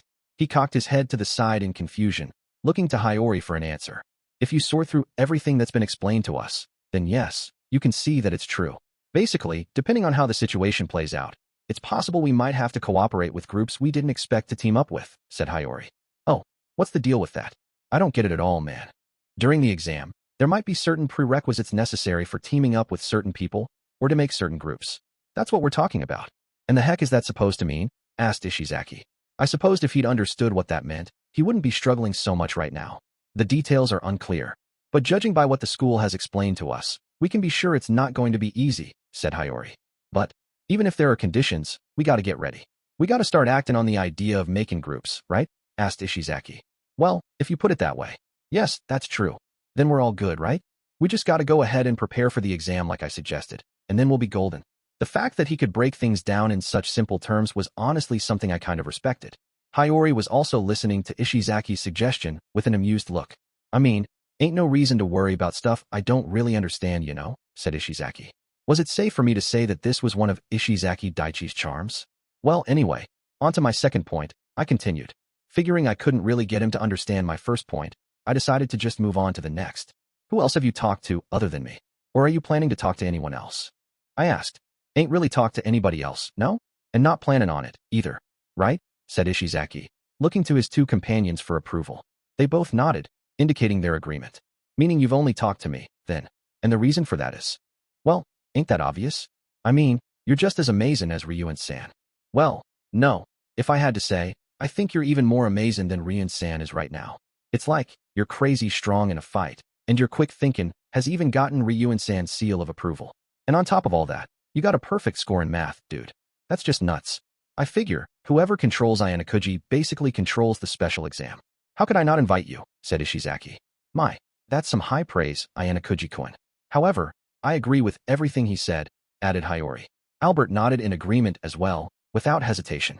I'd said I was only going to bring up 3 points earlier, but now I wanted to raise a 4th. How much Japanese did Albert actually understand and speak? I'd never seen him in class or anything, but I was sure that he was being taught in Japanese, so. Anyway, Ishizaki hadn't denied that they were basically trying to win me over. All right then, the third thing. What's in this for me? What do I stand to gain? If I assume that everyone else in my group is going to be from Class B, and we manage to get first place in this test, then your class is going to be the only one who really gets anything, I told them. The class points we'd get might be the same, but the number of private points earned would be very different. Ah, come on dude, ain't no thing. Course we ain't gonna screw you over, so you're the only one who loses out, right? When we move on up to Class A, we'll pay up 20 million points to welcome you into our class, Ayanokouji. What do you think? Said Ishizaki, answering my question in a confident, cocksure manner. So basically, either you get your own class up to A, or our class gets up to A, don't matter either way. There's a 50% chance that you're going to graduate from Class A. The proud smile on his face seemed to be saying, well, how about that? His reasoning would certainly hold true if all 4 classes had an equal chance of getting up to Class A. In that case, my chances of getting there via either his class or mine would be 50%. But that wasn't how this worked. Each class had a different level of skill, making it difficult to precisely calculate their chances of making it to Class A. Of course, there was no denying the fact that even having one more class I could potentially move into would be an advantage for me. Hiyori and Albert agreed too, right? Said Ishizaki. Yes. We would welcome you with open arms, said Hiyori. Yes, said Albert, but in English. Both of them went along with Ishizaki's proposal happily, even though they understood it was nuts. What was going on here? Anyway, if I were going to go ahead and accept this absurd proposal for the time being, there was an especially important point I had to bring up before I could commit. I decided to go ahead and ask another question. Was Ryuen the one who decided to invite me? Or was this Ishizaki's sole decision? I asked. Ishizaki had been answering all my questions in a casual manner so far, but he now wore a tense look for the first time in our conversation. It was my decision. Ryuen-san doesn't know a thing about it. So apparently Ishizaki had thought up this plan and made this decision all by himself. I had thought that might be the case, But wow, that really was reckless of him. If that were the case, though, I now understood why a bookie, who usually hung around Ishizaki, wasn't here right now. Did that mean that Albert and Hiyori were Ishizaki's advocates, then? Have you thought about what might happen if Ryuen were to find out about this? I asked. Nope, I haven't. I mean, don't even need to. Besides, I'm ready for it. Even though Ishizaki was shaking in his boots, he desperately tried to put up a brave front. The rules say there ain't any problem with forming groups with people in other classes, anyway. So I figure, even if I decide that we need you and invite you, what's so weird about that? You know, that was true. If their class's policy stated they were to only form groups with people from their own class, I supposed Ryuen would have no reason to be dissatisfied with Ishizaki's decision here. The key to this special exam is to make sure the class points stay with our grade and aren't taken by anyone else. Naturally, this means we need to aim for the top in the overall rankings. And Ayanokouji-kun is indispensable to achieving that goal, said Hiyori. Right. Well, even though there are still many aspects of this plan of yours that concern me, I'd like to say that I do understand where you're coming from, I told him. So will you join up with us? Asked Ishizaki. Although I don't think you did anything wrong by inviting me, I can't say yes to you right now. But why? That's because Ayanokouji-kun has his own class to consider. Right? Said Hiyori. Even though she'd endorsed Ishizaki's plan, she still understood my reasons for refusal without needing to ask. Besides, I think the terms we've offered Ayanokouji-kun aren't enough. Anyway, she added. Not enough? What? You saying that 20 million points ain't enough? Said Ishizaki. That's not what I'm saying. If we're talking strictly in terms of the number of points, then yes, it is an exceptional amount. However, in reality, all we're really offering to him is the right to move into our class, correct? Said Hiyori. But we can't just hand over 20 million and let him transfer to Sakayanagi's class or something. If Ishizaki and company said I was free to use the points they gave me however I wanted, then of course I'd go to the class that was sure to be Class A in the end. Obviously, Ishizaki's class wouldn't be able to bulk up their own power by bringing me into the fold. Then, on top of that, you told Ayanokouji-kun it was fine for him to team up with anyone from Class B, Ishizaki-kun. But that's a problem too. Surviving on an uninhabited island isn't a task for a single person. If you really intend to strive for first place, your chances of successfully doing so are much higher with capable teammates. Hiyori, who had simply sat back and listened to Ishizaki lay out his proposal so far, now viciously pointed out each flaw in his plan in turn. And every time she pointed something out, Ishizaki started to panic, sweating bullets. Well, then anyone would be fine, he exclaimed. If it were up to me to choose a group, right now? Yes, all right. I would choose Ryuen-kun, Kaneda-kun, and then Ayanokouji-kun to make up a group of 3. I would be fine with replacing Kaneda-kun with Yamada-kun, but Ryuen-kun is indispensable, said Hiyori. In terms of leadership capability, he was one of the best in our grade, and he had the guts to break the rules with his schemes. Last year, he'd been the only person left standing in his class on the uninhabited island. He even had the physical and mental fortitude to endure on said island without anyone noticing he was still around until the very last minute. The other 2 people she mentioned were Kaneda, the best student in their class, and Albert, a student who boasted immense physical strength. It was true that having 2 of those 3 would be essential to maximize the odds of winning. Don't talk crazy. Do you seriously think Ryuen-san will agree to my plan? Wailed Ishizaki. I think he'll immediately reject it, said Hiyori. Obviously, shouted Ishizaki. I'm sure that Kaneda-kun would, as well. He wouldn't ignore Ryuen-kun's orders and endorse such a careless strategy, said Hiyori. So, in that case, what the heck should we do? Wailed Ishizaki. There's nothing we can do, really. At the very least, not at this current moment, said Hiyori. Ugh.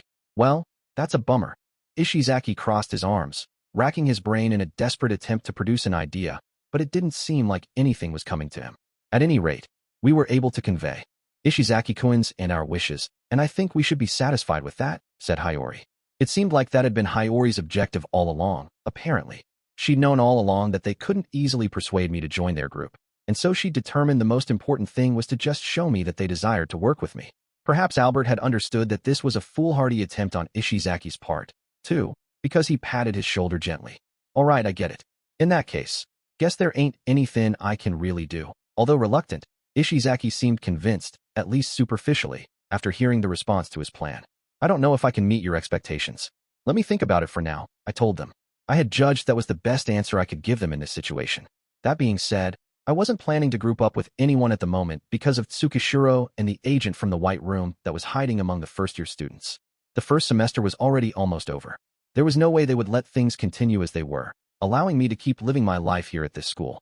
The upcoming special exam was most likely going to the final battlefield on which Tsukishiro and I met. In other words, it was very likely he was going to launch an attack on me without any concern for appearances. If I did form a group, I'd be dragging those people into it. And if that happened, I'd need to make sure I was the only one who got expelled. That would be the least I could do, as a courtesy if nothing else. Thus, I reaffirmed the situation in my mind. For point 6, when I was getting ready to head to school the next morning, I turned on my phone. I got a notification telling me that I'd received a private email from the school. In the message, it was stated that I had been given the card designated Trials and Tribulations. Never thought that I'd end up getting one of the special cards, I muttered to myself. Just when I thought the infamy I gained after getting that perfect score in math had finally died down, this happened. The Trials and Tribulations card was powerful, although it was a double-edged sword. Having possession of this card was likely to attract attention. It was safer and preferable to trade it with another student who needed it. But since the Trials and Tribulations card had powerful effects that could go one way or the other, it couldn't easily be handed off to someone from one of the other classes. If the group I ended up trading it to get first place, then the blame would fall squarely on me.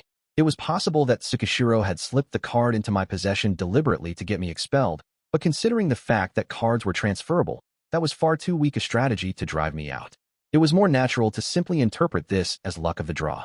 The two remaining special cards seemed to be in the hands of Amikura Meiko from Class C and Yanokoharu from Class A, respectively. The former had drawn the one more card, and the latter had drawn the nullify card.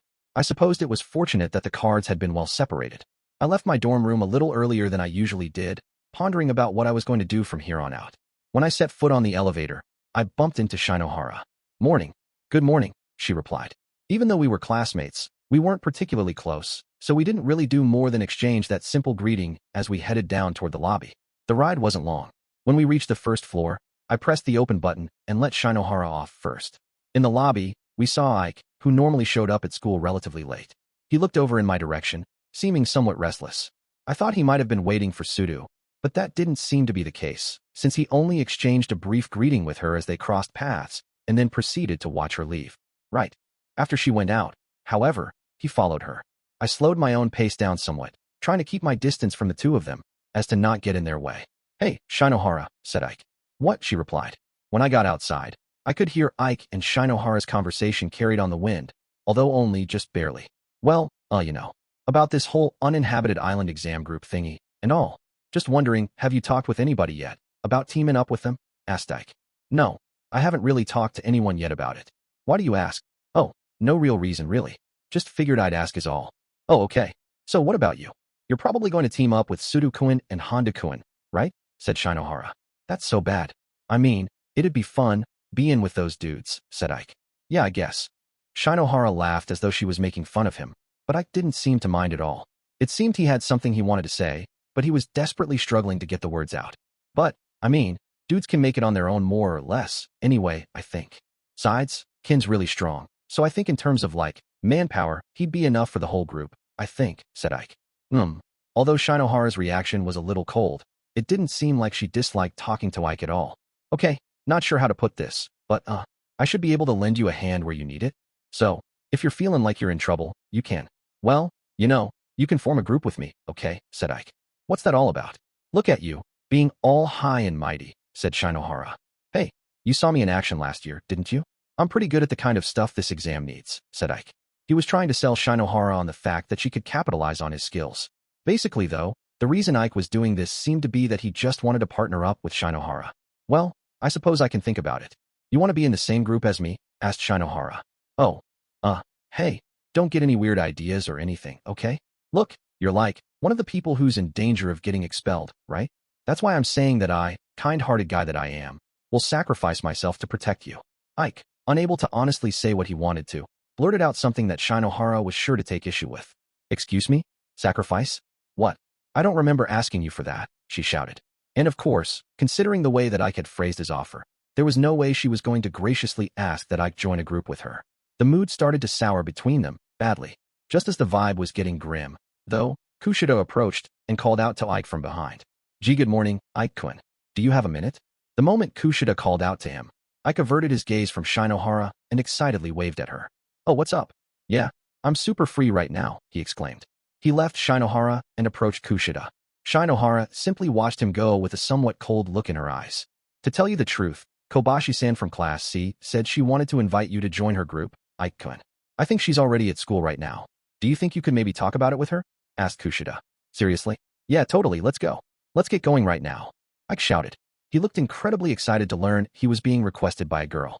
Oh, but it seems like you were just talking with Shinohara-san just now. Is it okay for Ike-kun to go talk to her? Asked Kushida, wanting to make sure that Shinohara was okay with it. Yeah, it's completely fine. He's been annoying me with all his babbling. Take him with you, said Shinohara. Hey, you're the one who's been annoying me, shouted Ike. They were each giving as good as they got. Ike was mainly at fault here, but he started walking away with Kushida with a skip in his step. Shinohara stopped where she stood, watching them go with a somewhat lonely look on her face. It wasn't long before I caught up to her, and then proceeded to pass by her. How should I put this? Ike was just the sort of guy who got carried away rather easily. It seemed he'd grown so ecstatic at being requested by a girl that he was missing something big. Satsuki. Suddenly, I heard someone call Shinohara's first name from behind. I couldn't help but turn back and look at who it was. Oh, Kamiya-kun. Hello, said Shinohara. It turned to be none other than Kamiya Kyugo from Class 2B. What's wrong? Are you crying? He asked. Huh? Why do you ask? She replied. Well, 'cause your eyes are all red. Oh, guess you noticed, huh? Yeah, just got some dust or something in my eye a little while ago. Ouch, said Shinohara, putting up an act, trying to cover up how she was really feeling. Oh hey, that reminds me, Sudo-kun said that you're going to be a regular player on the basketball team. Is that right? Yeah, finally. Well, you always practice until late, so I'd be lying if I said you didn't deserve it, said Shinohara. She'd stood still as she talked with Kamiya, so the distance between us widened as I continued to walk on. As I kept going, their voices grew fainter until I eventually couldn't hear them anymore. For point 7. I see you, Ferganella, been having your fair share of misfortunes too, having drawn the trials and tribulations card. I'm sure you must be the center of attention again, said Horikita, coming up to me right after she got to the classroom. Yeah, I was just going through the same mental agony this morning. It would have been nice if we could freely trade cards within our own class. A student who isn't confident they can win absolutely would not want the trials and tribulations card, and yet, we can't just hand it over to a student who is confident that they can win, said Horikita. The card that Horikita had drawn was the half-off card. It was a useful card to have when you suffered a penalty, but if you were the sort of student who was shooting for a higher place in the rankings, it didn't do you much good. In any case, since things have turned out this way, you're simply going to have to work hard, get into the top 30%, and if possible, win the prize, said Horikita. You're talking to me like I'm a stranger or something. Aren't you worried about me at all, as a classmate? I asked. If you really want to rely on me so badly, I'll help you, of course. Horikita was getting increasingly brash. Or rather, she was getting to be more difficult to deal with than before. The incendiary glare she was giving me seemed to be saying, what the heck do you want? It made me not want to rely on her. Sorry, but if I find someone who wants it, then I might hand it over to them, I replied. What you choose to do is entirely up to you. I hope it'll be easy for you to find someone who'll take it, for sure. The trials and tribulations card affects not just the person who owns it, but the entire group. It's a dangerous risk to take on, said Horikita. It was nice that she'd explained all that so politely, but to me, it simply sounded like sarcasm. In case you were wondering, I was being sarcastic, she added. I figured. It's payback for the many times that you've tormented me, said Horikita. I don't really remember ever tormenting you, though. While the trials and tribulations card was a burden to bear, it could also be a bit of a protective charm. I could expect the number of students who might offer to partner with me to decrease without me needing to do anything. In the worst-case scenario, I'd have to consider the possibility of starting the uninhabited island test alone while holding onto this card. Since this is you were talking about, is it safe to assume that you can handle things? Asked Horikita. I could rely on Horikita, as she was the class's leader, but there were bound to be students that needed her support. It would be best if I placed as little burden on her as possible. Yeah, well, I'll try my best, I replied. I told Horikita that I'd get through this on my own, and then took my seat. As I was doing some digging to see who had drawn which cards, I heard a loud shout from Mike, who had arrived late to the classroom. Huh? Wait, you found someone to partner up with? Wailed Ike. Yes, I did. Is something wrong with that? Asked Shinohara. Apparently, Shinohara had decided to form a group with someone during the time she and Ike were apart. Most likely, her partner was. Come on, though. I just invited you to join a group before. I mean, besides, we're not allowed to form a group without Horikita's permission, anyway. It's forbidden, shouted Ike. It's not forbidden, though. Anyway, the group isn't even officially confirmed yet, though I'm planning on confirming it today, said Shinohara. Wah, and besides, what are you even talking about? What invitation? Who was the one who started drooling over another girl and ignored me, said Shinohara. Hey, come on, It wasn't even like that. I even turned her down for you, you know, shouted Ike. Oh, you turned her down now, huh? Ugh, you're getting on my last nerve. You really are the worst person in the world, said Shinohara. Who did you form a group with, anyway? Asked Ike. What's that got to do with you? She snapped. Nothing, really, just kinda curious, said Ike. Kamiya-kun, from Class B. He invited me to join his group right after the special exam started yesterday, said Shinohara. So, it was Kamiya after all. Huh. I'm guessing that either Shinohara or Kamiya must have mentioned the idea while they were walking to school together. Huh? Kamiya? Wait, Kamiya? That flashy show-off from the basketball team? No way. Deep down, Ike had probably thought that Shinohara would have joined his group. I'm sure he had been holding on to that arrogant assumption. He isn't a show-off. He promised to meet me at the cafe after class so we could discuss it, said Shinohara. After Shinohara had said her piece, she turned her back to Ike. I'm sure that from our classmates' perspective, who had been overhearing their argument in the classroom, what they just heard sounded like an extension of their usual fights. After class had ended, Shinohara had left the classroom right away, just as she said she was going to do. Ike quietly watched Shinohara leave, but then he left the classroom himself right after, looking as though he had just made up his mind about something. Yu-suk, having seen what happened, approached me after Ike had left the room. Hey, do you have a minute? He asked. Maybe it was because he wanted to avoid anyone else hearing our conversation, but he said he wanted to talk to me in the hallway, so I went along. Hey, so, about what's going on with Ike-kun. I don't think it's a good idea to just leave him be right now, said Yu-suk. Yeah, even though he's pretty self-centered, it's clear that his knowledge and experiences will be useful during the uninhabited island exam. It's possible that this incident with Shinohara might make him unable to utilize his full potential. I answered. Yes, I agree. And considering how he looked, I'm worried about what will happen if he sees Shinohara-san and Kamiya-kun's discussion. I could certainly understand why Yu-suk was feeling uneasy about this. It wasn't a good idea for us to get into a dispute with Class B at this current point in time. I think I'd like to go check things out. I was wondering if you wouldn't mind coming along, if you were okay with it? Ike-kun doesn't really like me very much, after all, said Yu-suk. If you asked me, I wasn't so sure that Ike liked me either, really. That being said, it was understandable why Yu-suk felt discouraged. Shinohara-san said that she was going to meet up with Kamiya-kun at the cafe, right? Said Yu-suk. Yeah, maybe we should head over there and check things out for the time being. I replied. Sure, said Yu-suk. I decided to head over to the cafe in Kiyotaka Mall together with Yu-suk. While we were on the way there, we talked a little bit about group formation plans. I had wanted to recommend a plan where our entire grade level would work together to fight against the first years and third years. But from the looks of things, it doesn't seem like the rest of the classes are intending to collaborate. If we got just the second-year students to come together and agree to not let anyone from our grade level get expelled, then it wouldn't be impossible for us to make it through without losing anyone. Though I suppose there'd be no shortage of suffering if we went along with that plan, mused Yu-suk. I had discussed as much with Horikita yesterday. We could make sure that no one got expelled by deliberately losing the exam. However, the grade that actually executed that kind of plan would inevitably suffer particularly severe damage. I suppose it would be unrealistic to expect our entire grade level to share that pain. That was exactly why, even after an entire day had passed, not a single student had come forward to make such an idealistic pie-in-the-sky suggestion like that. I guess all we can do is form groups that won't leave us with any regrets, I told him. Guess so, he replied. I'm sure you've probably been invited by quite a few people, haven't you, Yu-suk? I asked. It was impossible that Yu-suk wouldn't have been approached by people. He was popular both with men and women, and his abilities were impressive all around. Personally, I think that I'd like to pick 2 people from Class D. Rather than aiming for the top spot, I'd like to try and tackle this exam in a way to avoid penalties, said Yu-suk. If he were going to protect anyone, it would be the students of Class D, not people from the other classes. That was a natural way of thinking about things. If you're a talented and popular student, you'll have no trouble at all finding someone to partner up with. However, students who were less capable weren't going to be able to ask for help from anyone, not even people in their own class. Is Sakura-san okay? Asked Yu-suk. Yu-suk was worried about Eri, who was part of my circle of friends, and who was the most lacking in terms of ability. As of now, she's looking at making a group with Akito and Haruka, I replied. Miyaki-kun is athletic and has great motor coordination, so that group doesn't seem badly balanced at all, said Yu-suk. Although Kisi had been left out of their group, he had been approached several times by students from other classes who had wanted to scout him because of his brains.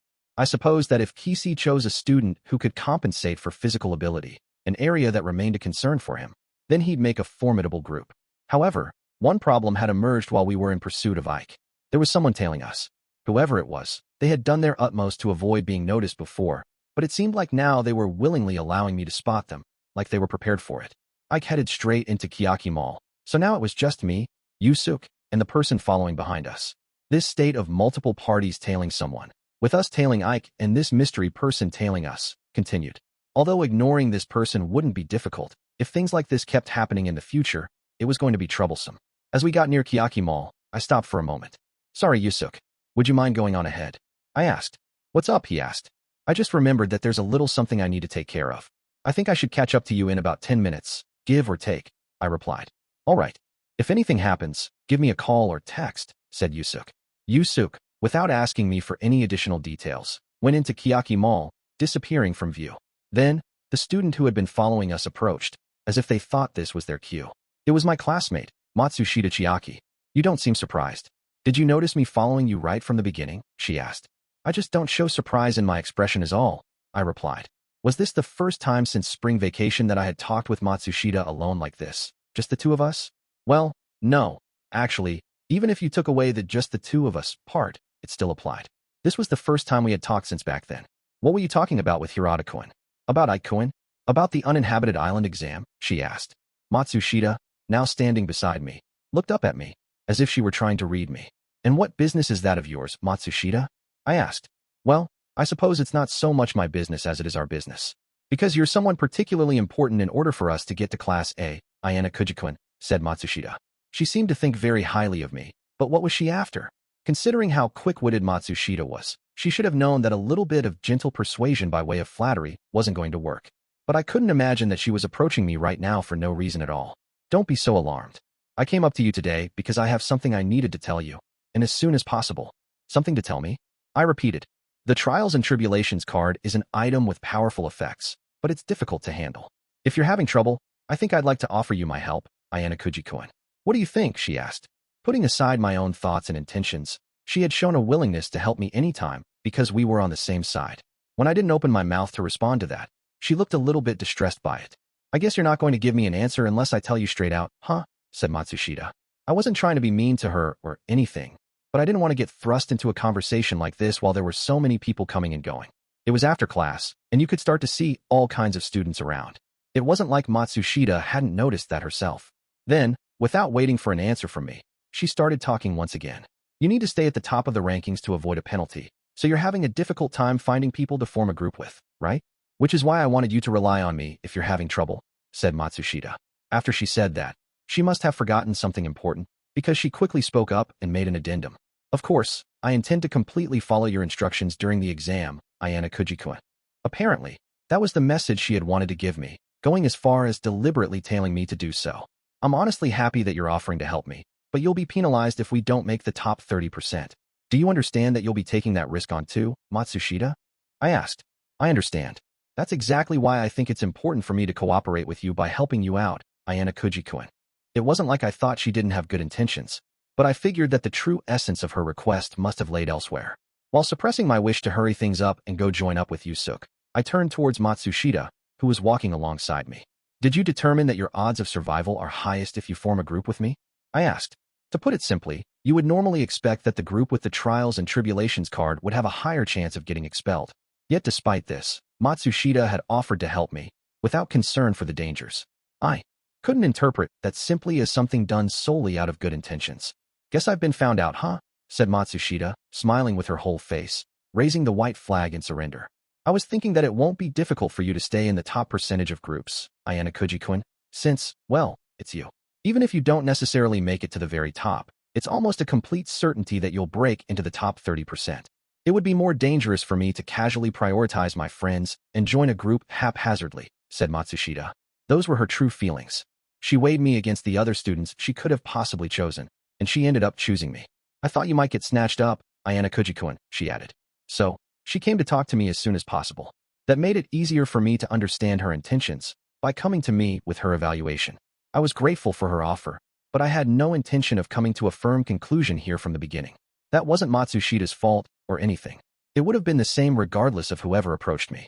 I'm not going to decide on a group now, at least not this month, I told her. Meaning that you're going to sit back and see what happens, she asked. I want to see what the other classes are doing, I replied. I gave her a plausible answer. But what I was concerned about was very different from what the average student was concerned about. A special exam on an uninhabited island required extensive preparation. It was impossible to imagine that Tsukishiro wasn't involved in this somehow. It had already been a month and a half since the previous special exam, and there still hadn't been any significant movements on his end. As days went on, we were getting further away from his original scheme to have me expelled by the end of April. Because of the fact that the White Room agent had been acting at their own discretion, Tsukishiro's plans had gotten off track. Something was likely going to happen at this stage while we were forming groups. This period of time could be called the preliminary battle. There was an element of danger that not even Matsushita could read. If she got involved, she wouldn't be able to get out that easily. Well, it seems like I can't get a satisfactory answer now then, I suppose. I get it. In that case, please just think it over, said Matsushita. She probably had no intention of pushing this matter too hard, because she seemed to back off immediately, waving her hand to say goodbye. Oh, that reminds me. Here's my personal contact info, she added. She handed me a slip of paper with her ID written on it. It seemed like she had prepared it ahead of time. Well, I said what I wanted to say. Matsushita said her piece quickly and efficiently, without wasting any time. After she had made her offer, she turned on her heel and walked back towards the dormitory. It doesn't feel bad, getting another girl's contact information, I said to myself. Right now, it was unclear whether I'd be able to live up to Matsushita's expectations of me in the future. Afterward, I met up with Yusuke in Kiyaki Mall. What's the situation? I asked. Well, I get the feeling that it's not going to be the worst-case scenario or anything. But, well, I followed Yusuke's line of sight and saw Shinohara and Komiya chatting away happily in the cafe, engaged in friendly conversation. And a little further away from them, I spotted Ike from behind, slouching his back like he was feeling depressed. He was watching Shinohara and Komiya quietly. What should we do? Asked Yusuke. Well, for the time being, if he doesn't show any signs of going on a rampage of charging in there, I think we can just wait and see. Just carelessly calling out to him might not lead us to a solution anyway, I replied. Yusuke nodded in agreement. In the meantime, I think we should find out more about Komiya. I'm not sure what Komiya's intentions are in inviting Shinohara to join a group, but we can't make a move until we make sure what those intentions are, I replied. I'll think about who the best person for Ike-kun to partner up with would be, in the event that he can't partner with Shinohara-san, just in case, said Yusuke. Please do, I replied. We both agreed to split up and gather information separately. For point 8 after ISA from Yusuke, I gave Ishizaki, who was in Komiya's class, a call and asked him to come out.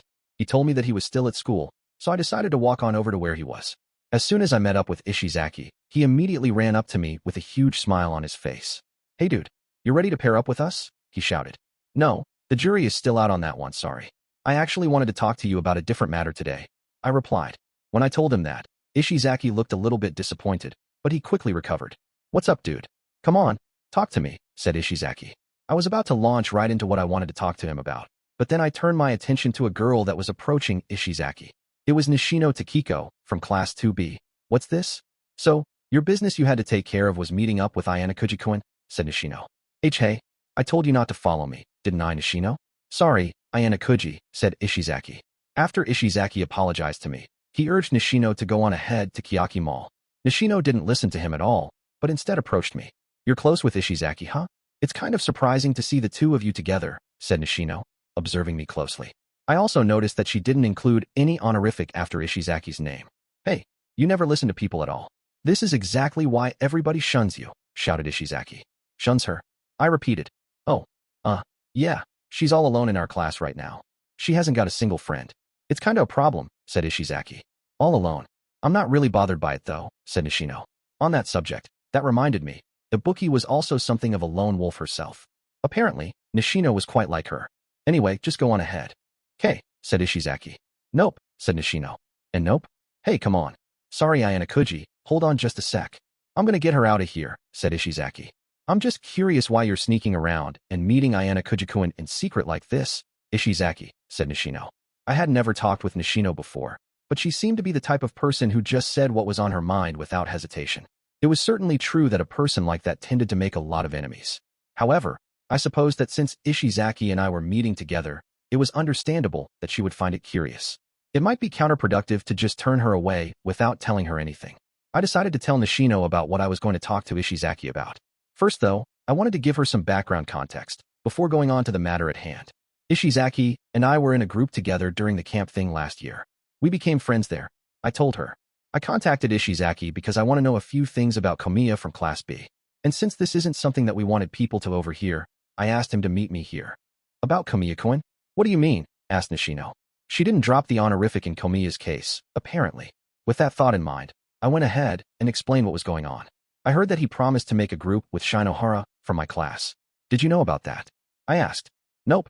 First I've heard about it. But like, it ain't all that weird, is it? Said Ishizaki. Partnering up with someone from another class was certainly by no means strange, no? So, it wasn't unreasonable for Ishizaki was curious why I'd ask about it.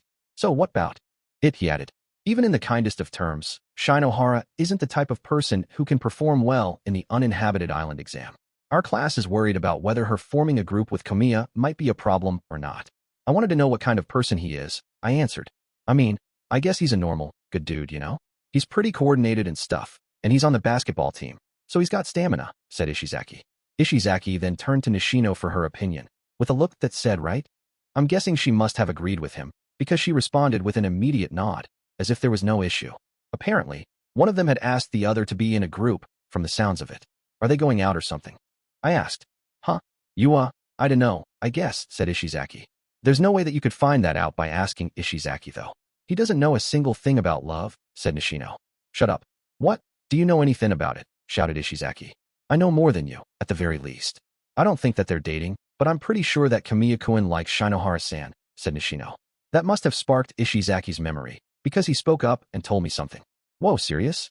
Kamiya likes Shinohara? Oh, but hey, come to think of it, I'm pretty sure he might have said something about there being a girl he liked in another class. Though I only have a vague memory of that, said Ishizaki. If students were to form a group with each other, they would obviously want to look for certain things. There were many factors, talent or a bond of friendship, or things like romantic feelings, perhaps. If, as Nishino had said, Komiya had feelings for Shinohara, then it was no wonder that he would want to form a group with her. But why do you care about all that, though? Asked Ishizaki. I saw the two of them together this morning. Since Komiya had called Shinohara by her first name, I figured they must be close. I thought there might be something going on, I replied. Oh, hey, hold on. Ayanokouji, are you maybe? Do you like Shinohara? Asked Ishizaki. No, I immediately denied it. But Ishizaki was grinning happily, like a switch had been flipped in his brain. Dude, come on. So, you're just pretending to be this quiet dude, but turns out there's a lady you like. All right, I get it, said Ishizaki. I said no, though. It's not true. Don't hide it from me. You and me are buds, right? Said Ishizaki. Well, I didn't think we were close at all until the training camp exam, though. But I supposed it was true that lately he'd been more of a friend to me than the people in my class who I hardly knew at all. But seriously, dude, knowing you, you probably could score a much cuter girl, said Ishizaki. If this kept going any further, there was a chance that some misguided rumors could start going around. If that happened, then Ike and Shinohara's relationship might sour even further. It's Ike from my class. He's the one who has a crush on Shinohara, I told him. Huh? Oh what? So, it ain't you, Ayanokouji, said Ishizaki. Which is why I'm here, trying to find things out, I added. All right, I understand what you're getting at now, sure. But, I mean, it ain't like love is something another person can just butt into though, know what I mean, said Ishizaki. I agree with that. I think that getting involved in their business would be wrong, added Nishino. Normally, yes, I would agree with you. However, for our class, this is a situation that we can't really ignore, since Ike taking part in this exam is vital to our class, I answered. The more strained that Ike and Shinohara's relationship became, the more chance there was that he might run off in a weird direction. This wasn't a good turn of events, because the uninhabited island special exam, a place where we could really make use of Ike's talents, was approaching. However, what I was requesting didn't offer any benefits for Class B. If anything, it would be like them helping their enemy. This wasn't something that they'd want to help us too much with. That's what I had thought anyway. All right, if you need it, I'll lend you a hand. What should I do? Asked Ishizaki. Ishizaki offered to help me, not minding it at all. Wait, Ishizaki, are you being serious? You're Komiya's friend, aren't you? Said Nishino. So, what? Am I just as posed to abandon Ayanokouji right here, when he's in trouble? Said Ishizaki. Well, yes, you were supposed to abandon him. I get that you two are friendly, but we're supposed to be enemies, said Nishino. They do say that yesterday's enemies are tomorrow's friends, right? Replied Ishizaki. Well, technically he should have said today's friends, but it was fine, so I decided to just let that slide. That's very kind of you to offer, but it might be tough for me if you're asking for something in return, I replied. Something in return? Nah dude, I ain't a skin for nothing. It's normal to help a friend when they're in trouble, said Ishizaki. Ishizaki wasn't good at lying. He seemed to be willing to give me some advice without asking for any kind of payment. I was grateful for that, but considering that he was Komiya's friend, I couldn't make an unreasonable proposal. Besides, if I carelessly tried to separate Komiya and Shinohara, it would probably be frowned upon, especially by Nishino. Okay then, In that case, could you try to get Kamiya to tell you how he really feels? I asked. So, you just want to know if he really likes Shinohara? Asked Ishizaki. Yeah, but please make sure to keep quiet about the fact that there's someone who wants to know about it, I answered. Yeah, of course I'll do that. But how am I supposed to actually ask him? Any ideas? Asked Ishizaki. Ishizaki was struggling because he didn't have any motive to ask Kamiya how he felt, but Nishino stepped in to throw him a lifeline. Ayanokouji-kun, you saw the two of them together having fun, didn't you? In that case, why don't you guys pretend like it was Ishizaki who actually witnessed them, and then Ishizaki can use that to ask if they're dating? Wouldn't that work? Besides, since Ishizaki is a guy who isn't very popular, it would bother him when one of his friends beat him to the punch, right? Said Nishino. Ishizaki immediately accepted Nishino's proposal since he didn't really have many ideas of his own to work with. Well, it definitely feels pretty flimsy as a reason and all, but, hey, alright, I'll do it. Just wait a sec. Club stuff still hasn't started yet, and Ishizaki had added that he thought the plan would probably work, and then proceeded to call Kamiya. Oh hey Kamiya, sorry for hitting you up before your club stuff. Oh, yeah, just something I wanted to ask you. Were you talking with Shinohara from Class D this morning? Dude, I knew it. Oh man, and here I thought we were like brothers in arms, since we didn't have girlfriends and all. And here you go, leaving me in the dust, said Ishizaki.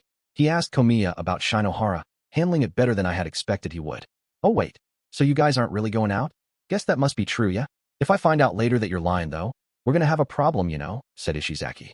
He confirmed that the two of them were not dating, and then made an okay gesture to me with his right hand. Just then though, his expression changed slightly. Huh, seriously? Oh, alright, I getcha, huh.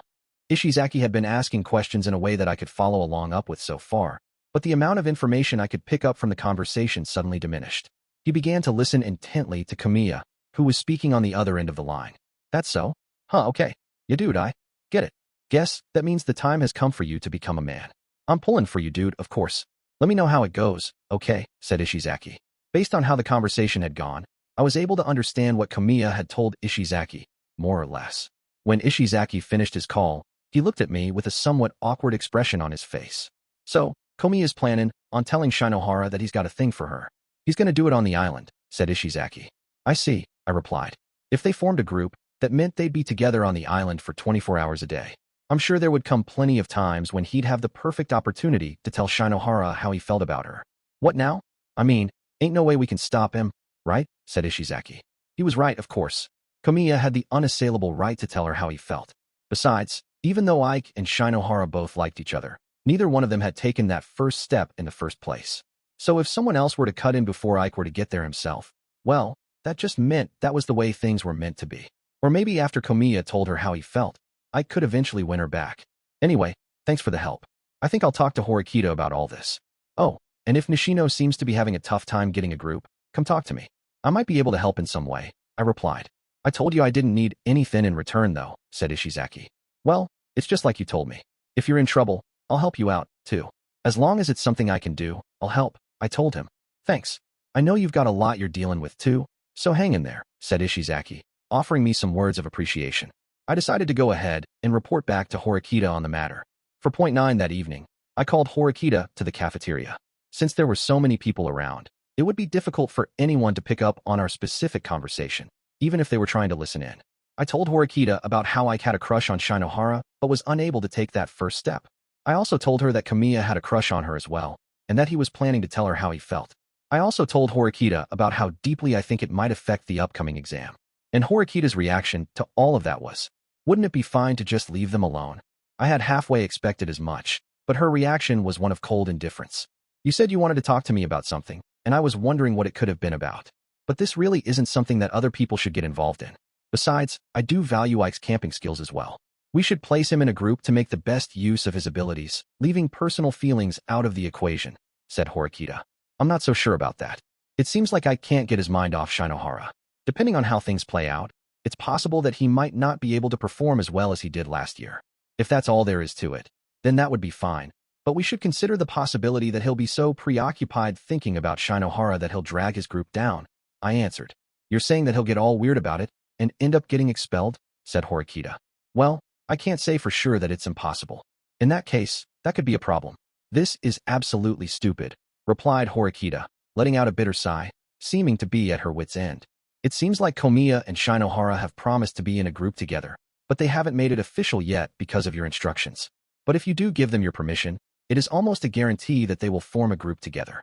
You are the leader of Class D now. If you tell Shinohara that teaming up with Komiya is, strategically speaking, a bad move, then Shinohara couldn't go against it. I told her. So, you're saying that we need to stop them. But if we prevent them from being in a group together, wouldn't Komiya-kun just pick a different time to tell her how he feels? Depending on how things play out, he might even decide to tell her that very same day, said Horikita. We can't discount that possibility, I conceded. This issue is more trouble than it's worth. It's impossible for us to see what's going on before they officially become boyfriend and girlfriend, said Horikita. In that case, what do you think we should do? I asked. Why don't we just make Ike-kun come out with it, and tell Shinohara-san how he feels about her?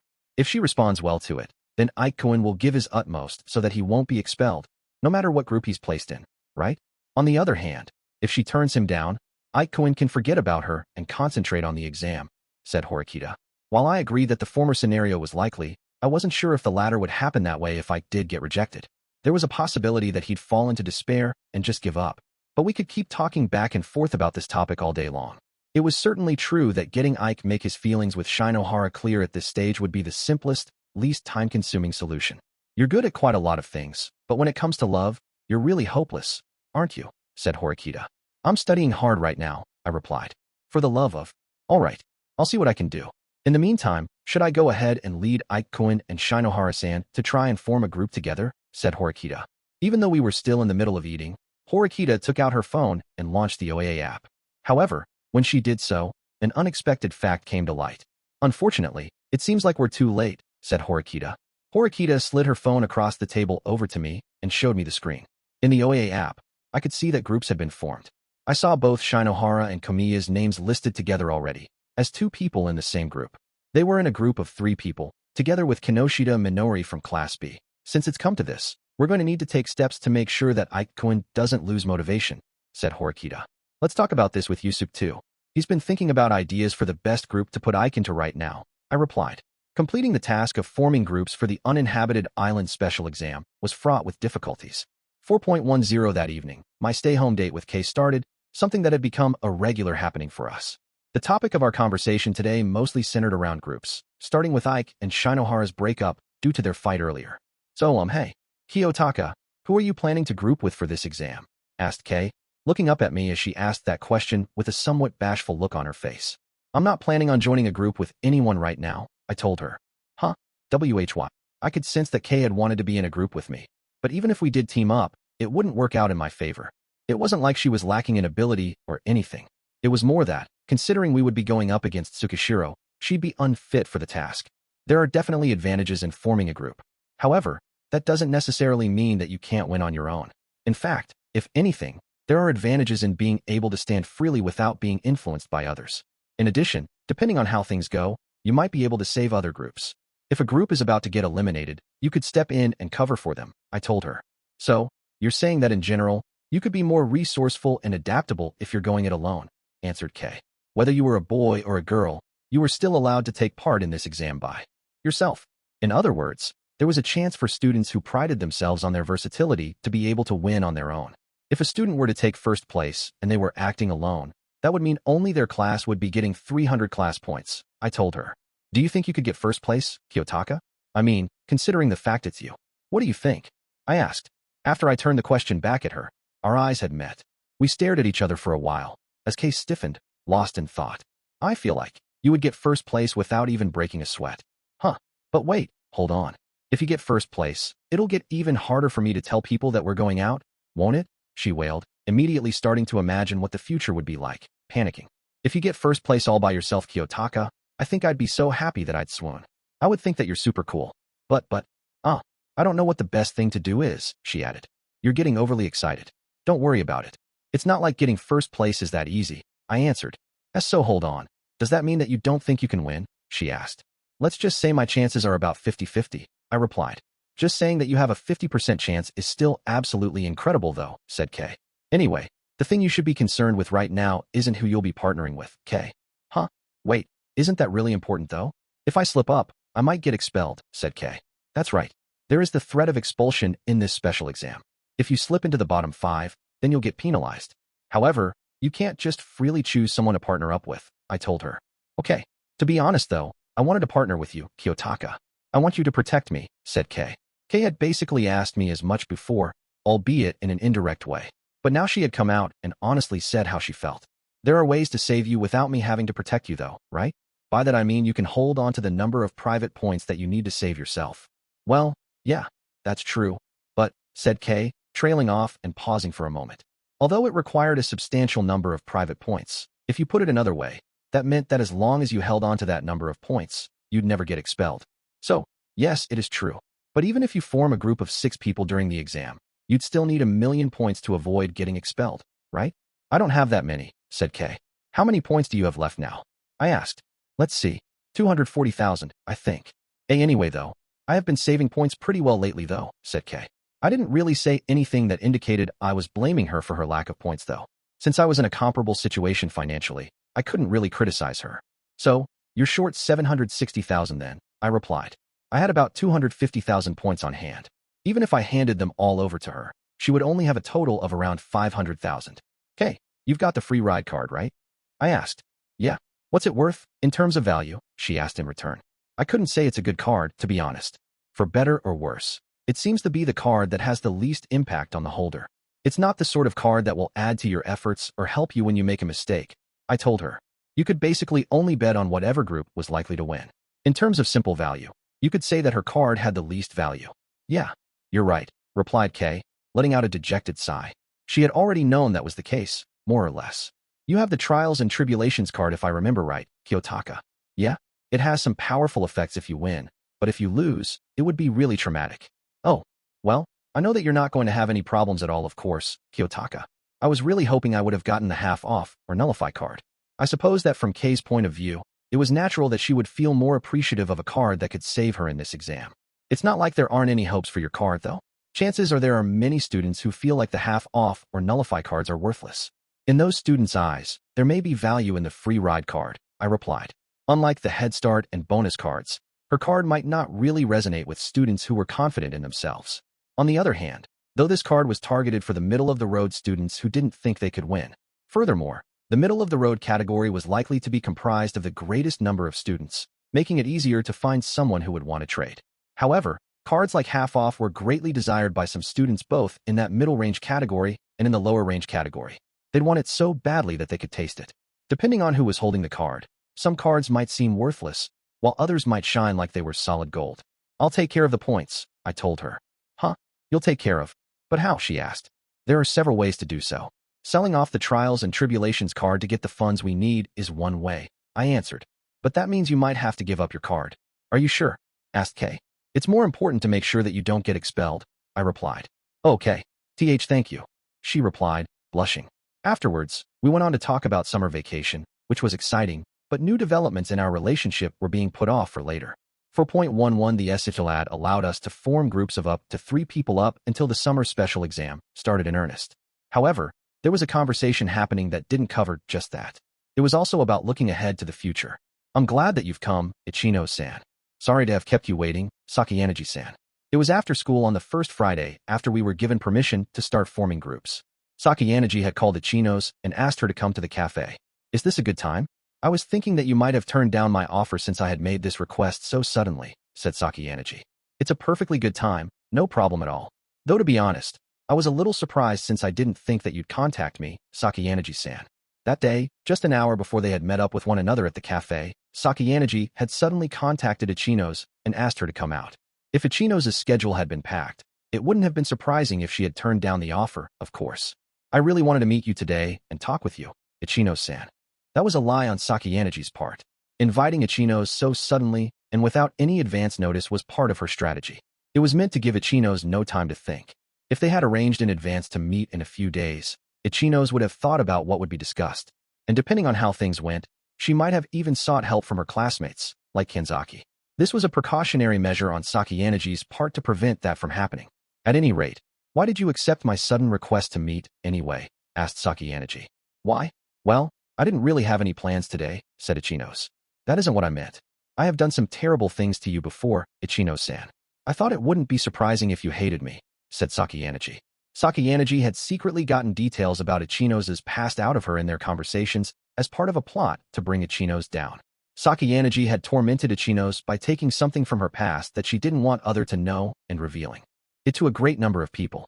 If someone you trusted and talked to betrayed you, many people would end up hating that person. Or even if they didn't come to hate that person, they should feel an intense sense of distrust and want to keep their distance. However, not only did Ichinos immediately respond to Sakayanagi's sudden request, but she didn't give the slightest impression that she held anything resembling a grudge. No, actually, I don't think you've done anything particularly horrible to me, Sakayanagi-san. It's true that what I did in junior high was something that I needed to reflect on anyway, and I'm ashamed of what I did. But it's not like I had explicitly asked you to keep a secret from everyone, so it would be wrong of me to blame you for what happened, said Ichinos. What Ichinos was saying was that in the end, she herself was the one who revealed her past, so she was the one to blame for what happened. You are, without a doubt, a truly good person, Ichinos-san, said Sakayanagi. I'm not so sure about that. I don't really know myself, said Ichinos somewhat sheepishly, lightly scratching her cheek. She seemed to be embarrassed, averting her eyes away from Sakayanagi like she couldn't bear her gentle gaze. So then, what did you want to talk about? Asked Ichinos. Perhaps Ichinos felt like it would have been awkward if they continued discussing that topic any further, because she urged Sakayanagi to start talking about the matter at hand. As you wish then, I'll get down to business. However, I suspect that you might feel uncomfortable about what I wish to discuss with you, said Sakayanagi. After Sakayanagi had prefaced what she was going to say with that warning, Ichinos quietly muttered to herself. I hope she goes easy on me. Please pardon my bluntness, but I'm not so sure that you'll even be able to make it back to Class B, let alone Class A. I would like to know your thoughts on the matter. Would you care to share them with me? Said Sakayanagi, pointing out the current situation that Ichinos was in without an ounce of hesitation or restraint. Well, that really was honest, Ichinos replied. For a brief moment, Ichinos' mind went blank. Then, with a bitter smile on her face, she started to fan herself with her hand. Sakayanagi, with a deliberate smile plastered on her face, simply watched and waited for an answer. It's certainly true that the situation we're in now isn't good, by any means, said Ichinos. As of the 1st of May, there was only a 26-point gap in class points between Ichinos' class and Ryuin's class, with Ichinos trying to play catch-up. Since those points fluctuated based on things like tardiness and absences every month, she thought that her class might be able to catch up if there weren't any special exams. In fact, the class points that her class had accumulated over the past year had largely come from smaller amounts of points being gained from those kinds of daily activities and evaluations building up over time. However, after their positions in the rankings had been reversed and Ryuin's class became Class B, they didn't show a single weakness to exploit. In June, the gap between the two classes had narrowed slightly, but only by a mere 2 points. Ichinos could feel Ryuin's and his followers' strong will to never let her pass them. That was something that Sakayanagi, who was now being pursued by Ryuin, could sense without even needing to say anything about it. I am well aware that they're very formidable opponents, added Ichinos. Even though you're aware of that fact, there are still some things that you just can't seem to do anything about, aren't there?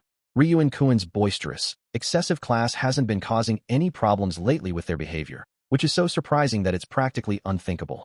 If you cannot catch up to them from daily activities, then you have no other option but to put your heart and soul into future special exams, said Sakayanagi. Ichinos nodded meekly. Sakayanagi was by no means intending to answer with sweet, gentle words in response, though. He's not the sort you can defeat so easily. It is no exaggeration to say that he would be the most difficult kind of opponent for you, Ichinos-san. As someone who takes a very honest, straightforward approach, said Sakayanagi. That point was something that Ichinos understood quite well herself, having faced Ryuin directly at the year-end special exam. Ryuin was coercive, abnormal, and certainly wasn't loath to break the rules. Ichinos' true intention was probably to avoid fighting him, if possible. But, well, that's something that I can't avoid running into on the path to get to the top. And while it's true that Ryuin-kun is a difficult opponent to face, it's not as though you're someone who could be defeated so easily either, Sakayanagi-san, said Ichinos. Even there had been a brief struggle with Katsuragi, who was also in Class A. They had nearly double the points that Ryuin's class had, creating a strong lead. Class A was undeniably far ahead of everyone else in the running. Even if Class A were to be defeated once or twice, it would be difficult to shake them out of first place.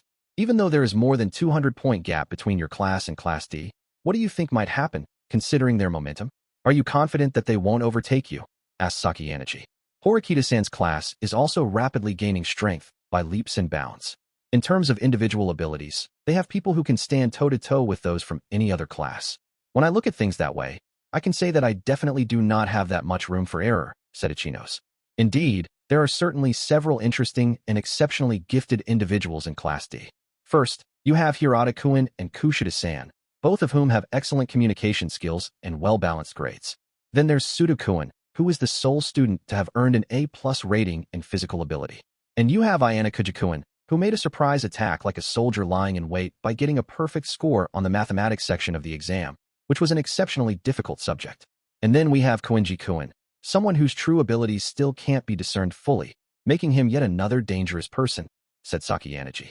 Sakayanagi had made Ichinos once again feel the depths of what Class 2D had to offer by deliberately making mention of their strengths. Lastly, there's the leader that they rally around, Horikita-san. She is quite gifted both academically and physically, and I even heard that she had joined the student council the other day, she added. Sakayanagi had once again confirmed the situation that Ichinos was in. I am terribly sorry to keep saying such harsh things, but I think that it's only a matter of time before your class is demoted to being Class D, Ichino-san. Well, I think there's no arguing that we do warrant that kind of evaluation right now. But, said Ichinos, before being interrupted. Are you going to say something abstract, like you'll make it through hard work and friendship? Said Sakayanagi, cutting her off. Ichinos had been made to swallow her words when Sakayanagi had precisely taken them right out of her mouth beforehand. It is impossible for you to win with such vague ideas. Every class has clearly grown in power over the past year, but I don't see any significant growth coming from your class, Ichino-san. That's not true, though. Everyone has been really coming along. I didn't see that you haven't grown. The problem is by how much, said Sakayanagi.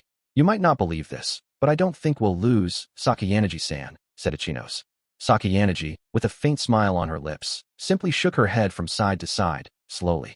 If you look at OA, the answer is obvious. If you compare the overall ability that all 4 classes have this year versus where we were at last year, you can see that your class is undoubtedly the one that has demonstrated the smallest degree of growth among them. I had thought you would have at least checked into it that much, Ichino-san. But perhaps you already knew that and pretended not to notice anything, or maybe you were too afraid to check for yourself, said Sakayanagi. Ichinos firmly recalled a time before when she had been alone with Sakayanagi. It was almost like an adult with a child. It was only natural that Ichinos felt like she was being talked down to, driven further and further into a corner. She was unable to say anything back to Sakayanagi, who was accurately exploiting her weakness. You are a smart student. In an honest and equal tete-a-tete, I don't think you would fall behind me by any means. However, you're unable to demonstrate your abilities when put in a disadvantageous position. Both then and now, you could only stay silent as your weakness was exploited. However, both I and Ryuen-kun, who you are facing off against now, are able to bear our fangs when placed at a disadvantage. Do you understand? Said Sakayanagi. Yes, I do. Those two would not doubt their strength, regardless of whatever situation they were in. I think it's safe to say that as you are now, Ichinos-san, you have no chance of winning. Is that what you call me here to talk about? Asked Ichinos. If I were simply trying to harass you, I could do that anytime, anywhere. I wouldn't waste precious time, said Sakayanagi. Then, Sakayanagi decided to tell Ichinos the real reason she had called her here today. Why not join forces with me, Ichinos-san? Sakayanagi's shocking proposal came as such a surprise to Ichinos that she was at a loss for words. Wait, but a cooperative relationship between classes isn't a terrible thing. In fact, if I remember correctly, you had a similar relationship with Horikita-san from Class D during our first year, didn't you? Asked Sakayanagi. It wasn't strange that Sakayanagi had heard about their alliance. Now, this is merely speculation on my part, but I believe that Class D might have already nullified their partnership with you. Even though they are at the bottom of the class rankings, they have accumulated more class points than any other class has in 1 year, and they are gaining momentum. In comparison, Ichinos-san, your class has fallen a step behind and has been demoted to Class C. From the perspective of Horikita-san and her peers, continuing to collaborate with you would have no benefit whatsoever, said Sakayanagi. Sakayanagi had perfectly and succinctly summed up what had happened, almost as if she had witnessed the conversation that Ichinos and Horikita had firsthand. Ichinos couldn't deny any of that. She responded in a way that halfway sounded like she was openly admitting to it. Yes, I suppose so. Partnerships can't last forever, said Ichinos. Yes, for a collaborative partnership to be maintained, a certain condition must be met. Your class and Horikita-san's class had fulfilled that condition last year.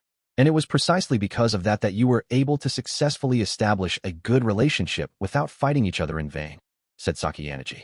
Ichinos nodded meekly in agreement. And that certain condition was the difference in class points, added Sakayanagi. In fact, that was exactly it. The truth of the matter was that the reason Ichinos and Horikita's classes made a ceasefire agreement was because of the difference in class points they held. Although I don't think this was intentional, there is now quite a substantial difference between my Class A and your Class C, Ichino-san. In other words, I think that it wouldn't be impossible for us to join forces, said Sakayaneji. The sad thing is, though, I can't really think of this as a happy proposal, because it implies that our class is insignificant to you. We're not even worth being cautious about, Sakayaneji-san. If I may be so bold, that's because that's exactly true. The merciless reality of what Sakayaneji was saying struck Ichinos, but Ichinos didn't stop smiling. Although emotional denial would have been easy, she couldn't turn away from the reality that her class was in a crisis. I can't imagine that there are any benefits for you in partnering with us, though, Sakayaneji-san.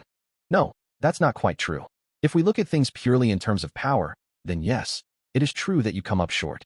However, you possess a powerful weapon that no other class has, said Sakayaneji, with a smile. And that weapon is trust.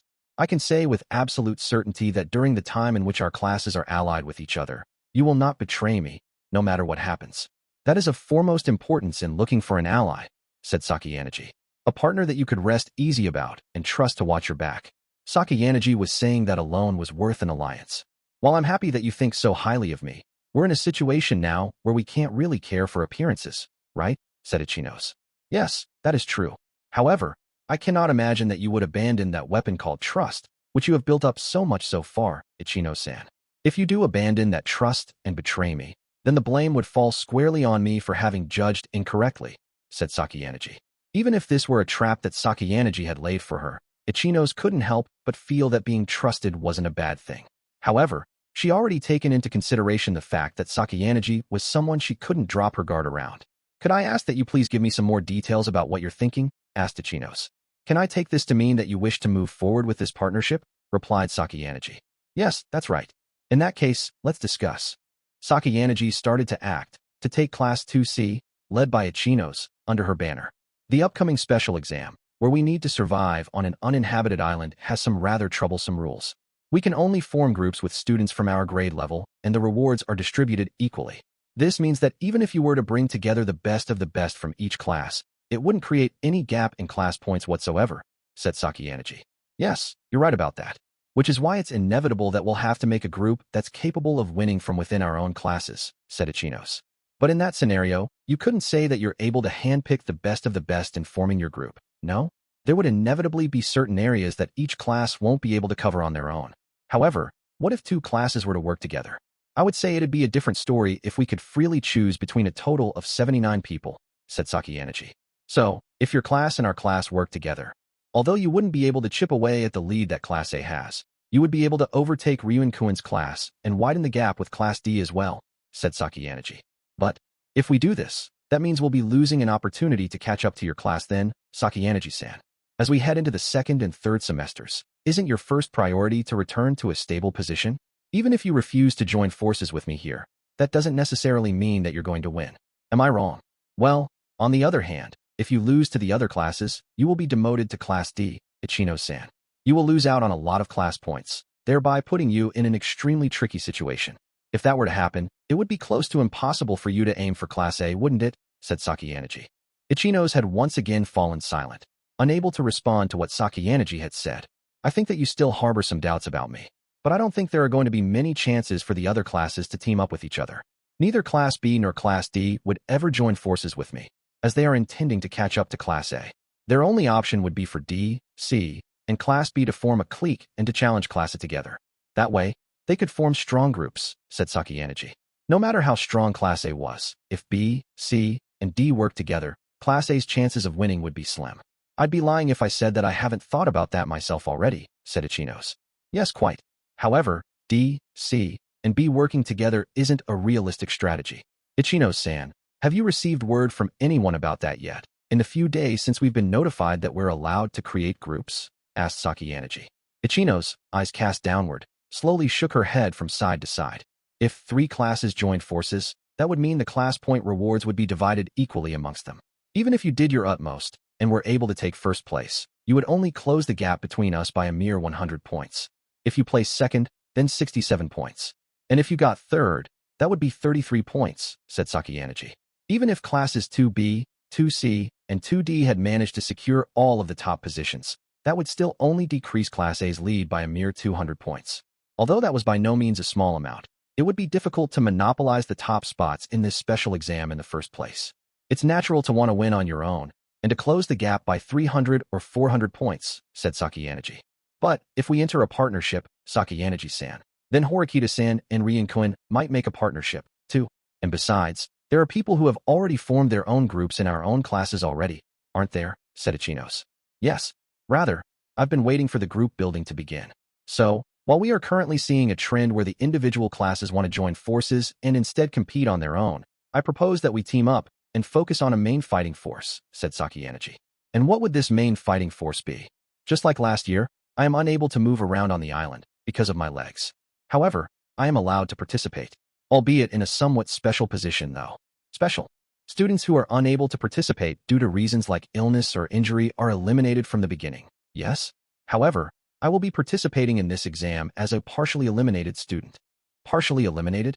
I cannot walk around freely on the island because of the state of my legs. However, I have the right to remain at the starting point and compete just like everyone else, while adhering to the same rules. Meaning that if you come seeking my opinion, I can give it to you, and if there's a difficult problem, we can solve it together. However, if the point comes where I am the sole remaining person in my group, then my group will be eliminated from the exam, said Sakayanagi. So that's what you mean when you say you're participating via a special position then, replied Ichinos. Although there would be a need to be a way to remain in contact, Ichinos immediately understood that having Sakayanagi function as the brain of a group could be a major factor in the exam. You can freely choose anyone out of myself, Hashimoto-kun, Kida-kun, or Masumi-san. We are undeniably the main fighting force of Class A. And from Class B, I suppose that would be you, Ichino-san, Kenzaki-kun, and then Shibata-kun. All the students that Sakayanagi had just listed then had not yet formed a group and were monitoring the situation. At this current stage, there were no inconveniences for either side. That's right. If you consider that physical strength will be required on the island, I think that's true. However, there's no guarantee that we'll be able to merge groups as we'd wish once the actual special exam begins, right? Asked Ichinos. Although it will be difficult to merge groups, it's not exactly impossible, replied Sakayanagi, smiling broadly. Her smile showed that she was confident that they could form groups no matter what difficulties there were. Sakayanagi-san, may I tell you my honest thoughts? Asked Ichinos. Of course. Sakayanagi-san, you really don't want B, C, and D to fight together. Even more so than I had originally thought. Actually, if anything, you're afraid of that happening, aren't you? Said Ichinos. What makes you say that? Asked Sakayanagi. You said that I and my class are partners that you can trust, and I think that you really do mean that. However, the most important thing for you is that you want to avoid a situation where B, C, and Class D were to work together and get on Class A's tail. It's certainly true that the amount of class points we could earn if we won would decrease, but there's no guarantee that the three classes below you won't continue to work together in the future, should that happen, said Ichinos. Ichinos, who had been relentlessly pushed around during this whole conversation so far by Sakayanagi, struck back with the feelings she had been holding on to. If we successfully manage to pull it off, the idea of the three classes banding together and chasing after Class A, then that would mean you'd be forced into fighting an uphill battle from this point onward, Sakayanagi-san. Am I wrong about that? Said Ichinos. Sakayanagi looked surprised, albeit only a little, after witnessing Ichinos' counterattack, since she had only been on the defensive this whole time. Apparently, it looks as though I've underestimated you a little, Ichinos-san. Sakayanagi didn't care at all if any of the classes below her happened to win this particular special exam on their own and gain the 300 class points. The most important thing to Sakayanagi, whose Class A was so substantially far ahead, the thing that she wanted to avoid the most, was the three lower classes banding together and gaining a sense of solidarity. What Sakayanagi was doing here was making a preemptive move in anticipation of more tests like this that may come in the future. If there were someone who could rally the three other classes together, it was highly likely that person was Ichinos Hanami, which is exactly why Sakayanagi had decided to take Ichinos into her hands first. So, regarding my proposal to form a partnership, does this mean you will not accept? Or will you? Asked Sakayanagi. After acknowledging what Ichinos had said, Sakayanagi had come out and pressed for Ichinos' cooperation. If you do collaborate with me, I don't mind giving you a pledge for 3 persons worth of deposits. I will loan you a total of 3 million points for the students who are at a considerable risk of expulsion. In the unlikely event that you are to be penalized, you may use those points to save those students. I would think this is quite a helpful proposal to you, Ichinos-san, since you wish to avoid letting anyone get expelled more strongly than anyone from any other class, said Sakayanagi. Sakayanagi, fearing that her offer would be rejected, held out her hand. Would you mind giving me enough for 5 people? That way, I would feel totally reassured, I think, asked Ichinos. My, quite greedy, aren't we? Although I had been planning to distribute a similar number of points in the near future, I will offer you a special loan, said Sakayanaji. Class A had been continuously receiving the highest number of private points out of any class for over an entire year. As a result, the amount of funding that each of their students had accumulated was far beyond what any of the other classes had. Okay, I suppose we have a deal then. But to be honest, I would have chosen to work with you even if you hadn't mentioned the financial help, Sakayanaji-san. Our ultimate goal is to get to Class A, of course. But as you said, I've been demoted to Class C, and we really have our backs against the wall now. If we were to be demoted to Class D, I'm sure that the class's motivation would drop significantly. I don't want that to happen, said Ichinos, offering her hand to Sakayanaji for a handshake. So, regarding your proposal that Class 2C and Class 2A fight this battle together, I accept, she added. Now that the two of them had shook hands on it, both classes had mutually entered an alliance. And now I'll be able to fight without worry. I apologize for how sudden this might be, but I do have one request, said Sakayanaji. I'm guessing that it's about how to maximize our chances of winning. That it'll be necessary to start things off by handing over the one more card to Class A's main fighting force. Right? Replied Ichinos. Now that Ichinos was their ally, she had already started to think about the best path forward for their battle as an allied force. By using the one more card, of which there was only one of in their grade level, you could form a group of up to 7 people. This was also one of the reasons why Sakayanaji had decided to fight together with Ichinos. I sincerely appreciate that you understood what I meant so quickly, said Sakayanaji. But even still, Ryuin-kun and Horikita-san are both formidable opponents, said Ichinos. Sakayanaji also was absolutely not going to underestimate those two, by any means.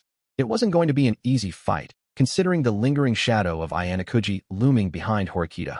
However, Sakayanaji had chosen to fight together with Ichinos because she was sure that she would definitely win. First place is ours to take. Thus, I do not intend to skimp on the efforts necessary for that goal, said Sakayanaji. With their forces consolidated, Sakayanaji was going to challenge Ryuin and Horikita's respective classes, as well as both the first and third years. Chapter 5. Battle of the First Years and Third Years. It had been almost 3 months since the new students first started here at the Advanced Nurturing High School, and they had begun to understand the state of things at this institution. The first-year students were also right in the midst of forming groups for big upcoming special exam. However, it wasn't long after the school gave the students permission to start forming groups that things already started to not go so smoothly. The students in Class 1D, led by House and Kazuomi, stubbornly refused to join any groups and rejected offers to trade cards. If a student from another class came to them wanting them to be in a group, the Class D students demanded points in exchange, or otherwise they wouldn't join. Because of that, the new students were put into a situation where they couldn't freely form groups. Although representatives from each of the other 3 classes had been hoping that Housen would have changed his mind sometime in June, even today, on the 1st of July, the situation still hadn't changed. There were classes within their grade level who tried to ignore Class D, but Yagami Takuya from Class 1B put a stop to them. While it was easy for the other students to ignore Class D and to create groups just from their own 3 classes, competition with the other grade levels was an important part of this special exam. Yagami had voiced the need that, in the event that issue was to be prioritized, they would absolutely need to handpick the best of the best from each and every class to make optimal groups. At about the exact same time, with the support of students who shared Yagami's views, the 3 other classes had agreed to take a wait-and-see approach until July. However, Housen's continued deliberate ignoring of the situation meant that those previous talks wound up becoming meaningless. And today, now that the deadline had arrived, the representatives of the 4 classes from their grade were supposed to gather to resolve the situation. Yagami had proposed that the gathering be done in a simple manner so as not to intentionally raise the level of confidentiality of the meeting. It was agreed that the leader of the class or someone close to the leader would attend. But as the time came after class ended that day, there was no response from Class D, the class that was at the center of all these issues. In a hallway lined with rather unsurprising, nondescript first-year classrooms, the first person to show up to the meeting was Yagami from Class 1B. That was because he thought it necessary that he show up before anyone else as the original advocate of the proposal. Not long afterward, Utamiya Riku from Class 1C had shown up as well. Seems like it's still just you here, Yagami. Oh, hey Utamiya-kun. I was kind of expecting it would have been you participating in this talk, replied Yagami. Although it's not really like me to be a leader or anything, I came because no one else wanted to. While the kids in my class kind of like to go ahead and say whatever they want, they seem to not like these kinds of headache-inducing things, said Utamiya. I think it's because they know that you're such a dependable person that they asked you to come. I saw the updated OAA values this month. It says that your societal contribution score got bumped up to AB, didn't it? Said Yagami, with a bright and chipper smile. Utamiya, despite the fact he was being complimented, responded by wrinkling his brow. The person he was talking with, Yagami, had a C in physical ability, but an A in academic ability. In addition to that, his adaptability and societal contribution scores had gone up to a thanks to his repeated contributions to Class B. In terms of overall ability, he was certainly a cut above. More importantly, though, Class C wasn't exactly in a situation that they could be happy about. We've lost somebody. To be honest, I think it's a pretty big loss, said Utamiya. I didn't think that Hatano-kun would have gotten expelled either. It is really unfortunate, said Yagami.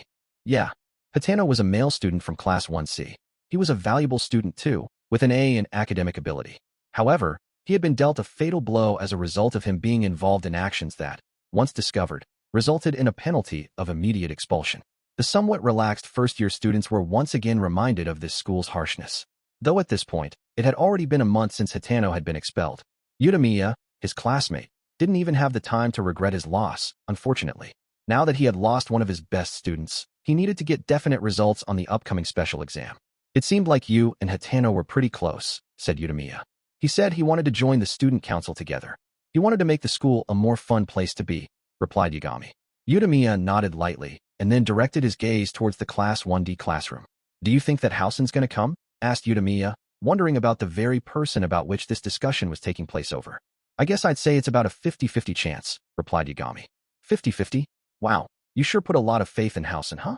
I'm betting he won't show, said Utamiya. If he doesn't show up to this meeting, then the matter is settled. We'll go ahead and form groups with students from our 3 classes. If that happens, then Class D and Class D alone, which has been trying to push for getting a lot of points out of us, will be left out in the cold. Then any chance they have to win will disappear, said Yagami. If he thinks that he can make us fork over our private points, then he really has a massive ego. He objected to the idea of trying to smoothly form groups with people from all classes together. Since the 2nd and 3rd years are our enemies here, we really ought to work together. Yet Housen still refused anyway, said Utamiya.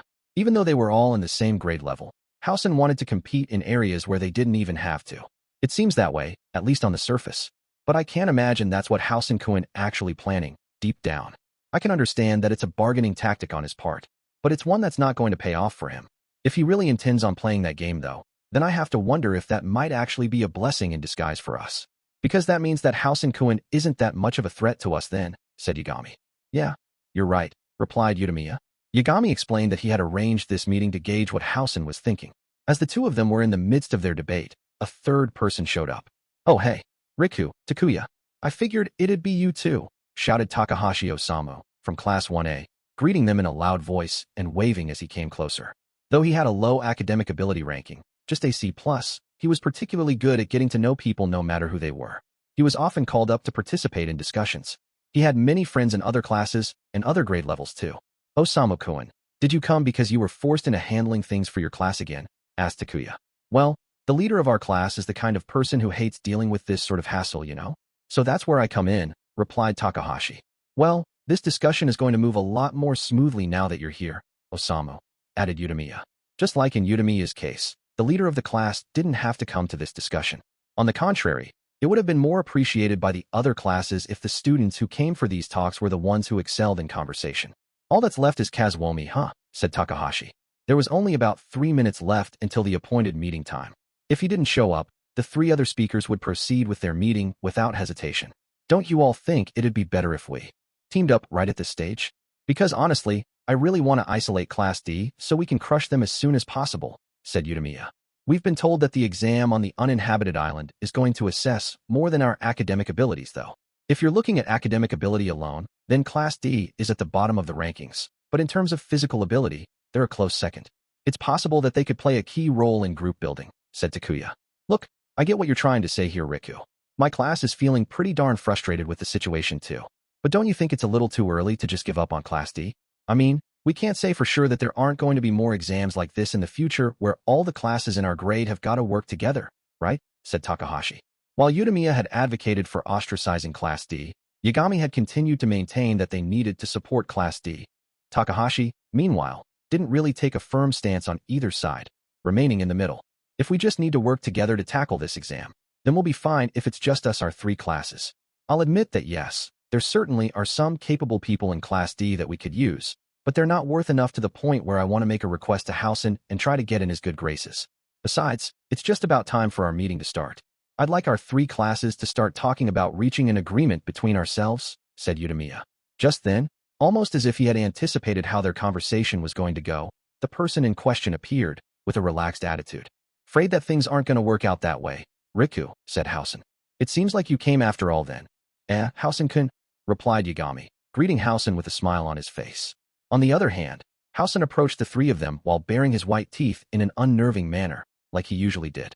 Utamiya shot a quick glance over at Housen, and then averted his eyes, looking out the window. Hey Kazuomi, who showed up at a great time, exclaimed Takahashi in a friendly manner, without fear of Housen. Takahashi's feeling was that he wanted everyone to get along. That's all that he wanted. Don't say my name like we're all buddy-buddy. I'll kill you, snapped Housen. Housen, after trying to intimidate Takahashi, turned his eyes back to Yagami and Utamiya. So, decided to pay up, he asked. Don't make lame jokes. We're not paying you a single point, replied Utamiya. Now, let's calm down, okay? We can't hold a discussion if you're fixing for a fight right from the get-go, said Yagami. All right, now that everyone's here, I guess we can get this thing started. For the groups, we don't just start yammering out of nowhere, snapped Housen, shoving Takahashi by his shoulder, causing him to fall down hard on his bottom. Utamiya, displeased by Housen's actions, shot him an intense glare. Housen, don't bring your violent attitude here. Oh, what? You planning on getting in my way? Replied Housen. If necessary, yeah, said Utamiya. Ain't that interesting. If you feel like you can bring it, then go ahead and try, said Housen.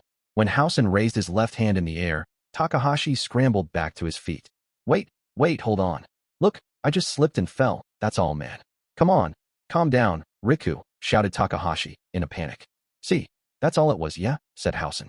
Unfortunately for you, I'm not as nice as Takahashi, replied Utamiya. In that case, why don't you show me what you got? Just when Housen made a fist, Utamiya reached out and grabbed his arm. Oh, Housen smiled happily upon feeling the strength of Utamiya's grip being applied to his arm. The look in Utamiya's eyes showed that what he was doing wasn't just for show. He had the determination to fight right then and there if necessary.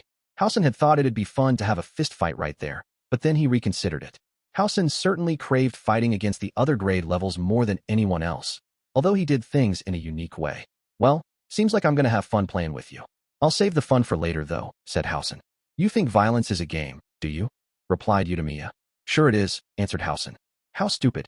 But if that's what you want, then I'll give it to you right now. You don't have to wait until next time. But only on the condition that you never lay a hand on any of my classmates ever again. During this situation where things seemed like they could go off at any moment, both sides glared at each other, unyieldingly. Hey, what do you mean by that, huh? Said Housen. It means that I'm guessing you were the one who got Hitano expelled. He wasn't the kind of student who would have broken school rules so easily, said Utamiya. Come on, that little small fry just got all scared of getting expelled, and he blew himself up. That's all it was, right? Said Housen. I clearly remember the look on Hitano's face after he got expelled. He got screwed over by somebody. And you're saying that's me? Said Housen. Who else could it be but you, jerk? Snapped Utamiya. Although Housen had backed off a little earlier, sparks started flying once again. Hey, come on, calm down, both of you. Riku, if you just start throwing down right here, you'll just be doing exactly what Kazuomi wants, man, said Takahashi. Takahashi-kun is exactly right. The important thing right now is focusing our efforts on the upcoming uninhabited island survival exam, added Yagami. Oh, right. We can make groups with peeps from other classes. That upcoming special exam, said Housen, speaking as though the thought hadn't occurred to him at all until just now. So what? You refuse to work with the other classes. This is none of your business then, isn't it? Said Utamiya. Hey now, if you really insist, and I mean like, really insist, I'll work with you. See, said Housen. Enough jokes. I wouldn't team up with you even if you were the last person standing, replied Utamiya. Talk about ice cold, said Housen. Utamiya slowly released his grip on Housen's arm. Yagami, who had been watching the situation unfold, cut in right then, determining this moment to be the right time. We're wasting time. Shall we get started? Said Yagami. Wait, who said I'm joining your little conversation here? I ain't starting anything, said Housen. Then why did you even come here? Just to kill time? Said Utamiya. And if I said yeah, replied Housen, I wouldn't believe you. You're not that stupid, mocked Utamiya. Even though he was speaking with Housen, Yagami smiled unabashedly. This whole uninhabited island survival thing certainly sounds like a far-fetched idea, but the second and third year students have already experienced it before. We first years have to take this test while at a significant disadvantage, explained Yagami. But we're also going to get a handicap in our favor too though, right? Said Takahashi. In the face of the optimistic Takahashi's comment, Yagami continued to explain his stance in a calm and gentle manner. The second and third year students have an advance in both academic ability and physical ability because they're older. That fact remains unchanged. If we can't work together, the upperclassmen might eat us alive. You see, said Yagami. That was exactly why Yagami was stressing that cooperation amongst their 4 classes was essential. Spare me your weak sauce nonsense, Yagami. Second year or third year? I'm confident I can crush him, said Housen. Yes, there are some students who are more exceptionally talented than others, of course. But there's no hiding the fact that in terms of overall ability, our grade level is inferior. Not everyone is as blessed as you are, Housen-kun, said Yagami. Yagami's constant gentleness and the fact that he demonstrated he highly valued Housen's abilities were what kept the conversation from falling apart. Which is why I think it's necessary that we need to band together and form one optimal group with students from our grade level. One strong group made up of 4 people. We need to bring together a group of students who can we definitely say, similar to what Housen-kun himself had said earlier, won't be defeated even if they take on second or third year students, said Yagami. Meaning that we're not going to be competing with each other over class points in this special exam, said Utamiya. The rules make it difficult to cooperate within your grade level, which is why the second and third year students who have less time left here are having a harder time accepting the lost opportunity for class points that comes with this particular special exam. But we still over 2 whole years left here. That's why we should so deliberately forego the class points this time around, said Yagami. The difference in class points between Class A and Class D in their grade level was still only 300 at most. While Yagami had suggested that there was no need for them to panic, Utamiya seemed to have different thoughts on the matter and wrinkled his brow in response. The benefits from cooperating with the other classes are too slight, though. Just throwing away class points would be a waste, said Utamiya. If we get eaten alive by the upperclassmen though, losing class points isn't the only thing we'll have to worry about, said Yagami. But it means no one is going to pull ahead in our grade level, though, argued Utamiya, stressing that if problems arise like Yagami suggested after their battle, then that was simply inevitable. Oh hey, hold on a second. I'm kind of curious about one thing you said earlier, Takuya. Why just one team? The groups who place in the top 3 will all get class points, right? Also, if we consider the fact that we can form up into bigger groups during the actual island part of the exam, then wouldn't it be better for us to make lots of strong groups, said Takahashi. You are absolutely right. However, if we try to make a lot of strong groups from the get-go, we're going to have to think about the balance of each group. We're going against the older students. They aren't going to be easy opponents for us to beat. In that case, it's important that we focus on making our strongest possible 4-person group to reliably ensure that we can take first place. Besides, it sounds like it will be difficult to freely form into larger groups during the main exam part. And even if the upperclassmen really do their best to work together, they can still only form 3-person groups, representing 3 classes, responded Takahashi quickly, in an effort to quell Takahashi's doubts. After Takahashi heard Yagami's response, he understood what he was getting at. So, if we get first place, the rest doesn't matter. Even in the worst-case scenario, and we throw everything else away, said Takahashi. I do think that yes, we could make a strong enough group if we were to ignore Housen-kun and just work with our own 3 classes. However, then we'd be essentially playing by the same rules as the other grade levels. The reason I'd like all 4 classes to work together is not just so that we can hand-pick the best possible people.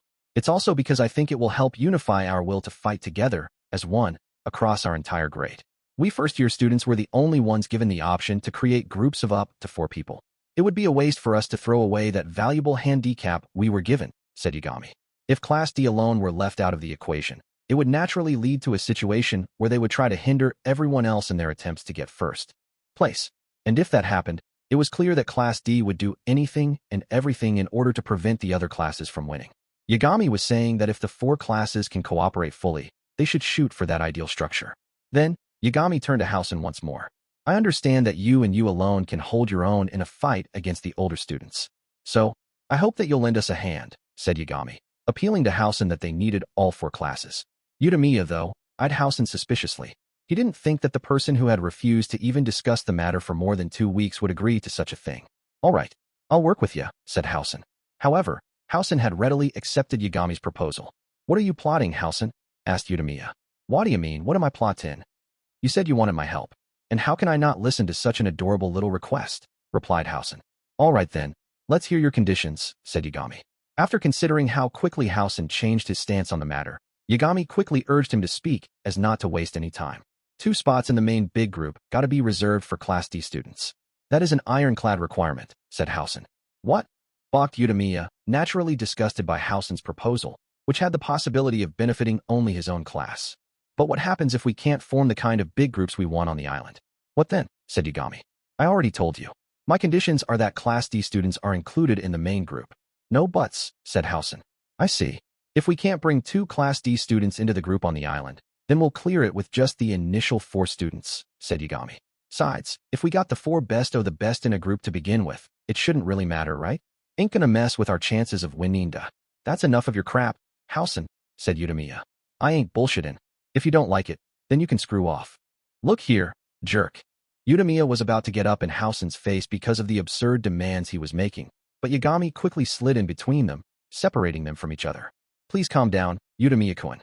I'm okay with his condition, said Yagami. You're just going to hand them the chance to get all the benefits on a silver platter? Asked Utamiya. Our priority right now is for our grade level to come together as a unified front. We absolutely cannot lose to the other grades, said Yagami. If we just let Housen get what he wants right now by acting this way, he's going to do it again, said Utamiya. If we abandon Housen-kun's class right here and now, will anything be any different? Asked Yagami. Well, what matters is that our grade wins the upcoming exam. Anything else isn't that big a deal, said Yagami. I gotta say, I agree with him on this one, Riku. I understand how you feel, but first we have to work together as a grade, said Takahashi. Utamiya clicked his tongue defiantly, but gave in thanks to Yagami and Takahashi's efforts to persuade him. Fine then. No other demands on top of that, though. You get that, Housen? Said Utamiya. Housen didn't respond to Utamiya's statement, though. He simply turned his back to him, as if to say that this was the end of the conversation. There's one last thing that I wanted to mention that I think that our grade needs to be together on. I think that the item card should be carefully redistributed throughout our entire grade level to avoid any infighting, and so that we can use them to their maximum effectiveness. It's also important to make sure that the students lacking in ability and in the groups that are more likely to sink towards the bottom of the ranking have the half-off card. I assume that you will agree to that as well, Housen-kun? Asked Yagami. Do whatever you want, replied Housen. Housen then immediately left without any signs of reluctance. While the 3 others watched him go, Takahashi leaned over to speak to Yagami. Hey, by the way, Takumi, who are you planning on picking from Class B? He asked. Suffice to say, I think that the 4 of us who came to this meeting here today would be the best people for making our strongest group. That includes Housen-kun, of course. Do you think I'm wrong about that? Said Yagami. Yagami looked at Takahashi, Utamiya, and then at Housen as he walked away, with his gentle but piercing gaze. Even if we admit that Housen is capable, it's wrong to bring him into the fold. Said Utamiya, before getting cut off. Well, we can take our time and carefully decide who will be in the group later. Don't you feel like it's enough that we managed to find a unified direction for the time being? Said Yagami. All right, said Utamiya. If we work together, we can get first place. Let's shoot for that, for right now, said Yagami. Although Utamiya was reluctant, he still found himself convinced and agreed to what Yagami had suggested. Afterward, they each went their separate ways. 5.1 after class the next day, at the cafe in Kiyaki Mall. I hate that kind of watch. The way the second hand on the clock moves is so irritating, like tick-tock, tick-tock, said Amasawa, expressing her dislike for the wristwatch that Housen had on his left arm as he sat directly across from her. Ugh, shut the hell up. Do you even have any clue how much this thing is worth? He snapped. Worth? Is that like a premium one or something? I don't have time to learn about stuff I hate, said Amasawa. PFT, this is why chicks re so stupid, said Housen with a smile, briefly stroking his watch. Hey, look here you. Well, whatever, forget it. So what did you want? Asked Amasawa. I called you here to talk about the upcoming island exam thing. Team up with me, Amasawa, said Housen. Oh, you want my help again, huh? And on the island too, HM. You thinking about something naughty? Said Amasawa. What? Replied Housen. Even though Housen furrowed his brow and glared at Amasawa, she responded by flashing him a devilish grin, without an ounce of fear. Then, after slowly lowering her crossed legs, Amasawa quietly spread them wide. You want to see my panties? You can peek from under the table if you want. Okay, said Amasawa. If he crawled under the table, he could see right between her spread legs. In the face of this temptation, though, Housen leaned forward, placing his right elbow on the table. You seriously think I won't raise my hand against a girl? Said Housen. Oh no, I do think you would, absolutely. Don't worry. I figure you're the type who would have no problem beating on a girl without a second thought, said Amasawa. In that case, stop spouting stupid crap. It's a waste of time, said Housen. Oh, a waste of time, HM? Well, all right then, let's hear it. Your plan. Why are you inviting me? Asked Amasawa. 'Cause you got the kind of guts not to hesitate when it comes to getting Ayanokouji expelled, said Housen. Well, sure. I mean, There are lots of people who know about the bounty and aren't doing anything about it, or they're willing to take a shot, but only half-heartedly. I figure that if there's 2 million at stake, you would do everything in your power to crush it. Isn't that normal? Said Amasawa, without showing any signs of shame or guilt whatsoever. So, what am I going to get in return for helping you? I'm not cheap, you know. Just then, after Amasawa had asked Housen what she could get for this, a stern voice came from behind her. We will all be equal. I believe I said as much before. That voice belonged to none other than Nanase, who had arrived at this gathering slightly late. Equal? Wow, you've got such a cute face, but your words sure aren't that sweet. You just came right out and said it. So, does Housen-kun appreciate the fact that you're not timid at all? Said Amasawa. The three of them were now seated around the table. All right. So, Housen-kun was thinking of having us three together in a group. Who's the fourth person, though? Said Amasawa. Don't need a fourth. The winner of this island exam thing ain't gonna be anyone from the second years or third years. It's gonna be us three, said Housen. Wow, aren't you the confident one? But it does seem like there are lots of senior students who are tougher than the first years, don't you think? Said Amasawa. Doesn't matter. I'm gonna crush them all, said Housen. Well, supposing even if you're number one in terms of ability, Housen-kun, didn't we first years talk about cooperating? You know, all 4 classes together? If we're talking about the heavy hitters in Class D, then I'm pretty sure that you two would be the top picks for that, right? Amasawa, I'm the one in charge of Class D. That's for me to decide. You get what I mean, said Housen. Yeah, you mean that you're going to unashamedly send in a couple of small fries from Class D to represent us as our main forces for the group. You're going to be making enemies in all directions, teased Amasawa. That all depends on what you consider the criteria for our main forces to be. If we send in students who have high academic or physical ability at the very least, then there won't be that much risk. Besides, if we place Housen-kun in that supposed strongest group, there will be problems, said Nanase. Yeah, sure seems like he doesn't exactly play well with others, that's for sure. In that sense, it's safer that we leave him out of that group. Anyway, back to the topic at hand. How much are you going to give me? Said Amasawa. There aren't any points for us to give you. As I had just said earlier, we will be equals in this partnership. Of course, we will give you an equal share of the private points that Class D receives, replied Nanase, implicating adding. Is that not enough to satisfy you? But it's not like our level of contribution is necessarily equal though, is it? After all, I'm confident that I can contribute more than anyone else, on the uninhabited island, or wherever.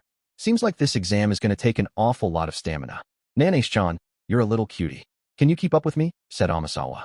Shall we test that? Replied Nanase, responding to Amasawa's provocations with one of her own. Amasawa turned her gaze onto Housen for a moment, but then without warning, Amasawa extended her arm, reaching for Nanase's face. She was intending to catch Nanase off guard and surprise her with a slap to the face to rattle her. However, Nanase didn't show any hesitation either and quickly grabbed hold of Amasawa's arm as she extended it towards her. You're pretty bold, aren't you? Thinking you can test me right here, snapped Nanase in a harsh tone. Oh wow, you can hold your own pretty good, huh? I just love strong girls, said Amasawa. You're not exactly normal either, said Nanase. Maybe? Want to test things a little more? Said Amasawa. While one of them was smiling, the other was stone-faced. It was as if they were spending that time assessing each other's strength. You, me, and Nanase are going to make a group of 3. Got it, said Housen. Well, I get that Nanase-chan can hold her own more or less, but I still can't think that we're really on equal terms, you know. Why? Is that because the 2 of us are from Class D? Asked Nanase. I don't care about that. I mean, sure, it seems like the private points will be evenly split between everyone, sure. It's just, well, since you're asking me to help you, I think need something extra for it, said Amasawa, putting her left hand into a fist, and then making the gesture of asking for a tip by pinching her thumb and index finger together and then rubbing them. I mean, it's only natural. You'd want to sell yourself for a high price if someone comes along and wants to pay you for your services, right? Added Amasawa. You sure got a hell of an ego. Man, you chicks, both you and Nanase, have more guts than Yagami and Takahashi, said Housen. Oh, don't you know? Girls these days are stronger than boys, said Amasawa. All right then, fine. I'll hear you out. What do you want, aside from the group rewards? Asked Housen. Getting first place, of course. But that's not the only important thing here, said Amasawa. Then, Amasawa stopped making the tip gesture with her left hand and brought her hand up to her neck with her thumb raised and pressed against her neck. Then she slowly slid her thumb from the right side of her neck to her left in an execution gesture. I get everything. All the points from getting Ayanokouji-senpai expelled. That's my condition for helping you, said Amasawa. Uft. Now you're really making some unreasonable demands. Those are terms I can't just sit back and agree to so easily, said Housen. Oh, so are you going to turn me down then? But what are you going to do without me? If you don't have any allies you can trust aside from Nanase-chan, you're You're going to have a pretty tough time in this special exam, aren't you? Said Amasawa. Just like Amasawa had suggested earlier, Housen had already been making enemies on all sides.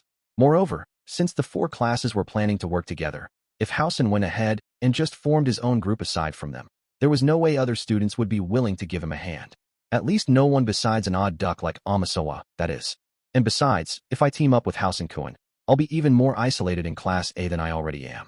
Isn't it only natural that I'd ask for appropriate compensation in exchange before I could say yes to you? Said Amasawa. Housen and Amasawa exchanged long, hard looks. It's true that if you hand over the entire bounty to me for getting him expelled, that means you won't be getting a single point yourself. But you'll get all the credit for being the one who got Ayanokouji-senpai expelled, Housen-kun. Isn't that good enough? Said Amasawa. There's no need to accept her conditions. If you think about our future, if Class A were to get an extra 20 million points, then, shut up. Nanase, said Housen, cutting Nanase off before she could finish giving her advice, as he continued to stare intently into Amasawa's eyes. I'll give you the bounty, said Housen. Thanks. You know, I think the fact you're not a stingy tightwad is actually pretty lovely, said Amasawa, getting up from her seat in a smooth motion. Looking forward to the exam, she added. Now that negotiations had been concluded, Amasawa had decided there wasn't any reason to stick around much longer, and she left without batting an eye. Are you really okay with this? Asked Nanase.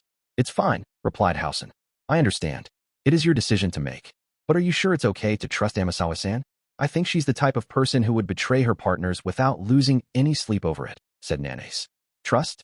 Don't just assume I'm trusting her. I don't trust her or you, said Housen.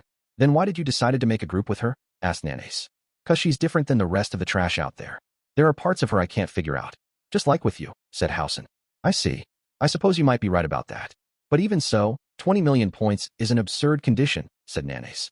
It was just a verbal agreement. I don't give a damn about it. As long as the fact remains clear that I'm the one who got Ayanokouji expelled, then I'll be getting those points, of course. Doesn't matter to me if she comes crying about it later, said Housen. Housen was saying that he never had any intention of honoring his promise from the beginning. You really are a terrible person, said Nanase. Don't matter if it's Ayanokouji, Ryuen, or anybody else. Anybody comes baring their fangs at me, I'll crush him. I'm getting fed up, being all caught up in the crazy stupid rules at this school, said Housen, looking like he was having so much fun that he could hardly contain his laughter. 5.2 Summer Vinton was approaching. It was now July 6th. With the exception of Akito, who was headed over to his club activities, everyone in our group was gathered around my seat near the entrance to the classroom. That was because we had promised to meet up at Kishi's room later. As soon as we had left the classroom, though, I was approached by Kushida, who called out to me. Ayanokouji-kun, may I have a moment? Asked Kushida. What's up? I asked. This was a bit unusual, though, as I had been approached by Kushida less and less frequently as of late.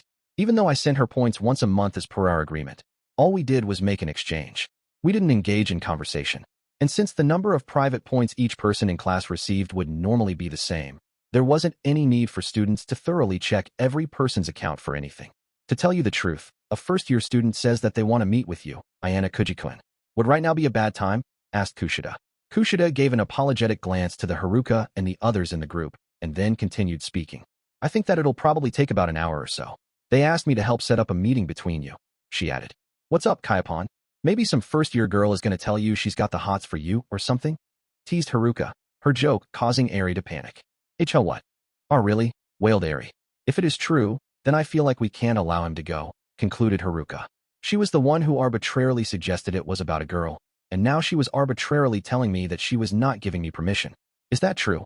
I asked, deciding that I ought to check with Kushida if it actually was the case, just to be on the safe side. Huh? Well, it was a boy who said that he wanted to meet with you.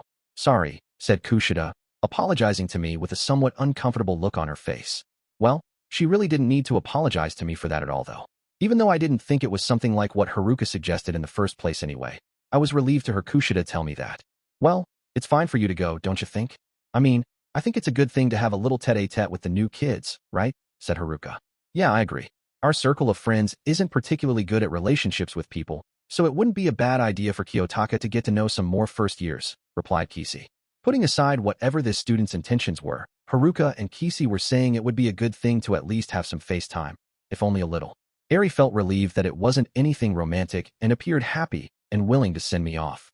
In that case, I suppose there wasn't any reason for me to refuse the offer. Okay, what am I supposed to do?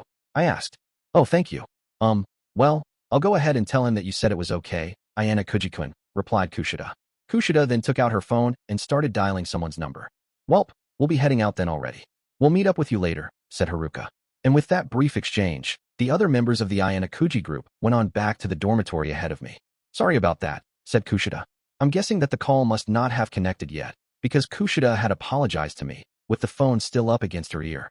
It's no big deal. Nobody in my group is going to complain about something like this anyway, I replied. Shortly afterward, the first-year boy seemed to have answered the call. And it connected. Oh, hello? Yes, Ayanokouji-kun says he'll meet up with you now. Okay. Yeah, okay. Oh, really? Well, we'll just wait here, then, said Kushida. Kushida had finished her call in less than 10 seconds. It seems like he's already headed this way. Let's just wait here so that we don't miss him then. Okay, said Kushida. Apparently, this new student who wanted to meet with me had already set his signs on the second-year classrooms. It seems like you're already on pretty good terms with the new students, Kushida, I told her. Huh? Oh, well, it is already July, right? I think that's already plenty of time, she replied. Yeah, I suppose so, I replied. It had already been more than 3 months since the new students had arrived at this school. As I gazed out the hallway window, I saw the sun shining high in the sky, with its shining, scorching hot rays hitting the ground down below. It was just about time for the first great chorus of the year of the cicadas to begin. So, I suppose that from my perspective as someone who has trouble communicating with others, it's only been 3 months, but for Kushida, that was more than enough time to connect with people. Huh? Ayanokouji-kun, have you made any friends out of the new students? Asked Kushida. She had said that in such a way that it sounded like it was only natural that I should or would have. But no, that wasn't the case. I still haven't met anyone I could call a friend, no, I replied. I see. Well, there's no need to rush. There's still lots of time, said Kushida. Kushida had offered me kind, considerate words, but her assurance seemed somewhat hollow. There were certainly several first-year students that I've started talking to, sure. However, we hadn't developed any kind of relationship where we'd be contacting each other privately. My conversation with Kushida came to a sudden stop once the mood got awkward. Just when I was wondering about what I should talk to Kushida about next as we stood here in the hallway, the first-year student in question showed up. Kushida-senpai. The student who appeared after just turning the corner was none other than Yagami Takuya, who had attended the same junior high as both Horikita and Kushida. Seeing Yagami's appearance as a chance for her to dispel the awkwardness hanging in the air, Kushida flashed a smile. Yagami-kun is the boy who said that he wanted to meet with you, Ayanokouji-kun, said Kushida. Hello, it's nice to meet you, Ayanokouji-senpai. Thank you for making the time to meet with me today, said Yagami. Because he was a first-year student who was reaching out to me via Kushida, I had a certain idea of what he was like in mind. If I remember right, you're in class 1B, right? I replied, yes, that's exactly right. My name is Yagami Takuya. As one of the bystanders who saw what happened during that fiasco before with the new students, I remember that I saw Yagami there, but I didn't end up speaking with him at all. This was the first time we had actually had a conversation, right now, before the start of summer. It was said that he had emerged as the leader of Class 1B, but I had to wonder how far his influence has reached. He was affable, friendly, and had a cute look. That, combined with his prominent level of academic ability, made it seem like he was quite popular. Well, I suppose it might not be appropriate for us to have our conversation standing around here, but how would you feel about heading to my room? I actually have just gotten my hands on some rather rare black tea leaves that I had ordered. It takes a while to brew, but it is quite delicious, said Yagami, adding that if I would like some, he would love for me to partake. I didn't normally drink black tea, so I was a little curious. But if we did that, then we might not be able to get this meeting completely wrapped up within the hour. Oh, sorry Yagami-kun. To tell you the truth, Ayanokouji-kun is supposed to be meeting up with some friends later. I think it would be better if the meeting could be kept under an hour, if possible, said Kushida. Kushida had guessed that Yagami's proposal would take some time, so she went ahead and gracefully rejected his offer on my behalf. I see. That's all right. Well then, how about we have our talk in the cafe at Kiyotaka Mall, he suggested. Although he seemed a bit disappointed, Yagami readily went along with it, having understood my situation. Well, let's be going then. Shall we, Ayanokouji-kun, said Kushida. I nodded in response, deciding to head over to Kiyotaka Mall together with Kushida and Yagami. Oh yes, that reminds me. The special exam on the uninhabited island is about to begin, right? Kushida-senpai, Ayanokouji-senpai, you had experienced a similar exam last year, right? Asked Yagami. Yes. It was a tough time, said Kushida. Could you possibly tell me what rules there were in that exam? And about what had happened then? We first-year students don't have the benefit of that experience, so we'd like to at least gather some information, said Yagami. Well, I don't mind sharing that with you, but I'm not too sure if it'll be useful. It does seem like the rules this year are completely different from what they were last year, said Kushida. Yes, I understand. I've also heard that the exam that you had taken was different from the island exam that the third-year students had before as well, said Yagami. Oh yes. Now that you mention it, the third-year students did have an uninhabited island exam too, didn't they? Said Kushida. From the sounds of it, they had also taken it in their first year, like you. It seems that before, this uninhabited island special exam had only been conducted once during a student's educational career at this school. Is this year an exception? Or has the rule changed starting this year? Asked Yagami. Apparently, Yagami had a lot more information than we did. Do you find it strange that I have information about the third-year students? Asked Yagami. Yagami had directed his comment at me. I had been quietly listening up until that point. It's because I joined the student council. In doing so, I was able to ask President Nagomo, and he gave me new insights into the uninhabited island survival exam that had been held the year before last. At the time, students were divided into groups of 4 within their classes, and a total of 12 groups had competed with each other, apparently, said Yagami. The rules for their uninhabited island survival exam were different from the rules that we had in ours before. It was basically safe to assume that, with few exceptions, no special exams would be the same as ones that came before. How did you spend your time on the island before? I was thinking that I might be able to get some clues from that, said Yagami. Even if Kushida and I kept quiet about it and deliberately didn't tell Yagami, it was obvious that someone else was going to tell him anyway. There probably wasn't any need to pointlessly try and hide it from him. And besides, there was no way that Kushida wasn't going to answer anyway. Then, just as expected, Kushida started to politely explain what happened during last year's island exam. I continued to listen in silence as I followed behind the two of them. 5.3 By the time that Kushida had finished telling Yagami about the island survival exam that we had before, the Kiyotaka Mall Cafe was now just around the corner. We had expected that it would have been easy for us to have gotten seats at the cafe, but an unexpected situation had arisen. It's quite crowded, isn't it? Remarked Kushida. The cafe was completely booked up. There were even students already waiting near the entrance, hoping for seats to open up. What should we do? Do you want to try looking at the second floor for a place to chat? Asked Kushida. Please just wait a moment, said Yagami. He took out his phone with his left hand and started fiddling with it. I just checked with my friend. It seems like the cafe on the second floor is crowded too. Since we have to wait in either case, and there only are 2 parties in front of us, why not just sit tight here? He suggested. Apparently, his friend was already at the other cafe, and Yagami had just contacted him via text. He had made a quick decision to avoid wasting time. At the same time that we had told Yagami that we agreed with his decision, he noticed a student approaching from behind. Maybe it was because he figured that if we dawdled too much in putting our reservation down that another group would get in front of us. But he grabbed a pen with his free hand while his other was still clutching his phone and wrote down both the number of people in our group and his last name on the board at the cafe entrance, with rather nice penmanship. It was quite noticeable when compared to the scrawls of the other students who had written down their reservations above ours. Wow, Yagami-kun, you have such nice handwriting, exclaimed Kushida. It was only natural for Kushida to compliment him like that, after seeing his penmanship. Yagami smiled, seemingly pleased about it. Then, the 3 of us sat down on chairs that were placed outside near the cafe to wait our turn. Well, my grandfather taught me that even if I'm not capable in my studies, that I should at least write neatly, said Yagami. Your grandpa? Asked Kushida. Yes, my grandfather is a calligraphy instructor, you see, he replied. That's amazing. My handwriting isn't particularly neat, replied Kushida, humbly. Kushida was being modest. As far as I could remember from the few times that I had seen her writing, I wouldn't say that it was bad at all. Though her handwriting wasn't as sophisticated as Yagami's, I remembered that she had neat penmanship and used rounded, girlish characters. Even so, this student Yagami didn't seem to be boastful about his own abilities. Even though he said something about not being capable academically earlier, his academic ability ranking in OAA was currently rated A, which was exceptionally high.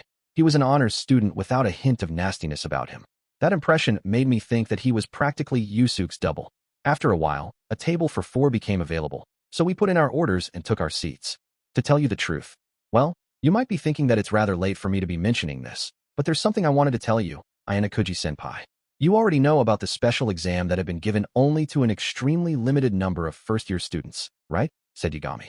Kushida listened to what Yagami was saying with a puzzled look on her face, probably because she hadn't received any explanation about this prior. This special exam that Yagami was talking about, which was limited to very few people, was where the school would pay out 20 million points to anyone who manages to get me expelled, of course. Considering the way that Yagami had said that, though, it seemed like it wasn't just a rumor he heard about. He seemed to know about it as a real thing. However, just to be sure, I decided to wait and see what he was going to say next. Without confirming nor denying what Yagami had said, I instead waited for him to continue speaking. In response to that, Yagami nodded. I had heard about it myself back in April. However, Since I wasn't interested in setting someone up to fall like that to receive a reward, I didn't want to participate at all, said Yagami. It was true that Yagami hadn't done anything to me at all. If he had been interested in getting the bounty, then it wouldn't have been surprising if we exchanged glances once or twice. However, Yagami never seemed to have even looked in my direction until recently. Why are you talking to me about this now? I asked. I had recently heard that House-in-Kuin made a preemptive strike which ended in failure. And that his attempt was the cause of the wound on your left hand, Ayanokouji-senpai. I don't find the idea of him doing something inhumane unbelievable at all, but it seems like what he actually ended up doing went far beyond what I could even imagine, said Yagami. Well, I'm not going to deny that, I replied. Kushida's gaze flickered back and forth between Yagami and me as she listened to our incomprehensible conversation, trying to make sense of what she was hearing. At the rate things were going, Yagami was likely going to spell everything out loud anyway. There is also one more reason why I decided to talk to you, senpai, said Yagami. However, Yagami didn't get into telling me about that one other reason right away. I had intended to simply stay on the sidelines as a bystander, for the sake of protecting the first-year students. However, if I leave things as they are, then Ayanokouji-senpai will. Well, I had determined that, depending on how this situation played out, there was a possibility that the damage could even extend to your classmates, Kushida-senpai. That's why I had asked Kushida-senpai to set up this meeting so that I could tell you everything that I know, said Yagami. Kushida, who had been listening to the conversation, raised her left hand apologetically, hoping to find out what was going on. I'm sorry, but I really don't understand what you're talking about, said Kushida, sheepishly. Would it be all right if I continued? Asked Yagami, turning to me. I don't have any right to stop you, I replied. It seemed that Yagami had Kushida sit with us during this meeting because he was worried about her. Even if I told Yagami no, that it wouldn't be okay for him to talk about this here. If he ended up talking with Kushida later about it, without my knowledge, it wouldn't make a difference. In that case, I'll explain everything, starting from the beginning, so that you can understand the full story. It started with a call from the Student Council President Nagumo. We were instructed to choose 1 or 2 representatives from each class and to gather in the Student Council office in secret. In truth, it wasn't long after we had started school that we had been called in, said Yagami. The keywords Student Council stuck out in Yagami's story. The first-year students who had gathered there included Takahashi Osama-kun and Ishigami Kyukun from Class A, me from Class B, Utamiya Rika-kun from Class C, and finally, Housen Kazuomi-kun and Nanae Tsubasa-san from Class D. A total of 6 people participated, said Yagami. If that was true, then what he said was valuable information. It was a mere coincidence that those 2 people from Class 1C came up and talked to me then. However, what concerned me most of all was that Amasawa's name wasn't on the list. The special exam that we were given was to get the second-year student Ayanokouji-senpai expelled, said Yagami. Huh, getting Ayanokouji-kun expelled? Exclaimed Kushida, surprised, but still speaking in a quiet voice. Yagami nodded and then continued speaking. As far as I could tell, Kushida wasn't acting suspicious or in any way that indicated she knew about this beforehand. She didn't seem to know anything. We were told to get it done by the start of the second semester at the latest, by any means necessary. We were also warned to not let anyone aside from the 6 of us find out about the contents of this special exam. Since Utamiya-kun and I were representing our classes alone though, we were each allowed to choose 1 classmate from our respective classes to talk to make things fair, but I still hadn't talked to anyone. There is still a possibility that Utamiya-kun may have talked to someone, though, said Yagami. Meaning that at this point in time, 6 or 7 of the first-year students were aware of this particular special exam. It was Nagumo-senpai, the student council president, who told the 6 of us that he would pay out 20 million points to the student who got Ayanokouji-senpai expelled, added Yagami. That's an incredible number of points. How could the school approve something like that? Exclaimed Kushida. Well, I suppose that anyone would have been shocked to have heard about this exam. The question of how much I could actually trust Yagami was something that was going to bother me for a while yet, but for the time being, it didn't seem like he's lying. On the other hand, if he was lying and those lies were exposed later, then the relationship that Yagami and I would turn sour. If the second-year D class were disadvantaged in some way, Kushida would probably be harmed as well. It's perfectly understandable why you'd be so surprised to hear this, Kushida-senpai. We didn't know much about this school ourselves back in April, but now we know much better. We understand that this special exam is certainly highly unusual. It was only because I had been able to make that determination that I had asked you to help me arrange this meeting, said Yagami. After he had gotten through that much of his explanation, Yagami brought his cup close to his mouth, looking like he was taking a moment to pause and catch his breath. Now that Kushida had come to learn about the connection between the 20 million points and getting me expelled, Kushida asked Yagami a question. Isn't it kind of strange, though, that the student council president would hold his own special exam? She asked. Yes, I suppose so. Well, I think it's better to say that it's a matter of how I express the idea that is causing the confusion here. Although this has been called a special exam for simplicity's sake, when you get down to it, I think it might be easier to think of this as a sort of challenge issued by Student Council President Nagumo to the first-year students, said Yagami. There was a chance that Nagumo was involved in this matter. Horikita had the job of exploring that possibility. However, just when I thought that Nagumo himself wouldn't reveal his involvement so easily, the truth came out from an unexpected party, Yagami. Why Ayanokouji-kun though? Are there any other students that are being targeted like he is? Asked Kushida. Just Ayanokouji-senpai, as far as I have heard. As for the question of why him, I don't think there's any significant reason for it. President Nagumo said that he chose randomly from the second-year students, which means that he simply drew one person out of 157 names, said Yagami. I suppose that Yagami wouldn't have a way of understanding the full story as he didn't know about Nagumo's background. He didn't seem to even doubt the idea that I had been randomly selected. Of course, it wasn't like there was a 0% chance that Nagumo had gone through the trouble of setting up some kind of lottery system and I had just been chosen by completely chance. But given the circumstances, I didn't think that was likely. I had to wonder if Nagumo would go through the trouble of preparing 20 million points to deal with me. From what I had seen of him through now, I couldn't imagine that he was the type of guy to go that far. Well, no. To be more precise, I'm sure that he would do anything if he decided he'd do it, but I wasn't sure that his opinion of me was high enough to warrant it. Assuming that this is a special exam initiated by the student council president personally, how could he have gotten the 20 million points? I asked, prodding Yagami a little to find out what hidden possibilities could still be in store. Yes, that's a good question. I'm sorry to say this, but couldn't this all be a lie or a joke? I can't believe that he would put up 20 million points for such a puzzling exam, said Kushida, incredulous. I had expected her to react that way. 20 million points was just far too large a sum. If the student council president suddenly told you that he was going to pay out such a high amount, anyone would normally be suspicious. It certainly is a hefty sum, for sure. I can see now how difficult it would be to accumulate that many private points.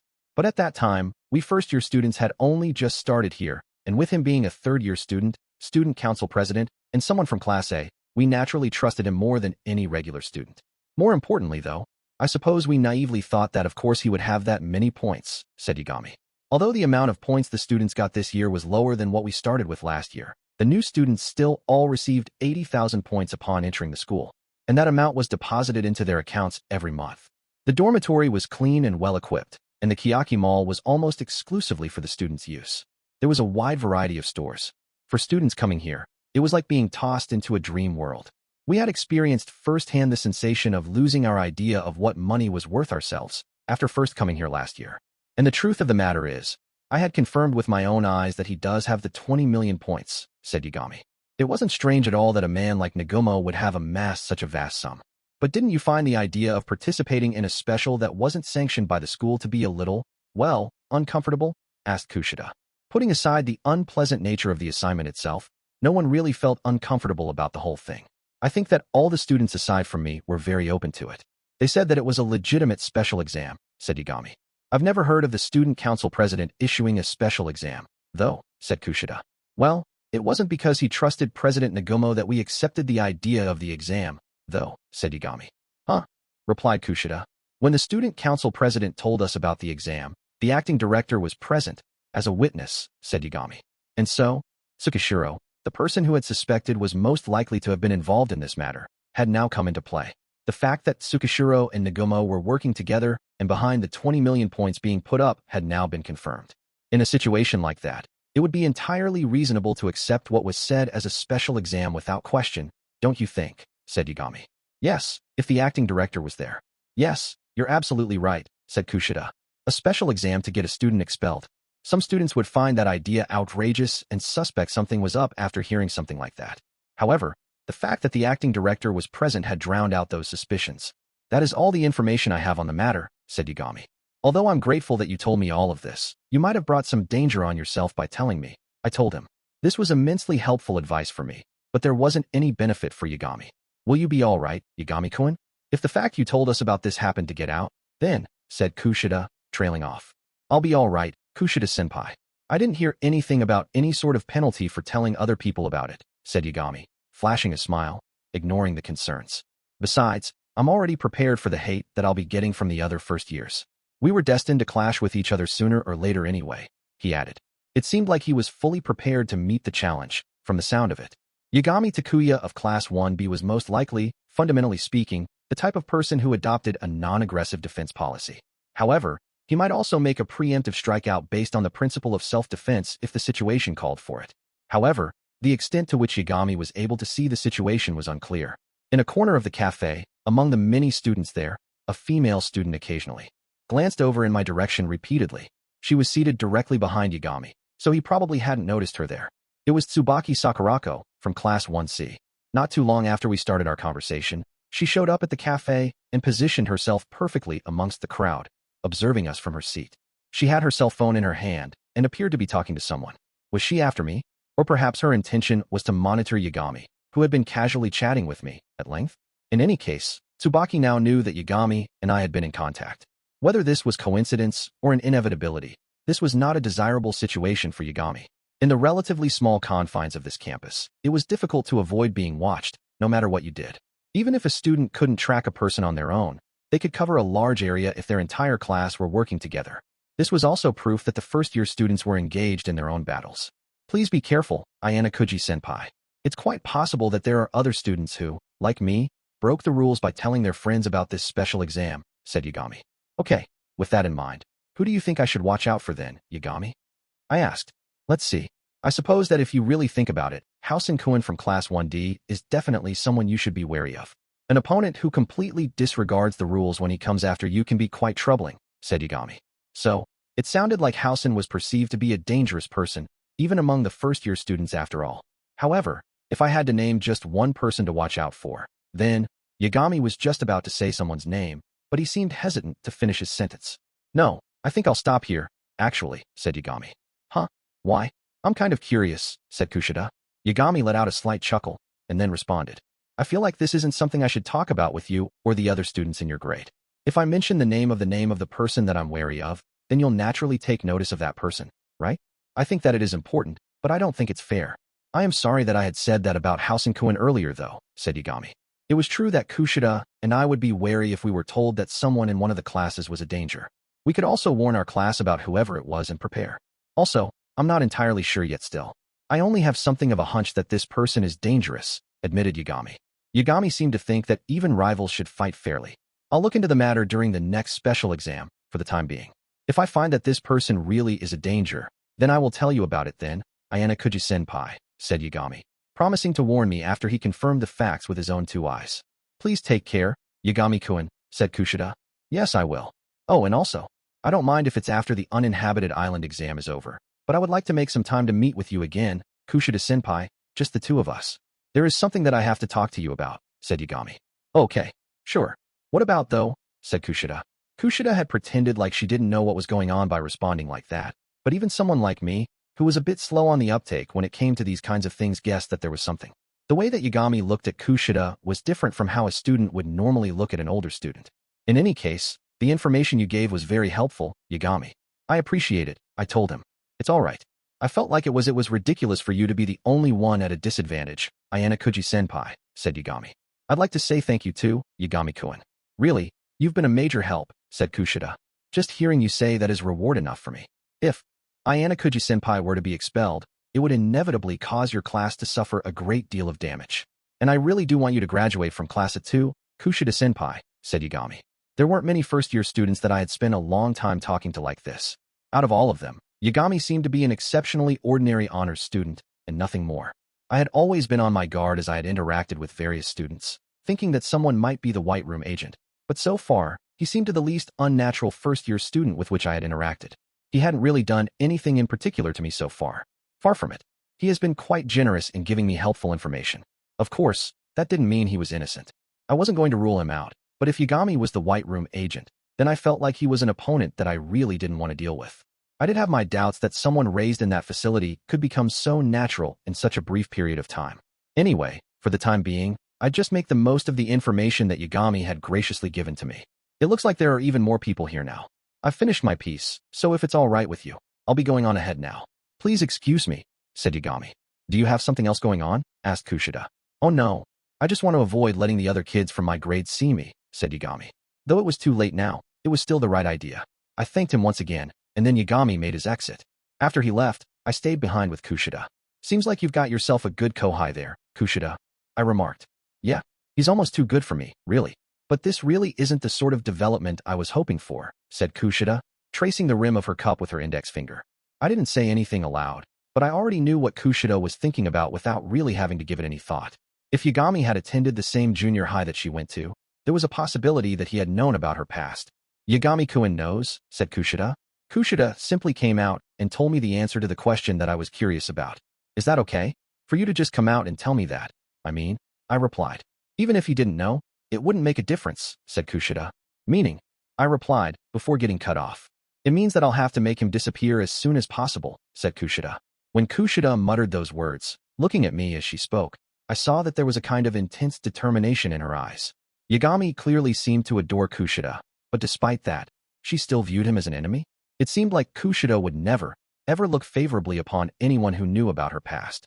It'll be harder to eliminate an underclassman compared to Horikita or me, I told her. I suppose that all depends on how you go about it, replied Kushida. Judging from the way she said that, it sounded as though she already had a plan in mind. It's the people who think that they're so good, those who are so boastful of their excellence, who are the ones who get done in so easily. You and Horikita-san are no exception, Ayanokouji-kun, said Kushida. I thought we had agreed to a truce? I replied. For now, said Kushida. I hadn't really been planning to let my guard down to begin with, but Kushida seemed like she was especially motivated. At the moment I've been on something of a losing streak right though, so I'm going to just sit quietly. For now, said Kushida, pushing her chair back, showing me that she was ready to leave. See you later, Ayanokouji-kun. Yeah. Since there was no reason for me to stop her, I simply watched Kushida go. What I had just learned now was that Kushida was working on some kind of strategy from behind the scenes. 5.4 After parting twice with Yagami and Kushida, I headed over to the convenience store since I thought that I'd bring a little something with me for Kisi and the others when we met up. I also wanted to give the person who had been following me at a safe distance a chance to make contact. I decided to buy some random snacks and several drinks. Said a voice. It was long and drawn out. Just as I was about to pay for my items, Tsubaki from Class 1C approached me from behind. I saw that she was holding some kind of lollipop in her hand, probably meant as some slapdash way of appearing like she had simply come into the store to buy something. Oh, Tsubaki, you need something from me? I asked, without mentioning the fact that she was at the cafe. I want to talk to you about something. Could you wait outside for me? She asked. Tsubaki, looking somewhat listless, went ahead and paid for her candy. It was truly that we couldn't exactly have a conversation right at the register, so I decided to quietly wait outside the store. I had waited for a while, but there wasn't any sign of her coming out. When I turned around, though, I saw that Tsubaki was simply looking at me while holding onto her phone and talking with someone. Wow, that was a pretty bold thing for her to do, making someone wait for her like that. Sorry I made you wait, said Tsubaki. Tsubaki peeled the candy wrapper off with her delicate fingers as she started walking. She was headed in the direction of the dorms. So, what did you want to talk about? I asked. There was something I wanted to tell you, Ayanokouji-senpai, the next time I saw you, said Tsubaki. Okay, so she had been thinking there was something she wanted to tell me. What though? I thought she would have stared getting into it right away, but she just kept licking her lollipop, not saying anything. Rather than being interested in me, it seemed like she was just paying attention to what was in front of her. Is it about Utamiya? I asked. When I said the name of the student I could think of just then, Tsubaki stopped licking her candy. Seems like I was right, I added. He said that he'd be right over, said Tsubaki. So, the person she had been speaking to on the phone back in the cafe was her classmate Utamiya after all. Huh? A brief time after Tsubaki had called him, Utamiya came walking this way. Utamiya gave a gentle nod as he met up with us. Sorry for calling you out to talk like this, said Utamiya. What in the world is this about? I asked. Was this about Yagami? Or was this perhaps about the special exam I've heard about? It's about Housen Kazuomi, said Utamiya. What came out of his mouth, though, was the name of a student that I hadn't been expecting. Ayanokouji-senpai, you had partnered up with Housen during the special exam in April, right? Said Utamiya.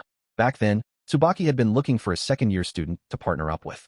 Utamiya had approached me to ask if I could partner up with her, but I had turned them down. I never imagined that your prior engagement was Housen, said Utamiya. Is it that surprising? I asked. I'm sure that you're already well aware that Class D doesn't cooperate with others that easily. Even in this uninhabited island survival exam we have now, they've been entirely uncooperative, even up until the last minute, said Utamiya. Housen should already know that there's no advantage in being isolated. Housen seemed like he was going to keep acting bullheadedly without backing down. And I asked. We want to catch him off guard and hit him with a surprise attack in this exam, said Utamiya. His previously polite tone had become more aggressive, and his lips tightened. However, we don't understand what the exam is going to be about. And the rules aren't very clear either, I replied. Well, yes, it's certainly true that there's no guarantee that we can lay any traps for the other groups or anything. But as long as the fact we're competing with one another is a definite, I'm sure that something along those lines is going to be involved, said Utamiya. That interpretation of the situation was most definitely correct. The idea that groups would be fighting against other groups was a given. Howson doesn't have that many private points right now. Meaning, if he were to be eliminated during this exam, even considering the lighter penalties that first-year students get, Howson won't be able to pay up, said Utamiya. In which case, Howson Kazwomi would unavoidably be expelled from Class 1D. Are you saying that you want to get him expelled? I asked. You bet you're. Yes, I do, said Utamiya. Although he kept dropping his more polite tone and his word choices got more casual throughout our conversation, he answered without hesitation. Can I start by asking why? I asked. A boy from Class 1C got expelled. His name was Hitano. I'm guessing that Howson had something to do with it, said Utamiya. I supposed if he was willing to throw out a name, then that meant he had collected a fair number of clues. So this is payback then? I asked. I'd be lying if I said that I didn't hold a grudge, of course. But the important thing is to make sure that no one else gets inadvertently expelled, said Utamiya. Yeah, thanks to that, we lost 100 class points, mumbled Tsubaki dryly, popping her candy back into her mouth. All right, I get the reason why. But what does this have to do with me? I asked. Howson, fundamentally speaking, does not work together with anyone outside of his group. However, he worked with you, Ayanokouji-senpai, said Utamiya. So, he thought that by reaching out and contacting me, he might find some kind of weakness of Howson's that he could exploit. Judging from Utamiya's attitude, it seemed like he really did want to defeat Howson. Tsubaki didn't seem to feel the same way, but I suppose that she was willing to cooperate with Utamiya. Otherwise, she wouldn't have functioned as a go-between to connect me with Utamiya. Please help me, said Utamiya. I can't really just say yes to that when I don't know what exactly we're going to be evaluated on in this exam, I replied. In that case, would you please at least consider the offer and keep it in mind? If you do help us to eliminate Howson at an early stage of the test and manage to get him expelled, then, when that happens, we will reward you handsomely, said Utamiya. He seemed to be offering to buy my services, but there are more than a few things about this that I found difficult to swallow. Didn't you consider the possibility that maybe I'm on Howson's side? We might even have a decent relationship, considering that we were partners before. Didn't you think that there could have been a risk in telling me what you just did? I asked. In any case, he was divulging way too much information, without trying to protect himself at all. Well, that's, said Utamiya, before suddenly stopping. Utamiya then directed his attention over to Tsubaki for the first time during the course of our conversation. I followed suit, looking over in her direction as well. Her lollipop was starting to get smaller, and Tsubaki looked somewhat forlorn. Perhaps she hadn't realized that she had attracted the attention of both of us, but she just stared at her candy. Not too long afterward, though, she opened her mouth to speak. Didn't you get the injury on your left hand during your altercation with Howson-kun, though? She remarked, proceeding to lick her candy again with the tip of her tongue. What makes you think that? I asked. Because we were after the 20 million point reward, too, she replied, openly admitting to it without seeming to feel any guilt over it. I see. So, you were taking part in that special exam too then? I'm guessing that means when you approached me before, you were pretending to look for a partner? I asked. Even though Yagami had already given me information about their involvement, I pretended that I didn't know they had taken part. On the other hand, though, Tsubaki didn't mention anything at all about the fact that I had been in contact with Yagami. Yep, exactly, she answered. But even if I had partnered up with Tsubaki back then, there wasn't anything you could have done to have forced me to be expelled, right? I asked. While it was true that they could have gotten me expelled if Tsubaki had given up on the exam herself, that would have meant she would have been expelled, too. Probably can't answer that, said Tsubaki. Up until this point, I had thought that out of the two of them, Utamiya had been the brains of the operation. However, judging from how things looked now, I could see something that suggested that wasn't the case. I do apologize for that. However, we're no longer participating in that exam, said Utamiya. Why? I asked. Even if we were able to get you expelled, Ayanokouji-senpai, word about it would spread throughout the school in the blink of an eye. And it would obviously make us and Class 2D enemies then. It's only natural that your classmates would resent us for having pushed you out of the school, said Utamiya. He was essentially saying that he had realized that fact now, precisely because his own ally was expelled due to Howson's actions. Okay then, in that case, wouldn't it be the same thing if you got Howson expelled? I asked. I don't believe so. Howson's own class is afraid of him. In fact, I believe that many of his own classmates would rather see him gone, said Utamiya. If you weren't worried about people holding a grudge against you, you could do whatever you wanted without hesitation, I supposed. Anyway, please keep my offer in mind. All we want is to defeat Howson, said Utamiya.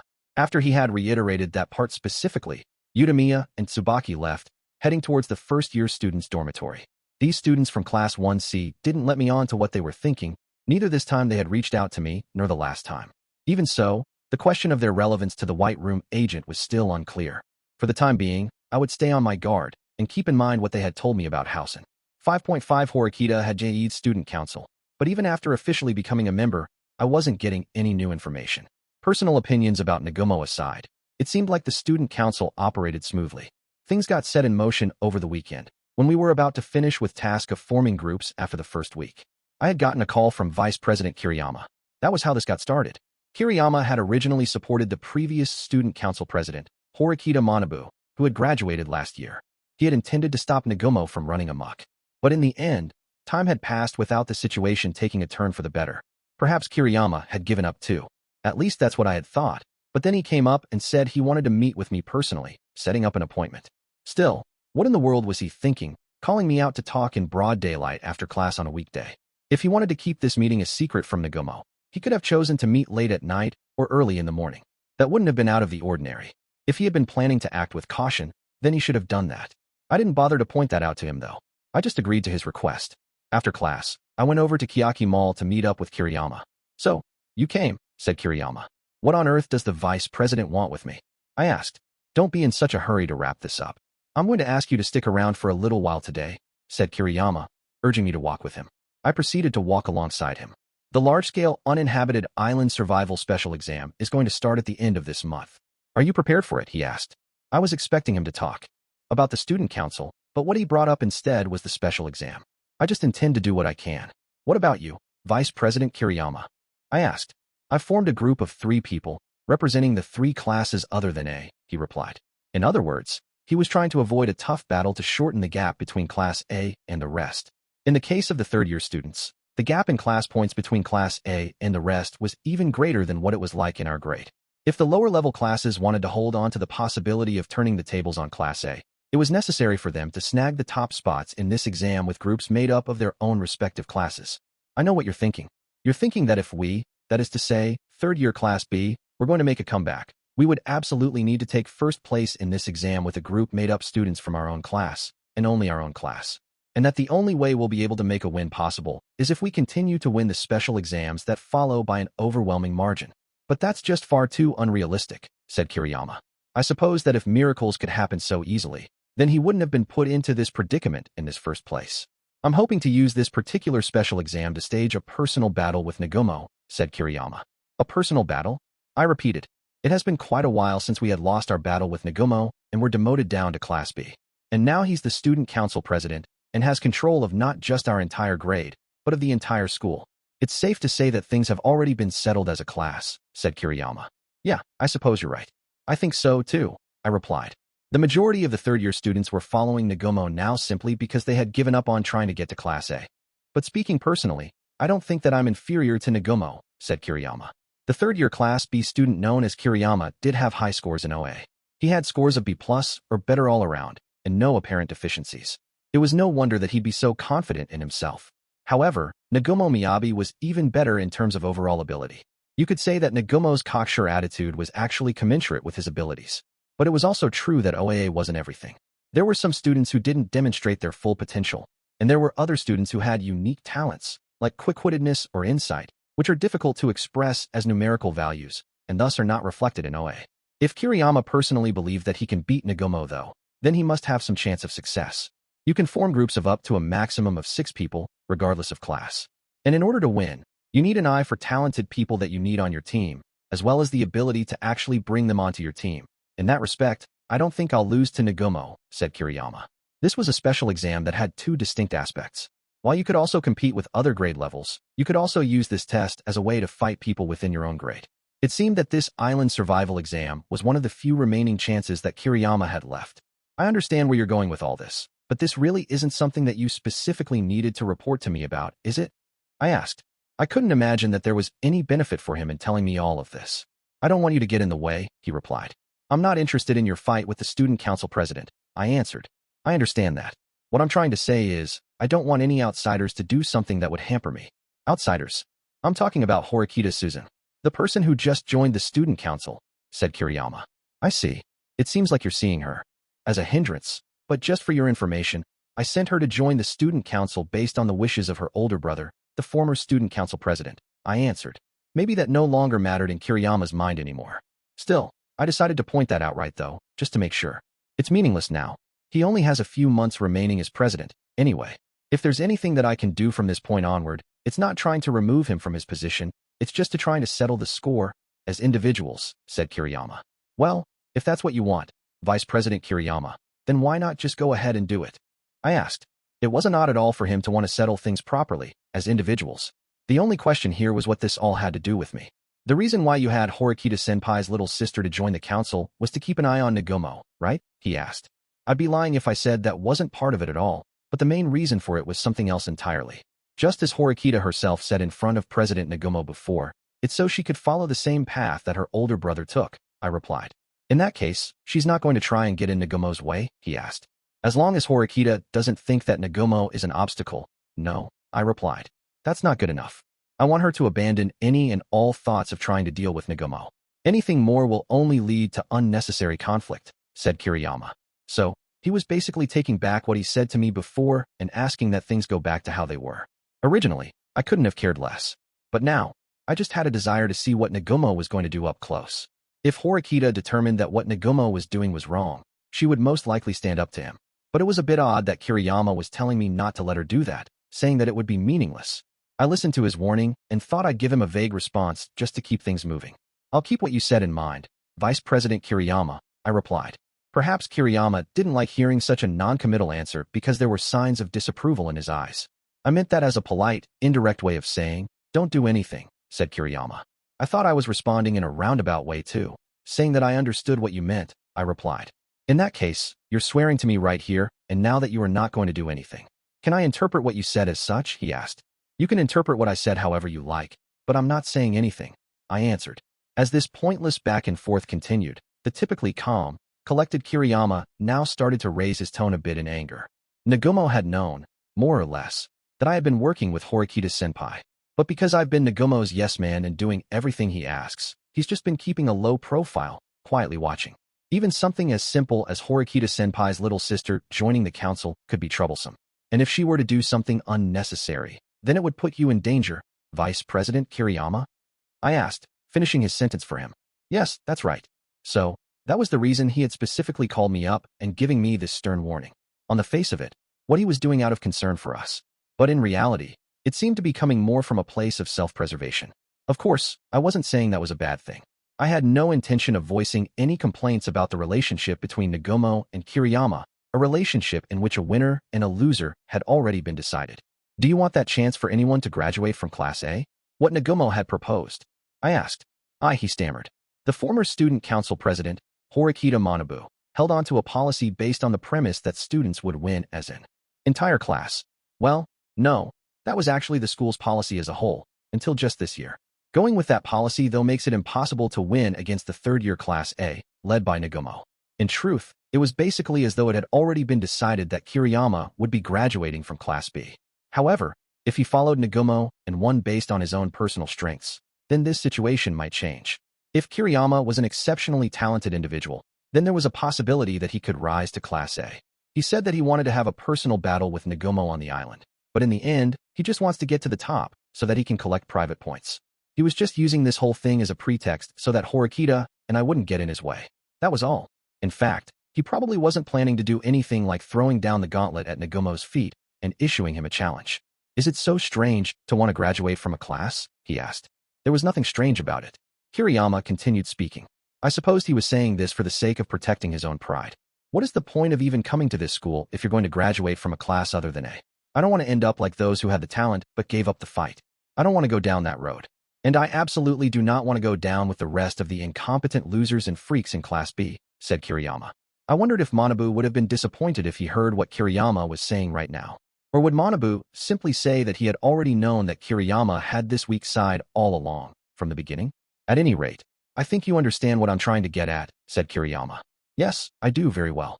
I also understand why only you were present aside from Nagumo, Vice President, when Horikita had joined the student council, while the other student council members were introduced to her later. I replied. He had been worried that I or Horikita might have said something unnecessary. You can say anything you Kiriyama. While we were in the midst of our conversation, a voice called to Vice President Kiriyama from nearby. Although Kiriyama's name was called specifically, he didn't seem to react to it right away. Kiriyama, don't you hear me? Said the voice, slightly louder than before. Ugh, speak of the devil, muttered Kiriyama in a faint voice before turning to who had been calling him, somewhat begrudgingly. When I looked myself, I saw that there was a female third-year student sitting down on the bench. She seemed to be relaxing, sitting with back against the bench, legs crossed, and arms outstretched. I compared the face of the person I saw there against the records in OA to see what her name and abilities were. So, looks like this was Kiriyuin from third-year Class B. What do you want? Asked Kiriyama. They were supposed to be classmates, but Kiriyama's disgruntled look on his face wasn't changing when he turned towards her. These two didn't seem to be very compatible from the looks of things. Foo. Well, it just looks like you're together with an interesting kohai, so I thought I'd say hello, said Kiriyuin, directing her gaze over at me. Your name's Ayanokouji Kiyotaka, right? I've heard that you've become a bit of a celebrity after you got a perfect score on that tough math test, she added. Before I could respond to her, though, Kiriyama butted in, speaking in a raised tone. This has nothing to do with you, Kiriyuin, snapped Kiriyama. He started to walk away, seemingly trying to put some distance between us and Kiriyuin. What are you doing, Ayanokouji? Let's go, he said, calling out to me when he noticed that I wasn't moving. You know, you're not going to get anything from spending time with a guy like him, said Kiriyuin. It was like I was stuck between a rock and a hard place, with the rock and a hard place being two third-year students. Which side was the correct one to listen to? Well, to be completely honest, I didn't want to listen to either of them. It's far more meaningful for him to spend time with me rather than you, said Kiriyama. That's for Ayanokouji to decide, isn't it? Kiriyama, won't you please just hurry up and get out of here? She replied with a scornful chuckle, as she still sat comfortably. Why don't you and I have a more meaningful conversation? Just the two of us, she added, turning to me. Gr. Huffed Kiriyama, through clenched teeth. Kiriyama seemed to dislike the fact that she was interrupting our conversation more so than the fact that she was teasing him. You can ignore that girl, said Kiriyama, issuing me a warning, his tone aggressive. She's a third-year student, though? Just like you, Vice President Kiriyama. So, I can't do that. That's Kiriyuin. She's in Class B, same as me. I saw in the OA app. She's a highly rated student, isn't she?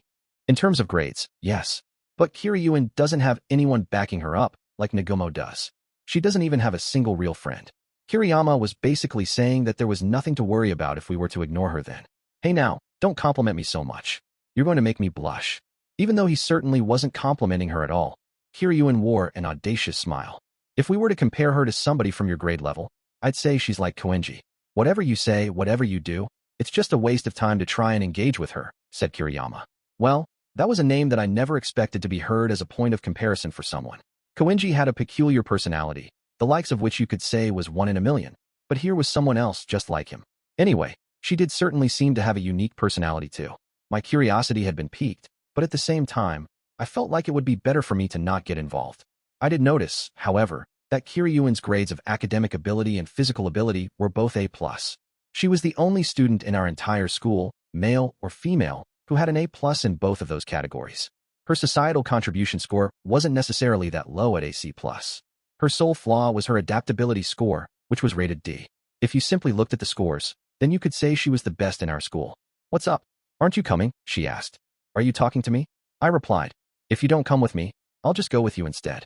But are you okay with that, Kiriyama? Asked Kiriyuin. This is exactly why I'm cursed to be stuck in Class B, because of people like you, said Kiriyama in a low voice. With exceptional classmates like her, though, aren't you able to resist President Nagumo? I asked. I just told you that she's exactly like Koenji, didn't I? As a human being, she's a lost cause. She has not contributed to the class in the past 3 years in any way, other than focusing on her own performance. She's always only ever acted alone. She's like some foreign contamination in our class who just selfishly butts in when she wants to, said Kiriyama. It was certainly true that looking solely at OA, she had maintained an outstanding record, but I had never once heard her name from a third party before. If she were someone that Nagumo or the recently graduated Horikita Manabu had been keeping an eye on, it wouldn't have been surprising if I had heard about her from them. Ah, thank you for the compliments, Kiriyama, said Kiriyuin, whispering directly into Kiriyama's ear. Now that she had gotten up from the bench and was standing, I saw that she was unexpectedly tall. I think she was over 170 centimeters tall. Her extreme athleticism was also evident from her graceful, well-built body. I couldn't believe that there was a third-year student who gave off this sort of impression. It reminded me of something that Kiriyama had said in our conversation earlier. Something about how he was not wanting to go down with the rest of Class B, which was full of incompetent losers and freaks. I suppose that Kiryuin was one of those freaks that he had referred to earlier. If you've got something to say, come out and say it, snapped Kiriyama. I intend to, of course. But you're in the way, Kiriyama, said Kiryuin. Fine, do whatever you want. I'm leaving, he replied in a huff. It seemed like he had no intention of being around Kiryuin, so Kiriyama decided to make his exit. Don't forget what I was just telling you, Ayanokouji. Depending on how this plays out, I might become your enemy too, said Kiriyama. I received some friendly words of advice from the vice president. Normally, I would have been leaving at this point myself, but this other person, Kiryuin, was also from third-year Class B. Let's not stand while we have our little chat. Why not sit down, said Kiryuin, urging me to take a seat on the bench. Sure, I replied. I was hoping that I could be let go from here as soon as possible. So, what did you want to talk to me about? I asked. Anything. If I can find out what kind of person you are, then that's plenty, said Kiryuin. Find out what kind of person I am? Vice President Kiriyama said that you didn't really contribute to your class though, Kiryuin-senpai. Doesn't that mean that you're not interested in what your classmates are like? I asked. Being interested and cooperating are completely separate things, aren't they? There are some interesting people among my classmates, and sometimes I want to have a friendly conversation with someone, like what we're doing right now, said Kiryuin. I see. That's certainly true, I supposed.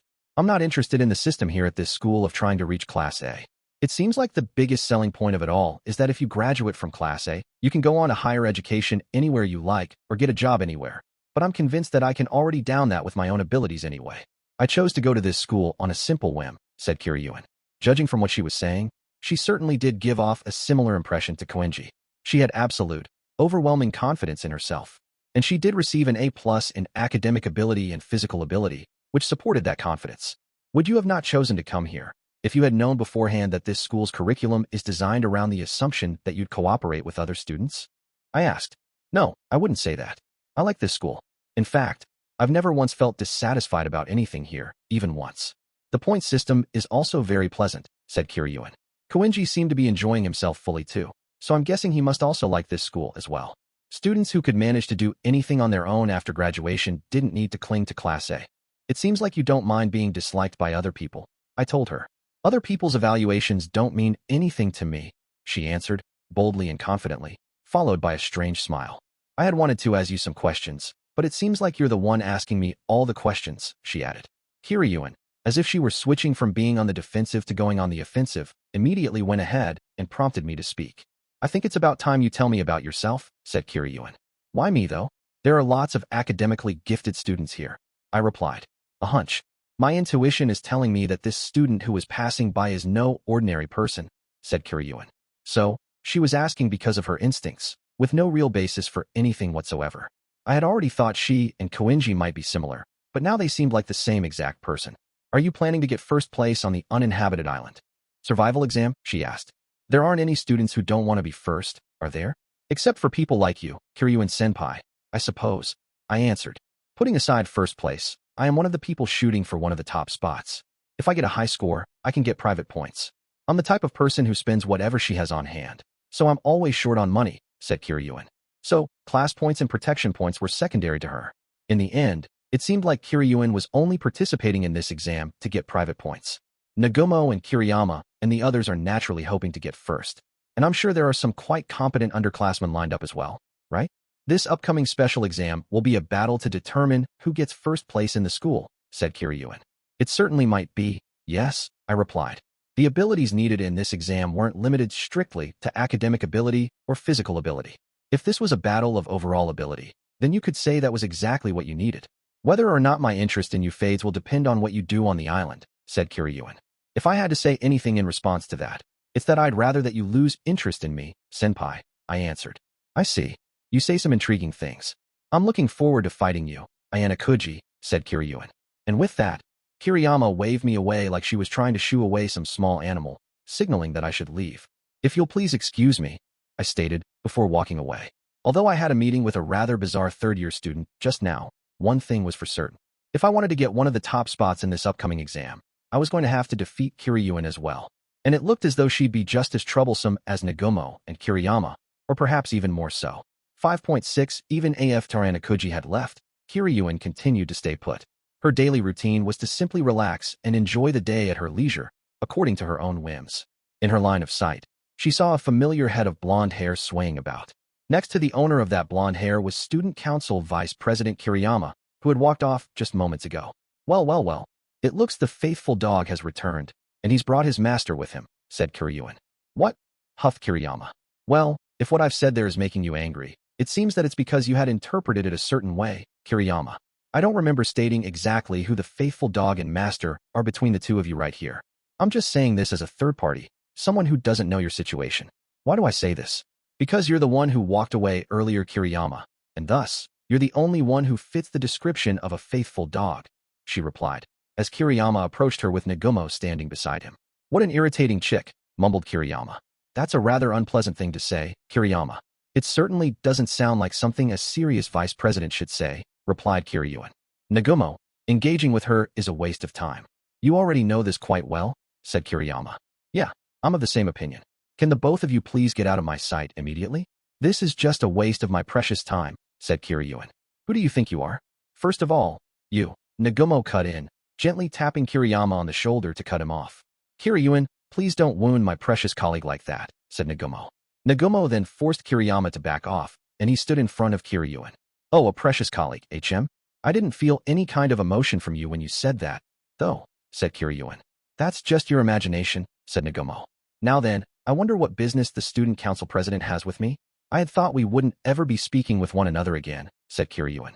I don't want to stay around you for too long, if at all possible, said Nagumo, aggressively taking a seat on the bench right next to Kiryuin. You're beautiful, but you're utterly lacking in charm. I'm only interested in women with charm, after all, added Nagumo, expressing that as the reason he didn't want to stick around. I do have charm. It's just that I haven't found the right gentleman that can draw it out, said Kiryuin. If there's a man out there who can bring out your charm, I'd like to see him, said Nagumo. Me too. However, your taste aside, why is it that I am not popular? Asked Kiryuin. It's because a woman who is too capable and too talented is difficult to handle. Unfortunately, I can't bring myself to like that kind of woman either, said Nagumo. I see. Well, in that case, I suppose that I'll never pass your standards.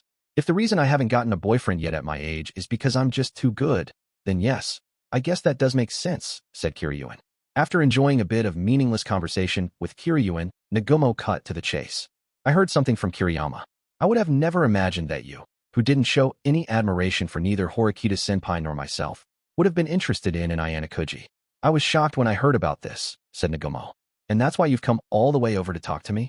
You must have a lot of free time on your hands, President, said Kiryuin.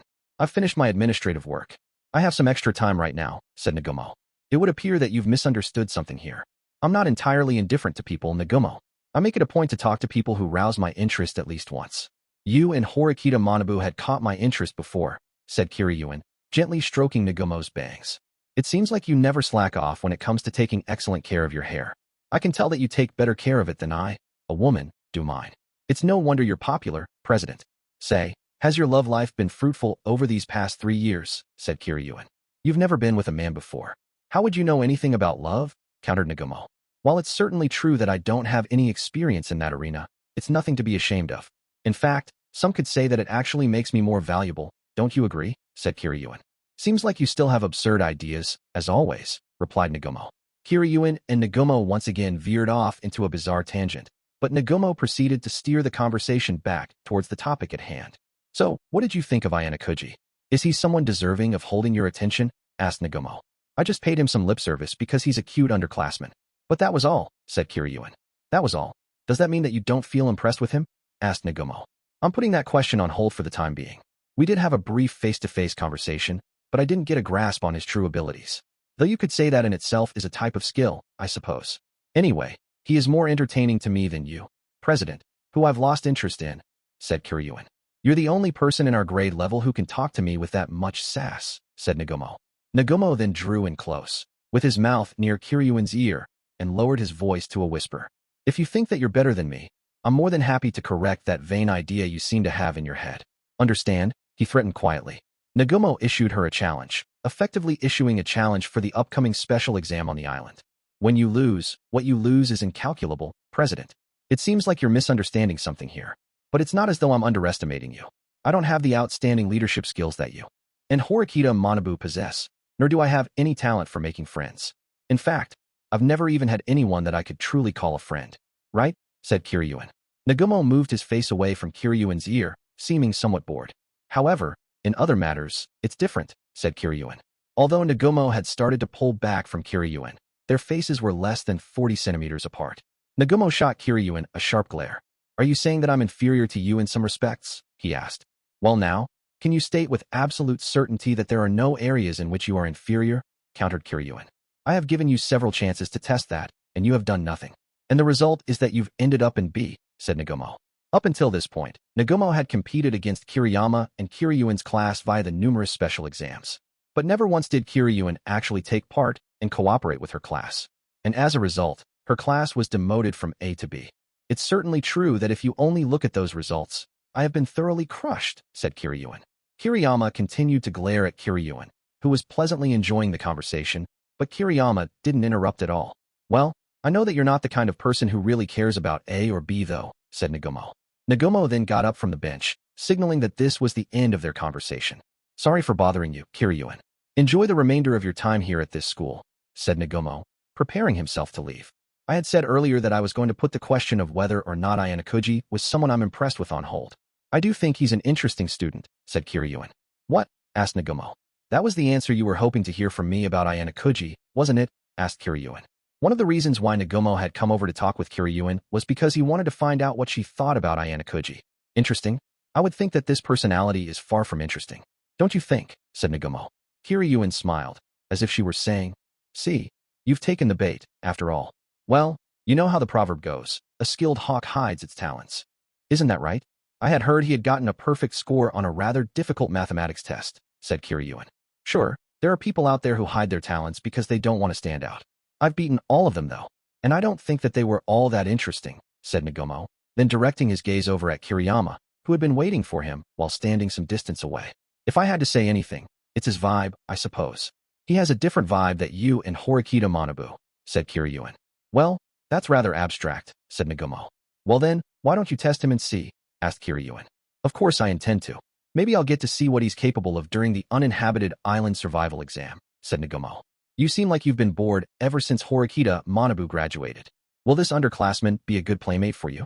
If you're serious about this challenge, you'll most definitely get first place in the island text, Nagumo, said Kiryuin. Obviously, I'm going to take first. Or perhaps Kiriyama will, since he's been dying to compete with me. But we're going to need one more group if we're going to take all 3 top spots in the exam, aren't we? You are going to take on that role, Kiryuin. I will provide you with some useful companions, if necessary, said Nagumo. And then, Nagumo touched on the main reason he had reached out to Kiryuin today. Kiryuin smiled, as if to say that she understood what he was asking. I see. So, you met up with me because you're seeking my help, said Kiryuin. You might think that I'd let the younger students at least take 3rd place, but I'm not that nice, said Nagumo. You have countless pawns at your disposal that you can move about the board, don't you? You don't need to rely on me, said Kiryuin. Meaning that you're not willing to do this? Asked Nagumo. Somewhere in the top 50% is fine for now. Sorry for wasting your time, said Kiryuin. Nagumo, as if he had already known that she was going to answer like that, had turned his head to look off far into the distance. You really are that kind of person, I suppose. I thought I'd try talking to you, as someone from my grade, but it seems like it was a waste of my time, said Nagumo, his statement suggesting that he was going to leave now. He walked over to where Kiriyama stood. Since you came all the way here to talk to me, I'll give you one piece of advice, said Kiryuin. You're going to give me advice? Sorry, but I don't need that from someone beneath me, said Nagumo. By that logic, you wouldn't be able to get advice from anyone, said Kiryuin. Nagumo, with his back turned to Kiryuin, let out a scornful chuckle. Kiryuin continued speaking. Well then, just thinking of what I'm about to say as me speaking to myself. You should be looking ahead, not paying attention to the younger students. If you focus on the younger students behind you, you're going to be in for a lot of pain, said Kiryuin. What a boring monologue, said Nagumo. Nagumo seemed to have decided that standing around any longer would have been a waste, so he left. Chapter 6, Invitation. The preliminary bill for the uninhabited island special exam was heating up all over the place more and more, day by day. There were now only a few days left in this preliminary period. The group building process, which would be over in about a week's time, had reached its climax, with more than 90% of the school's students now part of groups made up of 2 or more people, therefore putting them into cooperative relationships where they were effectively sharing their lot with another. Students who had invited me to join them, like Ishizaki and Matsushita, eventually gave up on trying to recruit me as time went on. That was perfectly natural though, because the longer they delayed in forming their own group, the more danger they would be putting themselves in. I wondered what the remaining students, now less than 10% of the student body, would decide to do by next Friday. Just as I was thinking about that, I received an email. It was just after 9:30 in the morning on Saturday now. The sender of the message was none other than Ishizaki, from Class 2B. While I had thought to myself how I had been getting contacted by him a lot lately, I noticed that the content of his message seemed different than usual. It seemed like he wanted me to come to the cafe because Ryuin was calling for me. The absence of the words, if possible, in his message seemed to suggest that this was a mandatory meeting, from the looks of it. I could refuse, of course, but then I supposed that Ishizaki would get the blame. I had plans to meet up with the Ayanokouji group today, but fortunately enough, our meeting time was set for 1 in the afternoon. So doing something now shouldn't create a conflict. After I had finished getting ready and left for Kiyotaka Mall, 15 minutes had already passed. Considering that it had only taken me 15 minutes to get ready, I figured that I should be able to make it time to meet with them. The group building process was now in its final stages, which meant that Ryuin, who had been silent up until this point, was about to make his move. At this current point in time, Ryuin had still not yet formed a group with anyone. It wasn't as though there was no chance that he might try and recruit me, but in truth, I saw that as highly unlikely. While I kept that line of thinking in mind, I was curious to see what exactly he was going to talk to me about, aside from that. While I was on my way over to Kiyotaka Mall, I ran into Kenzaki, who seemed to be on his way back from the convenience store. I saw 2 2-liter bottles peeking out of a plastic bag that he was holding. "You're heading over to the mall at this hour?" asked Kenzaki. "There's not going to be any time to take it easy once the island exam starts, after all," I replied. "I had a little time, so I came to a stop so that we could chat." "It seems like your class is making a lot of progress in forming groups, but you're still solo, huh?" he asked. "Well, unlike the other students, I don't have a lot of friends," I answered. I had thought I'd try and play things off with a joke, but Kenzaki remained stone-faced. "I'm guessing that you or Horikita are essentially the reserve players meant to substitute in to help the students who are struggling in Class D, right? After all, exceptional people can get results no matter what group they're in," said Kenzaki. I suppose that's the only way that Kenzaki could see it, since he had a much higher opinion of me now and had been wary of me for a while now. "I'm guessing that you're taking on a similar role yourself then, Kenzaki, since you're still alone yourself for the time being," I replied. Kenzaki, like me, hadn't yet teamed up with anyone, and was still acting on his own in his class.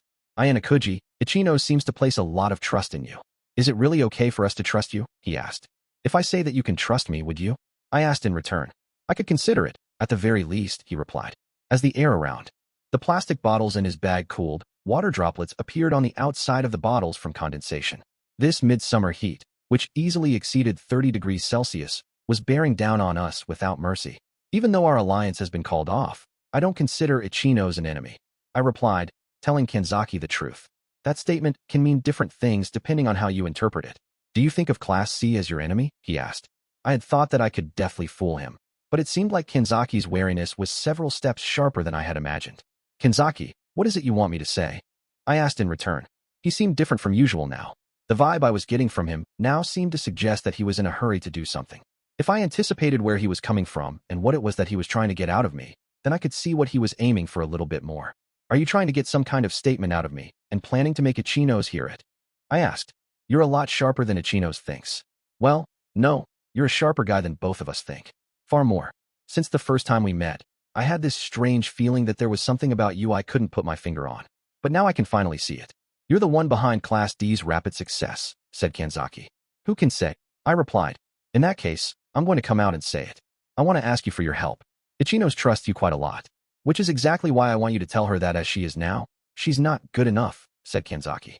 When he took a step closer to me, closing the distance between us, a drop of water dripped out of the plastic bag and onto the ground. "And you think Ichino's will change the way she thinks if I do that?" I asked. "Yes," he replied. "Sorry, but I can't help with that. I would like to see how Ichino's handles things." "Meaning that you want to see us, your enemies, fall into ruin?" said Kenzaki. "Well, I guess it's not wrong for you to read into what I said that deeply, but," I replied, trailing off. I thought for a moment. No one knew at this point in time what fate awaited Ichino's, of course. However, when she did finally plummet to the bottom, then I hesitated for a moment, wondering whether I should tell Kenzaki what I was thinking, but quickly decided against it. The situation wouldn't improve even if I did something unnecessary here, which I hadn't taken into account. In fact, it would probably only lead to the introduction of an unnecessary foreign contaminant. Fundamentally speaking, each person has to do things for the sake of their own class. Isn't that right? I told him. "Yes, I suppose so. Asking you for help might have been an unfair move on my part," said Kenzaki. seeming as though he was reflecting on what he had asked earlier.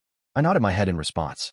I had intended to come up with an answer on my own, but I thought that if I could avoid putting that into action, and if there was an easier option available, I could have taken that easy way out instead, said Kenzaki, before walking back to the dormitory.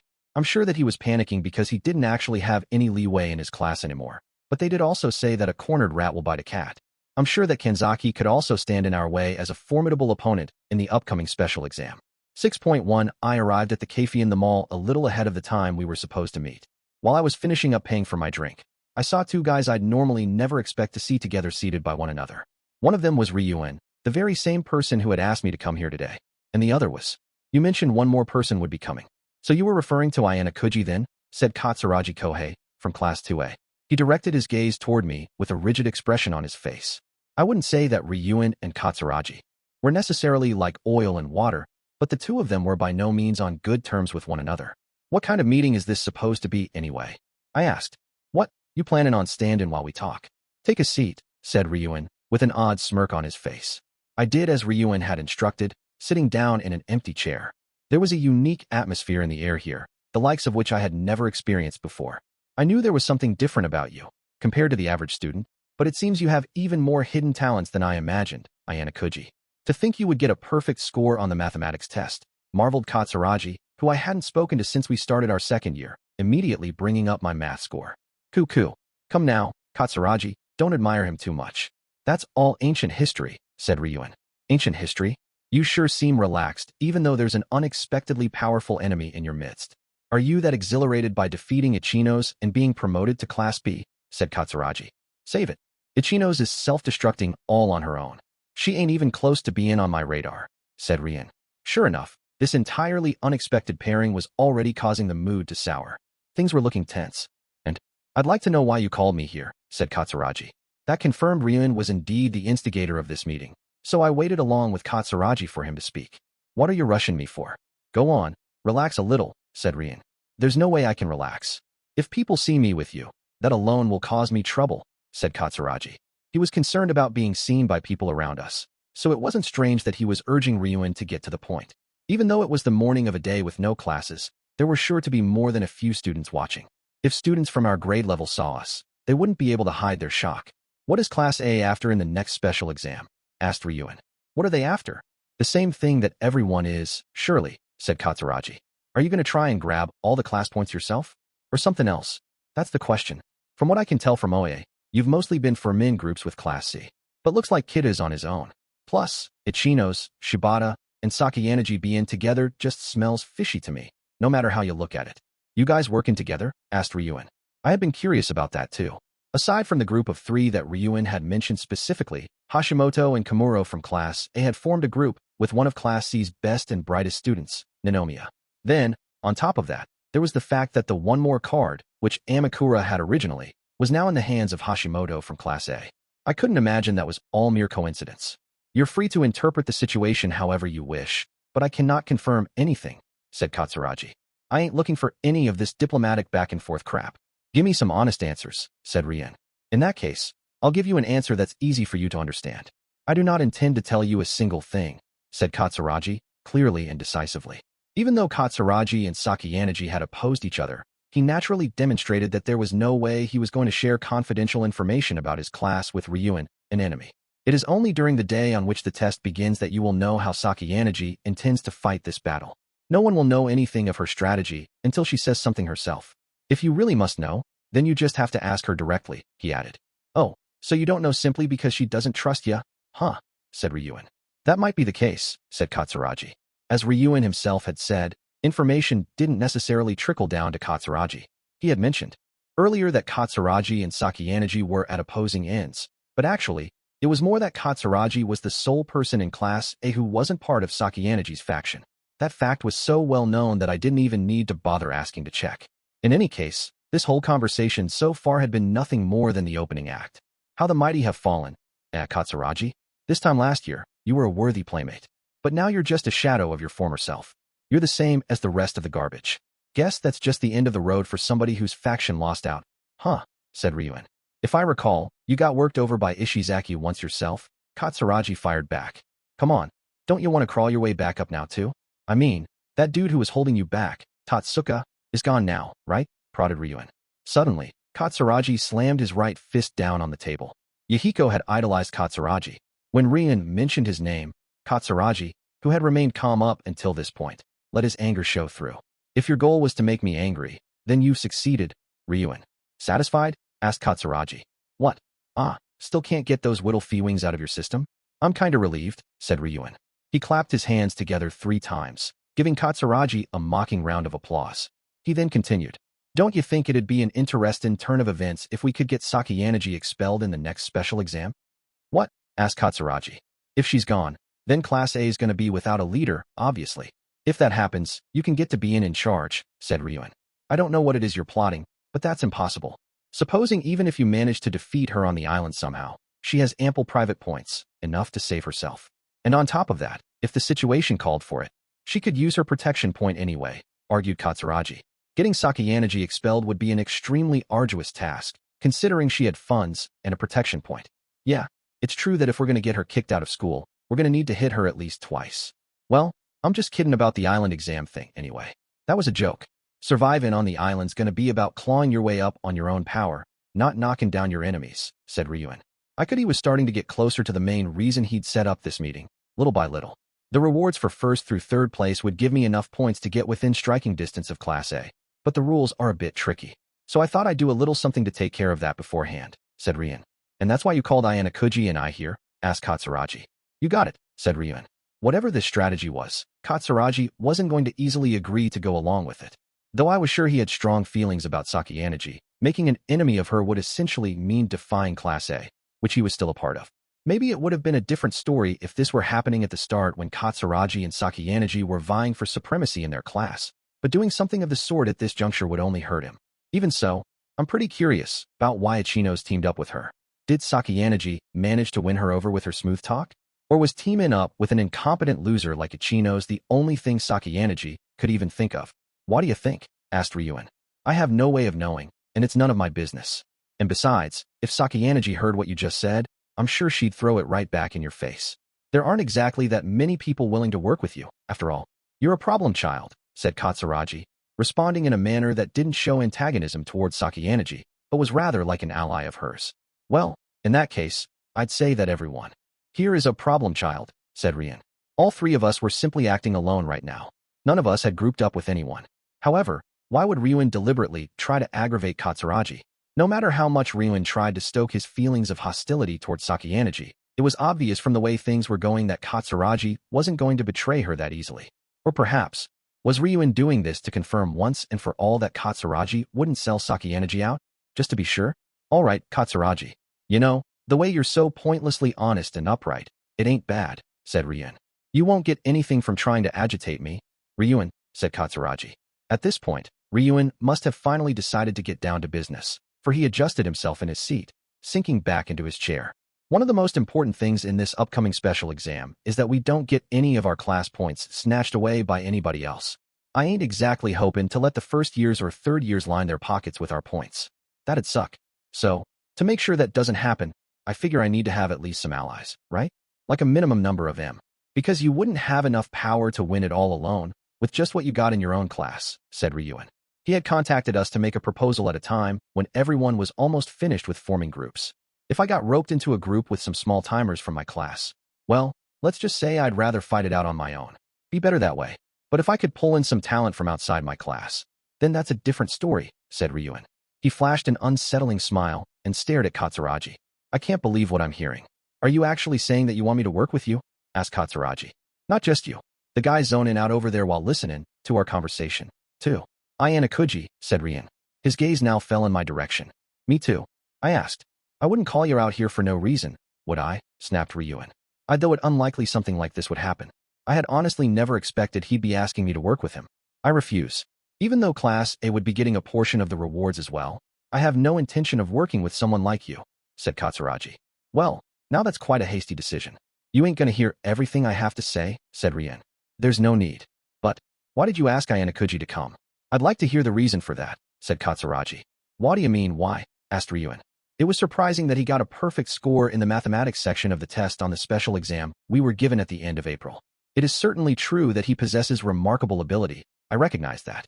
However, can you really say that he's necessary for you to win? Asked Katsuragi. Although Katsuragi had immediately refused to cooperate with Ryuen, he did seem to harbor some doubts about his strategy. It seemed he remained unconvinced about its efficacy, considering that he had formulated something with me in mind. What? You're thinking that I came up with some kind of half-baked plan or something? Asked Ryuen. Yes, I do. By bringing Ayanokouji into this, that means that you split the class point rewards 3 ways. If you're going to invite me, someone from Class A, anyway, you could say it would be a wiser course of action for you to include Kitu in the group. If it is absolutely necessary for you to include people from 3 different classes, Kanzaki from Class C is still on his own. I would say that he takes priority over Ayanokouji at the very least, said Katsuragi. He proposed suitable candidates for Ryuen to consider, almost as though he were an advisor. I guess someone who doesn't know wouldn't understand. Figures. But I'm positive I made the right choice. Ain't that right? Ayanokouji, said Ryuen. I don't know what you mean. I shrugged my shoulders to express that I didn't understand the reason why I had been invited here, echoing Katsuragi's sentiment. Dude, come on. Your acting sucks. Knock it off already. You're the one who beat me down and shut me up before, after all, said Ryuen, without any care for what was convenient for me in this situation. Although what he'd just said could have been taken as a joke, Katsuragi wasn't going to stop with such a simple conclusion. He shut you up? Is that really true? He asked, turning to me and then back to Ryuen, looking to confirm what the truth of the matter was. Yeah man, I got my ass beat pretty bad. Even decided to quit school altogether back then, thanks to that, said Ryuen. Now that Katsuragi had heard that much, he was probably starting to connect the dots in his mind, linking this to other things he knew about. If he connected what he just heard to the fact that Ryuen had disappeared from the stage for a time, then it would be easy for him to imagine that it was true. Admit it, Ayanokouji. Even if you keep trying to hide it from Katsuragi, I'm just going to keep on talking about it anyway, said Ryuen. It was almost as though he were trying to threaten me by spilling all this unnecessary information right now. If I admit to it, do you think I'll cooperate with you? I asked. Well, I guess it wouldn't be that easy. Like with Katsuragi over here, said Ryuen. Katsuragi, after listening to Ryuen and I go back and forth, let out a sigh. I'm still not convinced by what you've just said. I can't believe that Ayanokouji defeated you. Besides, I already said that if you have 3 classes work together, even if you get first place, that still means we'll only be getting 100 class points each. You won't be able to close the gap between you and your current target, Class A, at all, said Katsuragi. Katsuragi had strong doubts about the significance of this particular group's existence. Oh yeah, dude, I totally forgot about that. Man, you are definitely qualified to be an advisor, said Ryuen with a grin, shifting his gaze back towards Katsuragi. Even in this situation, Ryuen wasn't letting up. He continued to act like a fool and messed around. I see. Well, I was wondering why you would put forward such an inefficient proposal, suggesting 3 classes team up, and make such an outlandish claim about you being defeated by Ayanokouji. But it seems you never intended to have a serious discussion in the first place, said Katsuragi. He rose from his seat, clearly intending to leave now that he'd realized Ryuen had been fooling around during this entire conversation. A serious discussion, eh? Come on, you knew that it was going to be this way from the beginning. But you still came. What? Did they ask you to spy on me for Class A or something? Asked Ryuen. Katsuragi had responded to Ryuen's invitation, which he could have ignored. Surely, there must have been a reason why he did that. You're a dead man, and you're looking for a chance to come back to life. Ain't that right? Said Ryuen. Tatsuka Yahiko, someone who was very loyal to Katsuragi, had been expelled thanks to Sakayaneji. Ryuen was trying to confirm whether or not Katsuragi had truly forgiven her for what happened. Whether I am or I'm not, that has absolutely nothing to do with you, said Katsuragi. In any case, you did come all the way here. Listen to everything I've got to say, said Ryuen. No matter what you say, I am not going to work with you in any way, shape, or form. It is true that I'm in a somewhat contentious relationship with Sakayaneji, but I do not wish to cause any trouble for my classmates. There is no way I could do something like that, said Katsuragi. Ryuen started applauding him once again, amused at what he had heard. It looked like he wasn't doing it to mock him, but rather like he had been waiting for Katsuragi to say something like that. You don't want to cause trouble for your class, eh? Did you forget about the fact that since the island exam last year, you Class A folks have been rather industriously sending over large sums of points my way every month as part of our contract, said Ryuen. Katsuragi, still standing, directed his gaze back towards Ryuen. It's a fair contract. We received 200 points from your class. Class A is merely paying back our loan, nothing more. Everything I have done has been to help Class A establish a commanding lead. It was useful, to that end, said Katsuragi. Yeah, sure, that's true. If you're only looking at the numbers, that is. But aren't the folks in your class taking some psychological damage every month? I'm sure they're a skin themselves. Why do we have to share our private points? Right? Said Ryuin. People are surprisingly greedy creatures. Even when things went exactly in accordance with how we'd planned they would, we would start to feel dissatisfied. Month after month, Ryuin continued to bleed them dry, squeezing a number of points equal to 20,000 yen per person from their class. Even though there was one person gone from class and now, that still meant a total of, essentially, 780,000 yen for the entire class. That meant that an equivalent of 9.36 million yen per year was going straight into Ryuin's pockets. If that amount had been going to someone Class A was friendly with, that would have been better.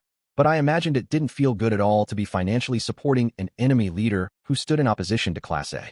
In addition, the person who signed the contract was not Sakayanagi, the leader of the class, but Katsuragi, who had retreated into the shadows. Guessin', you must be feeling pretty uncomfortable, having that debt loom in over ya, and not being able to get your revenge, said Ryuin. So what of it? Katsuragi shouted back, once again rising to anger. He shot Ryuin a look like he was about to throttle him. Ryuin looked into Katsuragi's eyes, and after seeming like he had become sure of something, he spoke up once more. Come to Class B, Katsuragi. Ryuin made a rather bold invitation. Katsuragi must have paused to think, because he suddenly stopped for a moment, seeming as though he'd nearly forgotten how angry he felt. What a farce. You think I'm going to go to Class B? Said Katsuragi. I'll give you the cash you need, of course, said Ryuin. Even if you have the number of points needed for such a thing, why on earth should I go to Class B? Do you think I would willingly throw away my status of being in Class A? Said Katsuragi. I'm going to overthrow Sakayanagi in the not-too-distant future.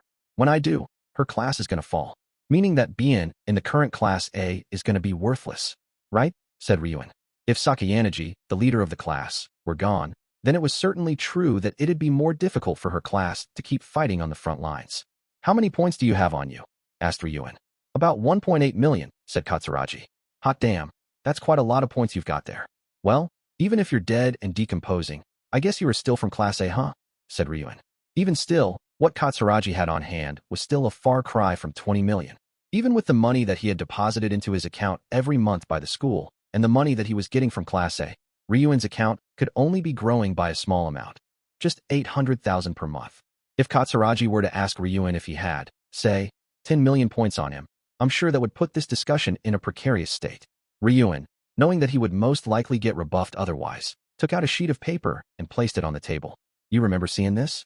It's the contract you signed last year, said Ryuin. Yes, I do. After negotiating with Sakayanagi, I've decided to release you from the contract for 5 million, said Ryuin. Although that was a substantial number of points, if you simply calculated the amount he would be paid until graduation with the contract in place, that would come out to around 10 million points.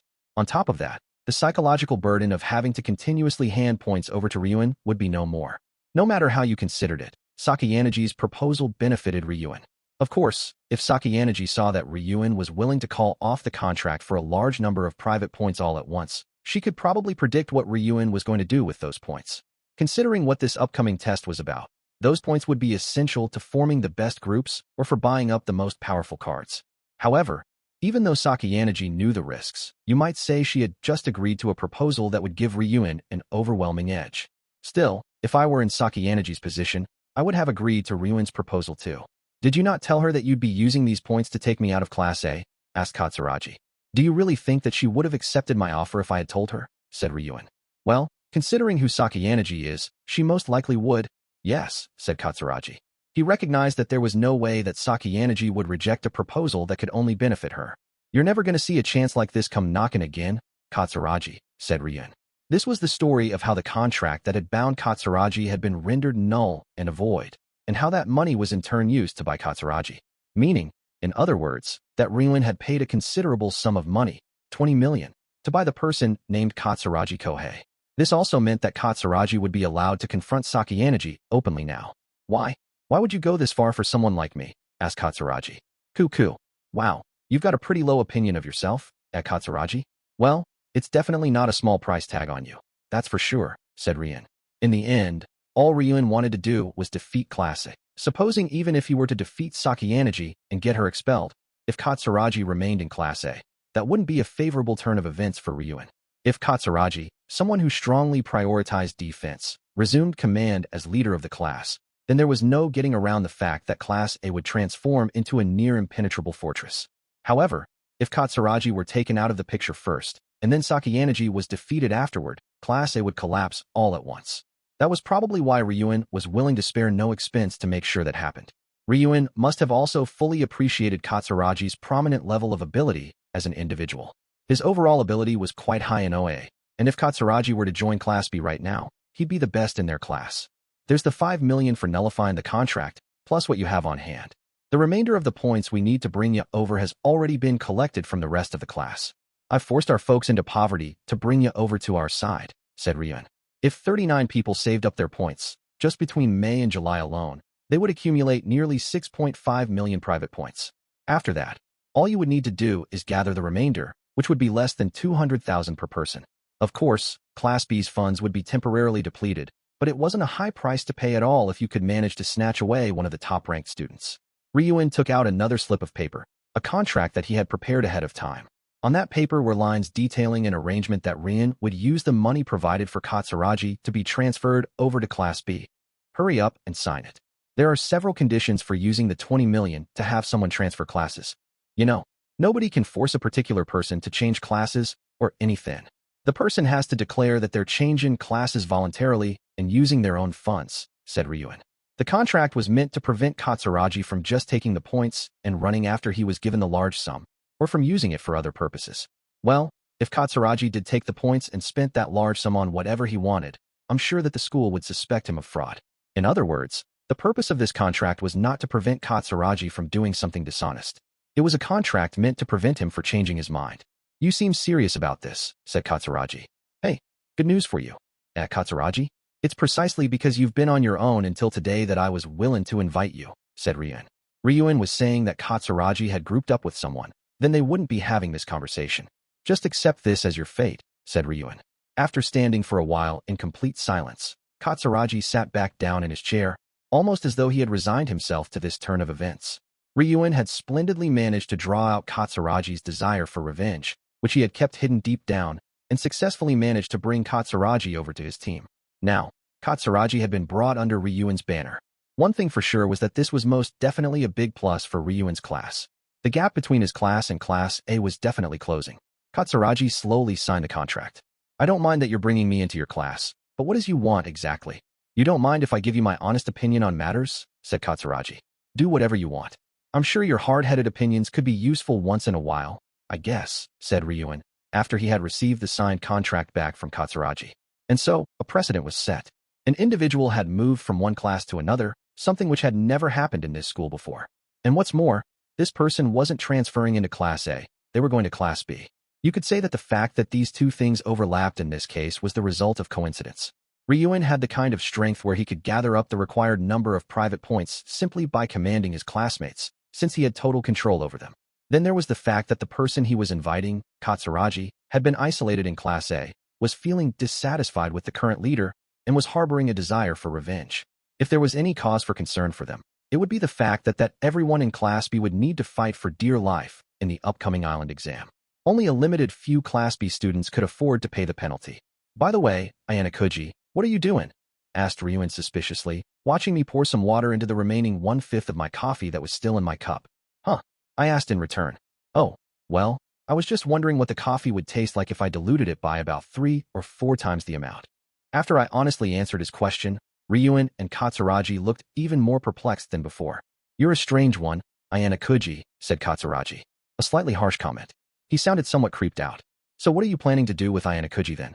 You asked him to take part in this discussion too. After all, if you include a student from Class D in the group, that means we'll be splitting the reward 2 ways, said Katsuragi.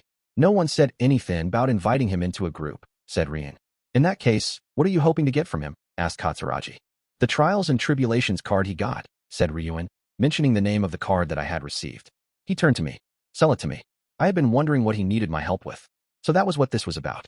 Considering that you just paid a lot of points to bring Katsuragi into your class, I'm guessing your funds must be pretty low right now.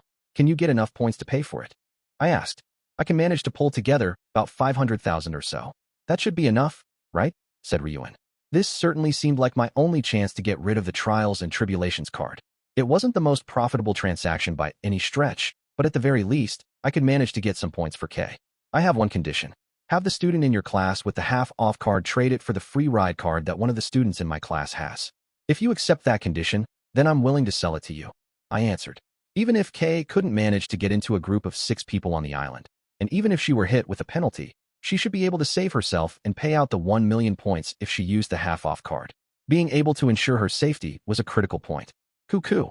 All right, it's settled then. Half-off card, eh? Well, that's just perfect. Ain't it, Katsuragi? Said Ryuen. I won't have many points on hand anyway. There's no point in me hanging on to the half-off card myself, said Katsuragi. From the sound of things, Katsuragi had been given the half-off card. If Ryuen got first place while holding on to the Trials and Tribulations card, he could get 450 class points all in one go. The 1,000 class point mark was in sight for Class B. 6.2 IT was NOW July 16th. The time that we had been given to create groups was soon going to run out. While I was getting ready for the day that morning, I received a phone call. It was from Ishizaki. Yo, Ayanokouji. Morning, dude, said Ishizaki. It's pretty unusual for me to get an actual phone call from you, I replied. Hey, you know how we're almost out of time to make groups? I wanted to chat with you a bit about that, said Ishizaki. Is it about Nishino? It seems like she still hasn't partnered up with anyone since yesterday, I answered. I hadn't checked in the OA app this morning yet, though, so I supposed it was possible that the situation might have changed. Oh, we couldn't find anybody to partner up with her in our own class in the end. So, we finally went to Ichino's for help. So, we've got Sub from Class C paired up with Nishino, said Ishizaki. Sub Hitomi from Class 2C, eh? She was an exceptionally capable student with ratings of B or better in both academic and physical ability. She'd be a good asset. Glad to hear it, I replied. Yeah, dude. Now almost everybody is in a group, with at least 2 or more people, but, said Ishizaki trailing off. There was a student from Class B who still hadn't joined a group. I'm guessing this is about a bookie, I said in reply. Yeah, she's still on her own. I was wondering, do you got anybody who'd partner up with her? Said Ishizaki. It is risky to try and tackle this exam by yourself. I can understand that you feel like you need to do something about this, I told him. I could tell from how Ishizaki sounded over the phone that he had tried and failed to convince her to partner up with someone, multiple times. Hold on a second. I might have an idea, I added. Seriously? Anyway, sorry for bugging you about this so early, dude, said Ishizaki. I told Ishizaki that I'd call him back later, and I hung up. Then I decided to get in touch with someone that I thought might partner up with a bookie. Fortunately, that person hadn't left the dormitory yet, so we decided to meet up in the lobby. After I had taken the elevator down and got to the lobby, I noticed that Horikita arrived shortly afterward, getting off the next one that came down. Horikita was one of the few students who hadn't shown any sign of trying to team up with anyone yet. She was the person I had arranged to meet. What are you planning on doing about your group? I asked.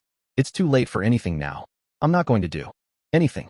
I don't have any intention of trying to make one now. Given that the maximum number of people who can be in a group is 6, it's not a bad idea to try and go it alone, said Horikita. I understand that you're doing this so that you can play things by ear and adapt to any situation that might come up, but in the unlikely event that you get sick or hurt, you'll be disqualified. You'll get expelled since you can't pay the hefty penalty fine, I told her. I knew that I really didn't need to come out and warn her about all of that, but still, I think that it's necessary to be prepared to take on that level of risk. Isn't that the same reason you're not currently grouped up with anyone either? Said Horikita. Even so, the risks I'm taking on are different than yours, I told her. What's the difference? She asked. You fell ill during the island exam last year, I told her. I can't believe you're bringing up something that happened a year ago. Everyone gets sick sometimes, argued Horikita. That's true, but you were sick in bed with a fever for a while in the winter too. That's twice in a year, I replied.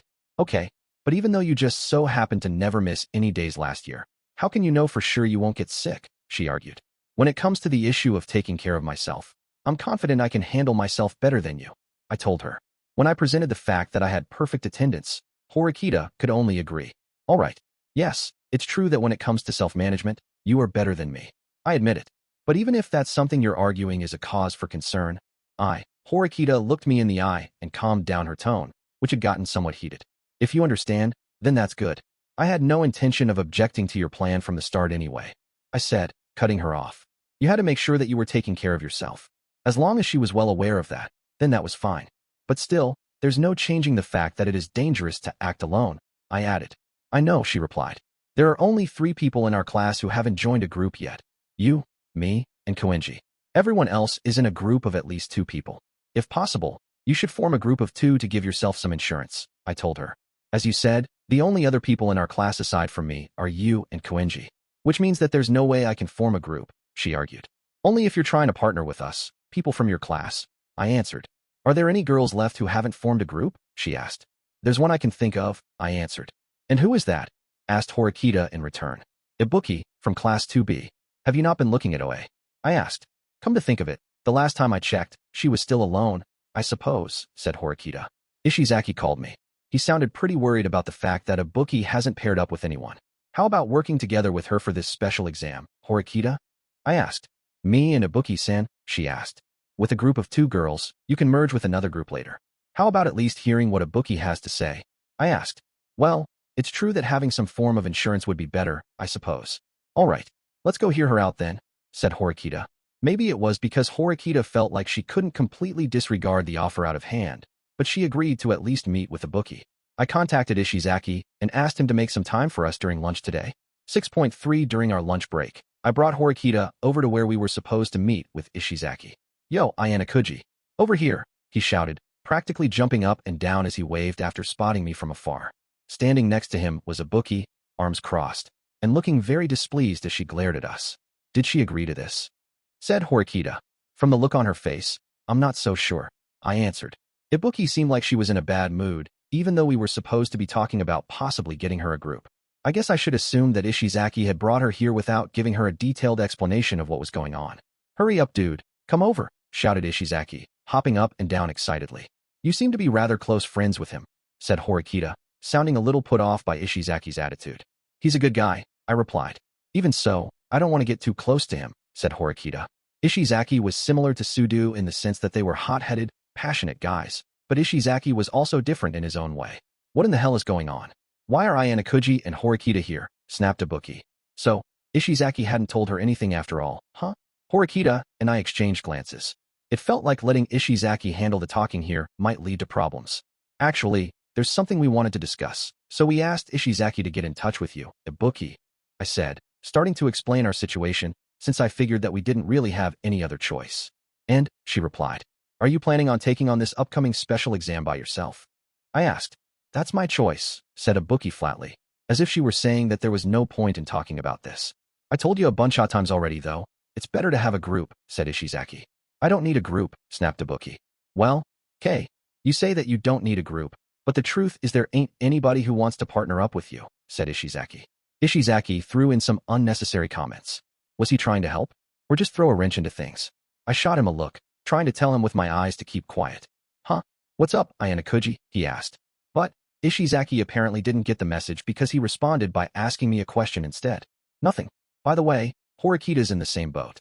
She hasn't found a group either, Ibuki, I said, turning back to Ibuki. So, she huffed. If you don't make a group for the upcoming exam, you'll be at a pretty big disadvantage. Even if you don't make a group of 3, if you at least form a group of 2 people, in the worst-case scenario that one of you gets eliminated, the other person can still keep going, I told her. That should be enough to make her understand what I was trying to get at. And we don't have much time left to make groups, I added. So what? Are you saying you want me to partner up with Horikita? She asked. Well, yeah, that's the gist of it, I answered. Huh? Who do you think you are, asking me to partner up with her? She snapped. Well, your physical abilities are nothing to scoff off. But aside from that, there's a laundry list of issues, said Horikita. Hey, where do you get off? Thinking you can say whatever you wanted me to, said Ibuki. Ibuki rudely barreled straight towards us, closing the distance between us. She then turned to glare at Ishizaki, who had been standing behind her with a vacant, happy-go-lucky look on his face. And you want me and Horikita to be in a group, so you try to put this together? You asked them for help, said Ibuki. Well, I didn't know it'd be with Horikita or nothing, but ain't this a good thing? Getting a group? I mean, said Ishizaki. I absolutely hate that guy, but I hate Horikita even more, huffed Ibuki. I'm guessing that guy was meant to refer to me. Ibuki was rather politely pointing her finger right at me. Wow, Ayanokouji-kun. She seems to hate you quite a lot, said Horikita. And I didn't even know it, huh? But it seems like she hates you even more than me, I answered. What an honor, said Horikita. The fact that Horikita and I were whispering to one another must have upset her, because she didn't even try to hide how aggravated she was. I don't know if Horikita asked you to do this, or whatever the reason was, but I am never pairing up with her, shouted Ibuki, refusing the notion outright. It seemed Shari'Ali didn't like Horikita at all. Oh my, but I don't remember ever saying that I wanted to team up with you myself, did I?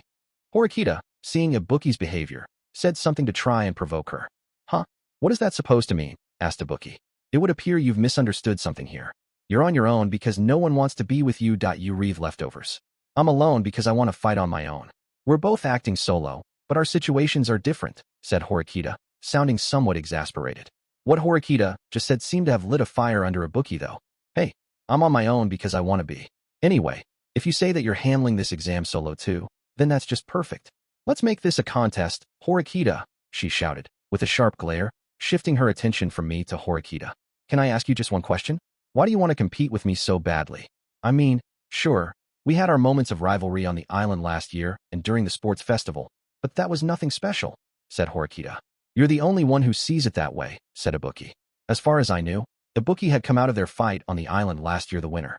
Then Horikita had won when they competed in the 180-meter race in the sports festival. They each had one win and one loss. However, you couldn't really say either of them had been at their absolute best in both instances. During the island test, Horikita was forced to fight while running a high fever.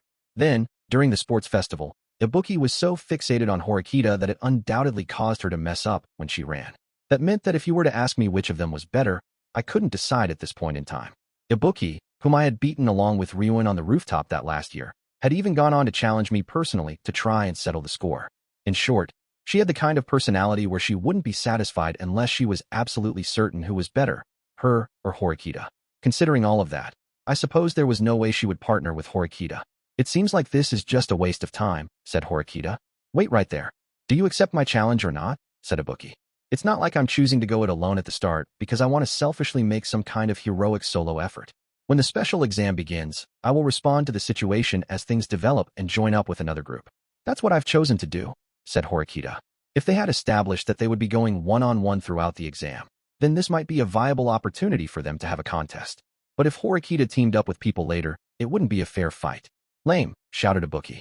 Whether something is lame or not won't determine how I'll handle a special exam, said Horikita matter-of-factly, responding to Ibuki's provocations by telling her that this was a waste of effort. If you're so determined to go it alone, then how about this? Try not to lose against me, even if you and I are in a group together. If you can manage to beat me in that situation, I'll give you at least some credit. Not good enough, snapped Ibuki. There was no way the two of them were going to form a group. Negotiations had broken down. However, I was sure deliberately provoking her all through the conversation like that would strengthen Ibuki's motivations. I offered Ishizaki a small apology and then decided to head back to the classroom with Horikita. You knew from the beginning that there was no way Ibuki was going to accept that last offer you made, right? You're too kind, I told her. My intention was to provoke her so she'd do something reckless and get disqualified. Answered Horikita. It wasn't an honest answer, but, I thought, it did sound very much like her. Chapter 7. The Calm Before the Storm. The closing semi for the first semester arrived much sooner than I had expected. So much so that it was kind of staggering. We had to move on to the next goal as soon as possible. Just like last year, we would leave school and head toward the port. There, we would board a large cruise ship and depart for an uninhabited, unknown island somewhere at sea. Finally, with no time to relax, tomorrow morning would mark the beginning of the special exam. The students, who were supposed to gather in their classrooms to hear a brief explanation, arrived at school as usual that day. They waited for their homeroom instructors to show up. A short checklist was displayed on the monitors in each classroom to help students make sure that they hadn't forgotten anything. We were allowed to bring up to 1 week's worth of changes of underwear, as it would be essential for proper hygiene. Cell phones seemed to be categorized as essential items, but it looked like they would be confiscated at the start of the island exam. I suppose that even if we were allowed to bring our phones onto the island, they'd be nothing more than paperweights without an available signal. They'd probably only be used for paying off penalties or for buying things while on the ship. While we waited for the bell that signaled the start of class, Kisi came over to my seat, going over the checklist to make sure he hadn't forgotten anything. He had a grim look on his face. To be honest, I'm really not good at this whole uninhabited island exam thing. This special exam might as well be asking me to catch a cloud, said Kisi. Well, that's understandable though. This test is so far outside of what we do normally every day. It sounds like it's going to be especially tough for the girls. I suppose I shouldn't really complain, said Kisi. This exam had some challenges that were unique to the girls, so you could say that this exam was stacked against them. Of course, the school seemed to have taken their situation into consideration as much as possible, but there was no changing the fact that it was going to be hard. Although we're going to be competing while in separate groups, I still plan to back people up however I can, said Kisi. Even though this was a special exam that he wasn't personally comfortable with, Kisi expressed a determination to do everything he could to protect his friends. Yeah, I'm sure we can try to work together, in some shape or form. I'll lend a hand when the time comes, I replied, promising to help as much as I could. But are you really okay with tackling this by yourself? If you get sick or hurt, you'll be disqualified. In the unlikely event you get penalized and have to pay 6 million, it'll be all over, said Kisi. Well, if nothing else, my perfect attendance record up until this point is one of the few things I'm proud of. You're starting to sound a little bit sarcastic lately. You know that? Said Kisi with a laugh as he went back to his seat.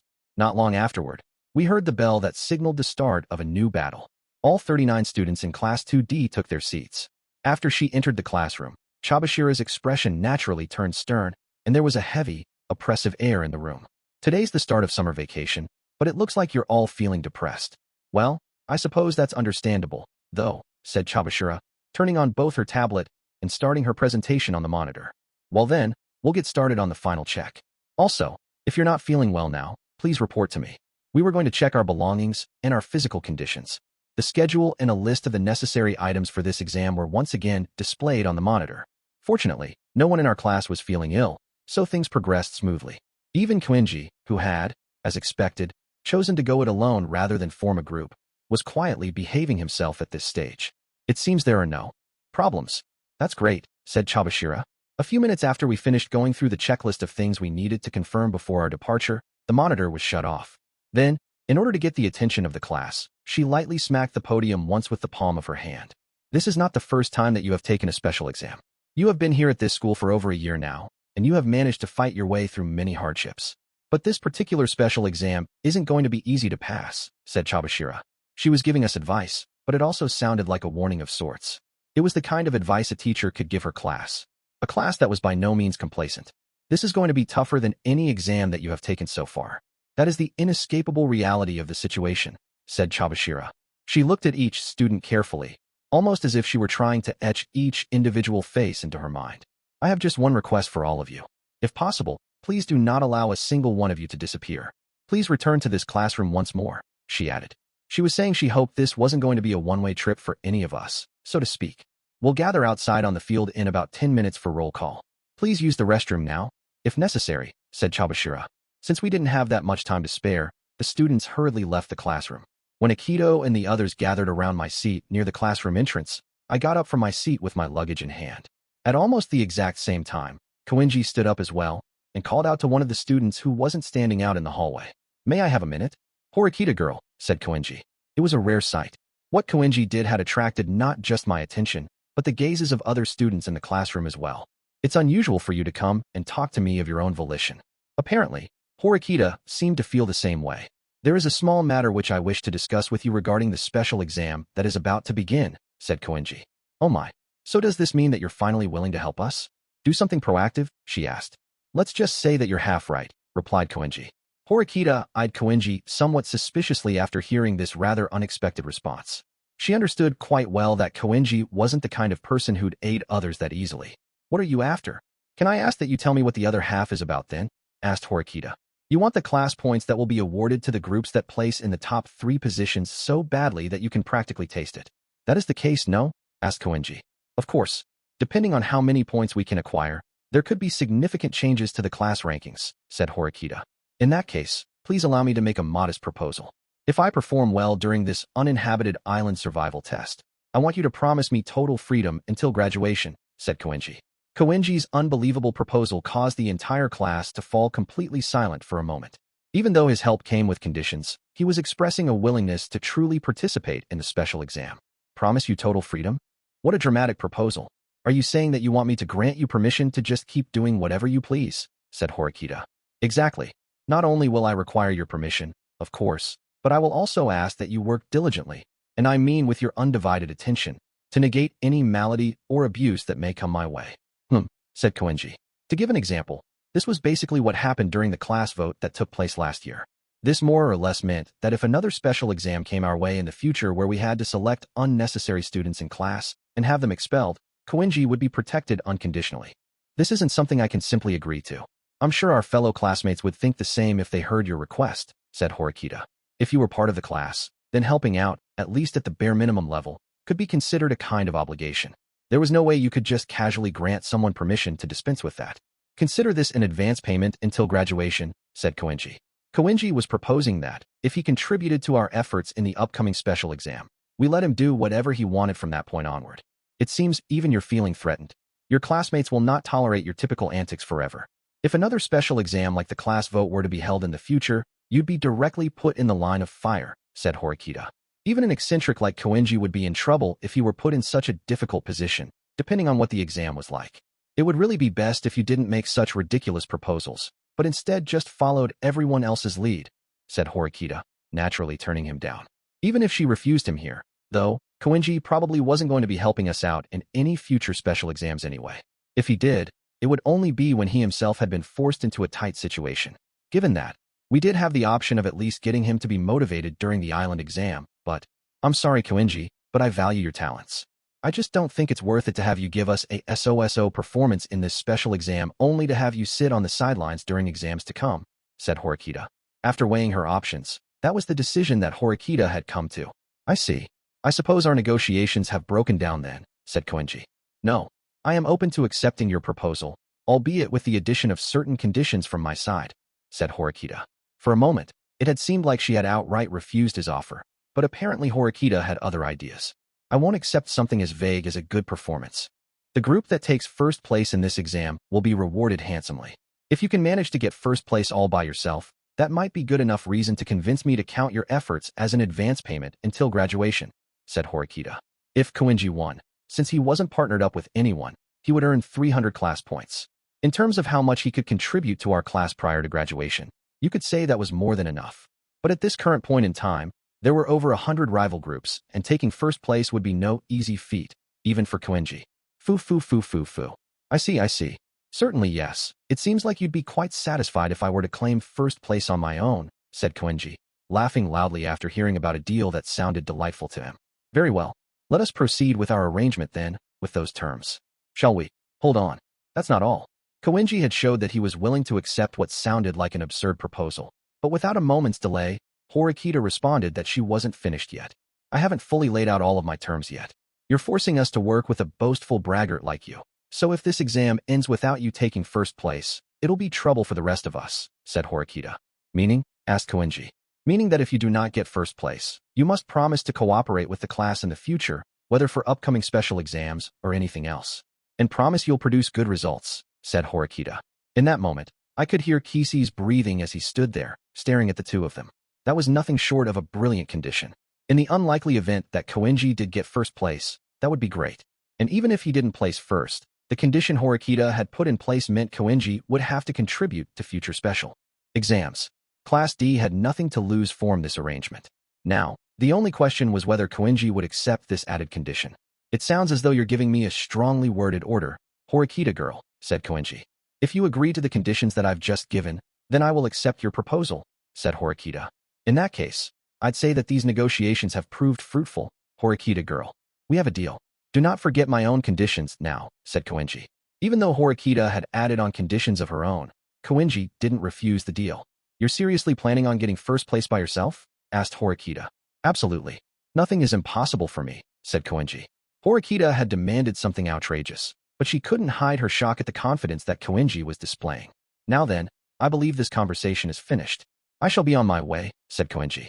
Satisfied with the successfully conclusion of his negotiations with Horikita, he left the classroom. No one could say a word to him, or do anything other than just watch him leave. I have absolutely no idea how seriously he's actually going to take this, said Kishi. Yeah, it's hard to tell, I replied. But this is a once-in-a-lifetime chance. We got him to commit to something himself, said Kishi. I wasn't sure I believed Koenji was being honest about his pledge, but it was certainly true that this was an unprecedented development. Koenji would need a certain degree of support for him to live his life freely and according to his own whims at this school. If he continued to just do as he pleased, he would inevitably plummet down the ranks of classmates who deserved to be protected. Even if he didn't speak up this time, he would need to enact countermeasures at some point. However, if Horikita, the leader of Class D, acknowledged this plan, then that was a different story. Even in the unlikely event that he does break into the top spots, it would be even better if we managed to place above him. That would be fantastic, said Horikita, turning to me. If we managed to get first place and Koenji-kun got second or third, if we could accomplish that, the benefits to our class would be substantial. We could make up for all of the setbacks we've suffered. If you perform some simple calculations, we could get between 400 and 500 class points. If we managed to do that, our total would be around 700 or 800 class points, which would promote us to Class B in one shot. And on top of that, as a bonus, Koenji would have to produce satisfactory results in upcoming exams.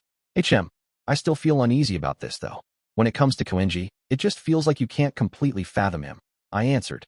Whether you were talking about academic or physical ability. If the question was whether or not he was demonstrating his full potential, then the answer was no, he probably wasn't. It was certainly true that he possessed extraordinary talent. You're right. But whether he'll get first place so easily is another matter, said Horikita. The competition was fierce. The representatives from the other classes, Sakayanagi, Ichinos, and Ryuin, were also seriously shooting for first place. And that wasn't all, of course. Just based on what I knew now, there were some up-and-coming groups among the first years, like Housen and Amasawa. And there were formidable third-year students too, like Nagumo, Kiriyama, and Kiryuin. And although I hadn't actually said anything out loud about it so far, I was planning on shooting for the top myself. Who was going to be sitting in first place 2 weeks from now? And who would be leaving the school? Our long summer was about to begin. 7.1. It's already half of July. It has been getting quite hot lately, hasn't it? Muttered Tsukishiro as he looked down at the large buses arriving at the school, one after another. Yes, it certainly has been, replied a first-year student.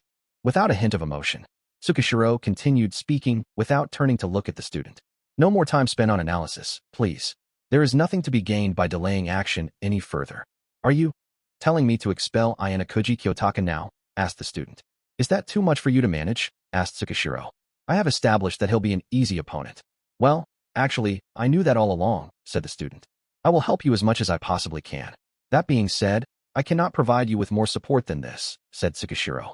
Upon hearing that, the student thought that Tsukishiro was aggressively pushing for this plan to move forward. Are you saying that you have been pushed to act recklessly yourself? Asked the student. Yes. I had to jump through some impossible hoops to scrape together the budget needed for this special exam. More importantly, I had to force the rest of the school administration into submission when they objected to the exam's strict rules, said Tsukishiro. Will it be difficult for you to continue in your position as acting director then? Asked the student. Quite. The fraud allegations made against Director Sakayanagi are about to be cleared up, and it is obvious I'm going to be relieved of my duties. That's precisely why I've prepared a massive display of fireworks for the very end. I hope you will use whatever means necessary to remove Ayanokouji Kiyotaka from this school. Is that clear? Said Tsukishiro. Yes. There will be no more hesitation. I'm glad to hear that. In that case, please, be as violent as you wish during this special exam. Go on a rampage. Once everything has been taken care of, you will return to your old life. Let us both return to the places that we are supposed to be, said Tsukishiro. A girl's left hand, her dominant one, clenched tight, naturally swelling with strength. Tsukishiro, seeing that out of the corner of his eye, smiled gently and broadly. I am expecting great things out of you, Nanae Tsubasa-san.